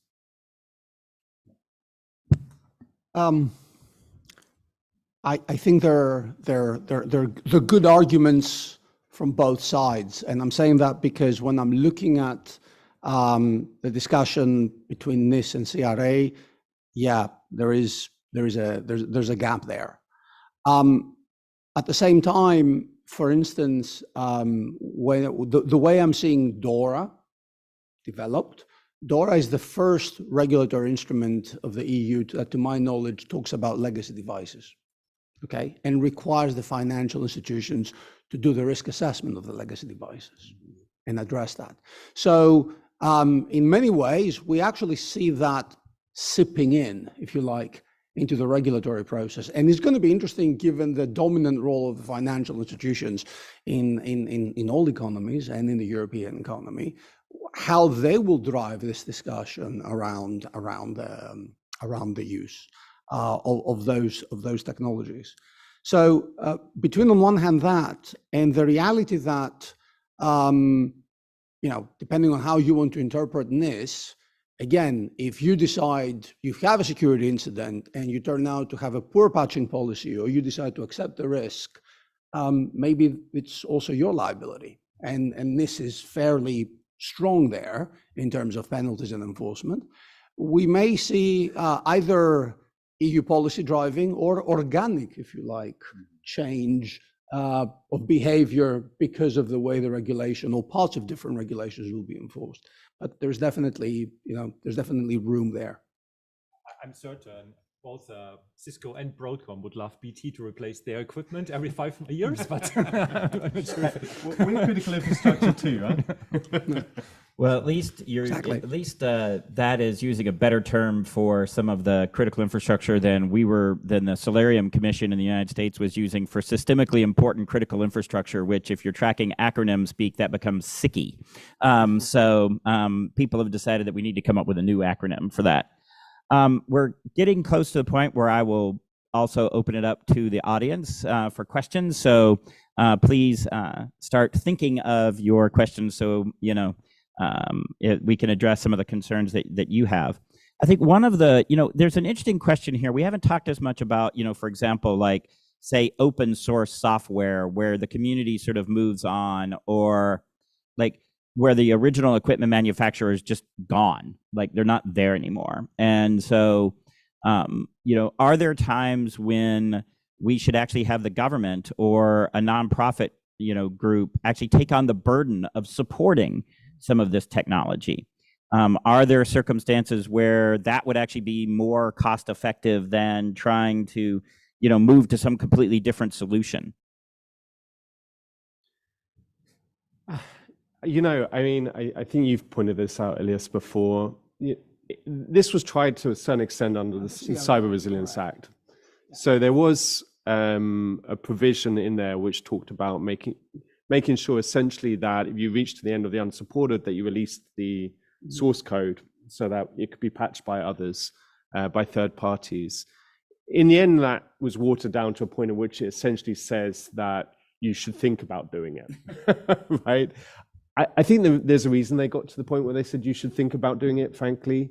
Obviously there's the situation that something which was initially crafted as being closed source rather than open source. There's probably some logic in that. You have to think about it from an intellectual property point of view. That might be seen as opening up, code base, which then gets reused in other software and so forth. But I think beyond that, I'm not convinced it gives the right incentive. So, we're talking about what's going to encourage companies to eventually move off the unsupported stuff, giving them a lifeline of saying, oh, don't worry, the open source community or the government is out there supporting it. I think that's, patching over, just putting a plaster over it rather than really solving it. And I think that the incentive also on the side of the open source or certainly on the government would be less than the company which has to keep maintaining its own and has reputational issues and probably has the engineers who wrote the code in the first place, knows it. I'm not convinced it's a strong solution. Not as a general solution, at least. I also think, just picking on this and sidetracking slightly, Michael, I don't also think that this is the key problem of having unsupported open source packages. There is always a solution for us because we've got access to the source code. We can inspect ourselves. We can use sophisticated DevSecOps tooling and stuff like this to manage it and fix it ourselves. The biggest problem for us is today all of these specialized devices that are essentially black boxes provided by third parties. Don't want to look too close into the room to anybody specific. But essentially going away from this to commodity hardware, software components with specific IP on top will give us much more possibilities of patching it, upgrading the operating system underneath it, as well as having closed boxes that go into a corner of an Exchange building, just get electricity and a fiber cable and then live their life there, doing nothing. So I think the saving grace for us is going to open standards, many more APIs and replaceable software layers. And so my wish would be for the companies to really focus on the service layer, application layer, if you want, where they have their IP and the differentiator, and then make a agreement on the operating system level, on the commodity hardware, stuff like this, and leave this to somebody else potentially. So I will open it up at this point to questions from the audience, if there are any, on this particular topic. Don't worry, I've got more questions up here, but but if there are any in particular.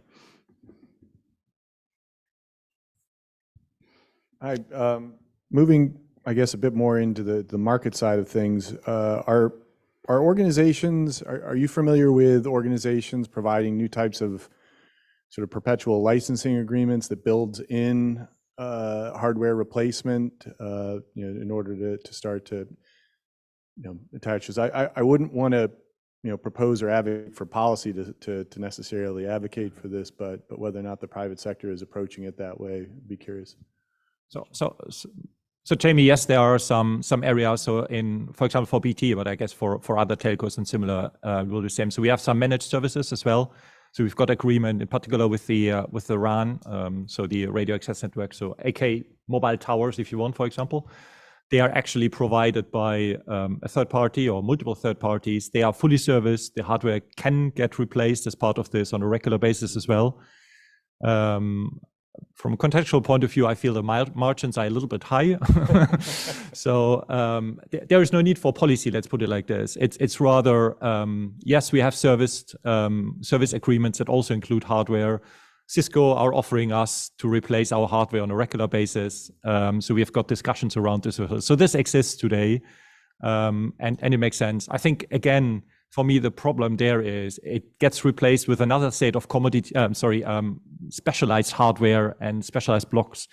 And this is where we need to approach open RAN, open APIs, and abstraction layers that really focus on the application layer and reduce the rest to commodities. Yeah, I mean, you took the words out of my mouth when it comes to hardware as a service and what's happening on that side.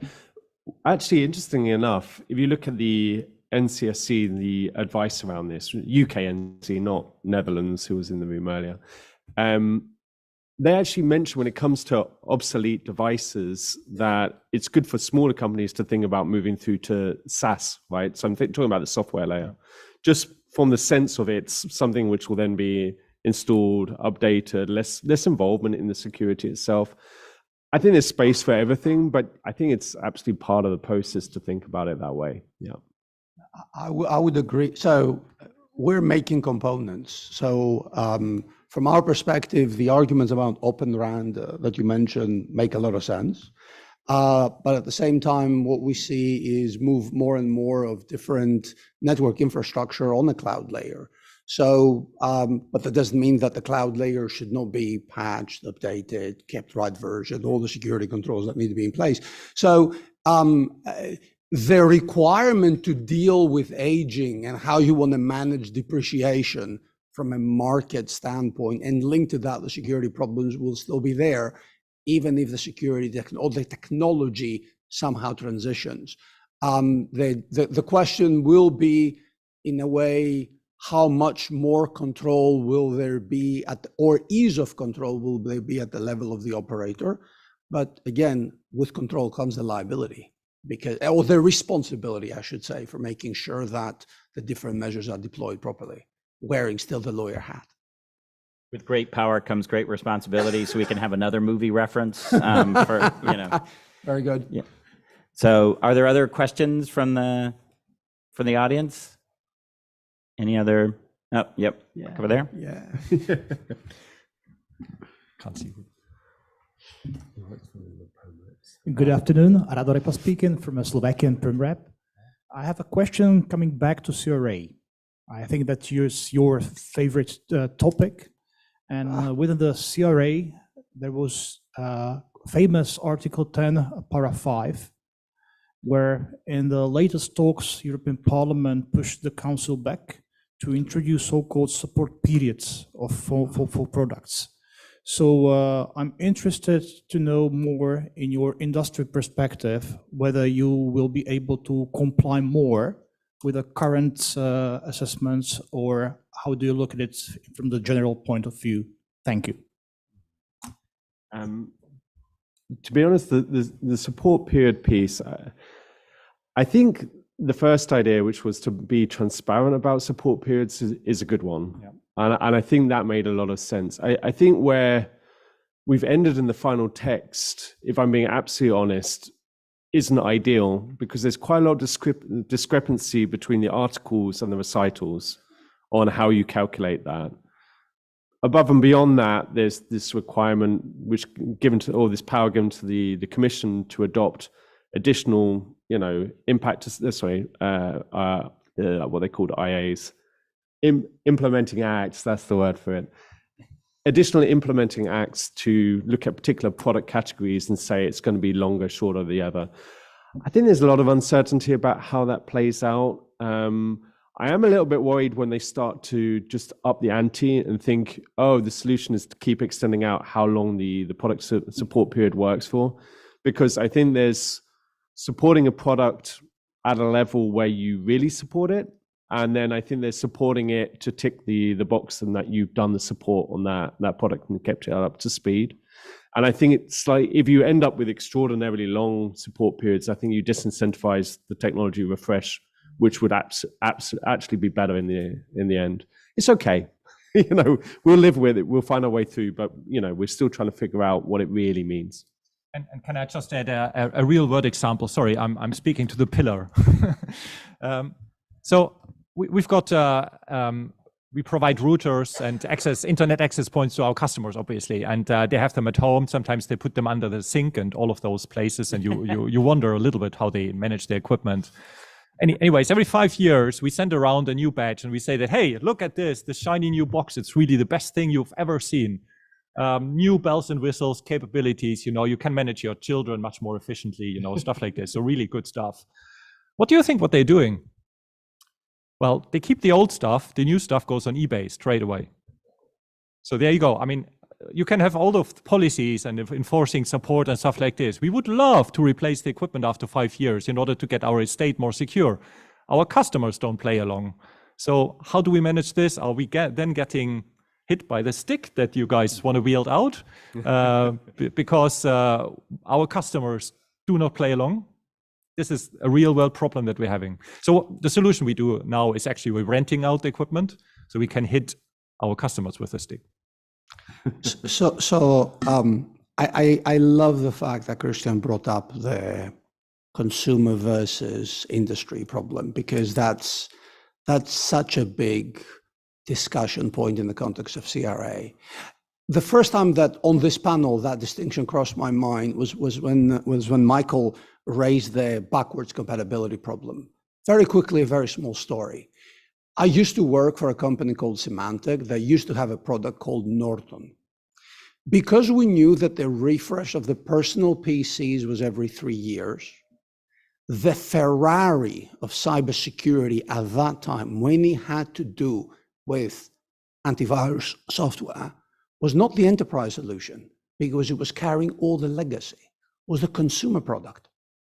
The consumer product in terms of speed, performance, the whole lot, the kind of stuff that I would value as a user was, the thing. Why? Because it did not need to carry all the backwards compatibility of supporting all the way to Windows NT, okay?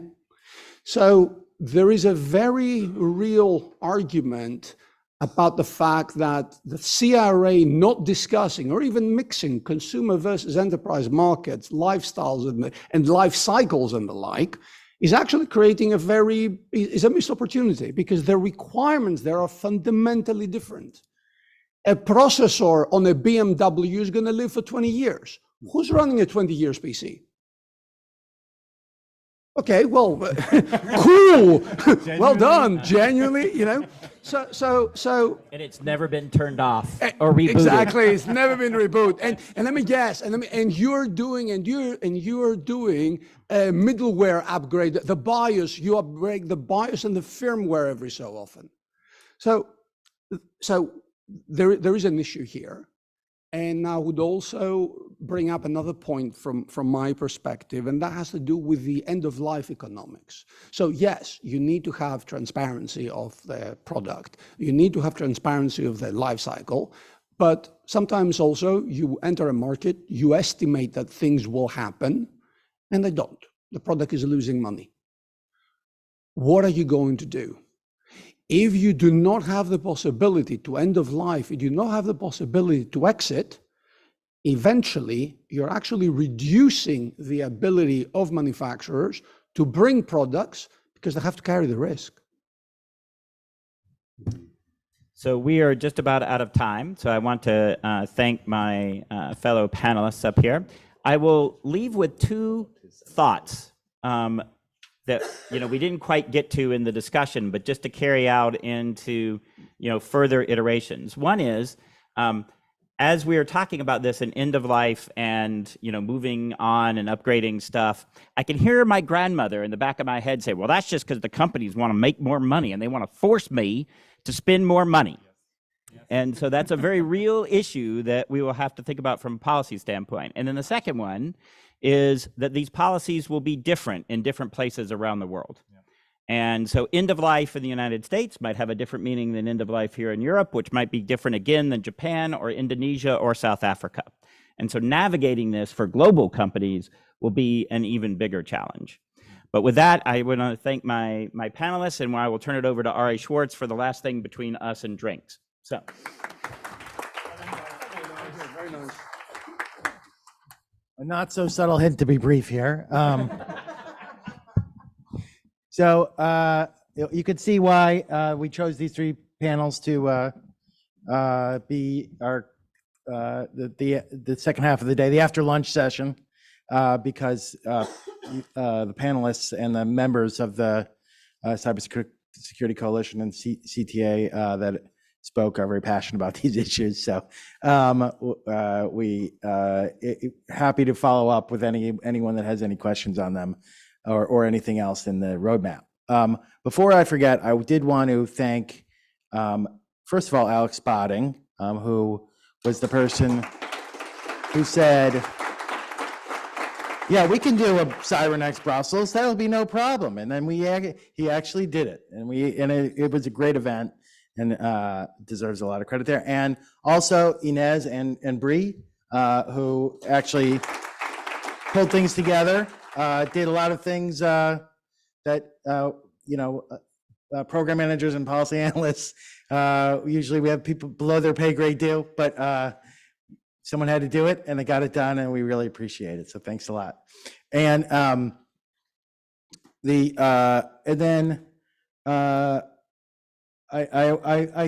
finally want to say thanks to the members of the Cybersecurity Coalition. We really appreciate your support and your trust that we can make this work. And those of you that stayed, please join us for drinks and other things. I don't know quite what's there, so I can't even really say. Food, snacks, I'm told. There was discussion of Jen Ellis breaking out the karaoke machine, but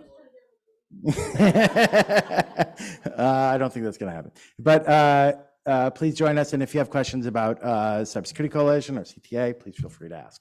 Thanks.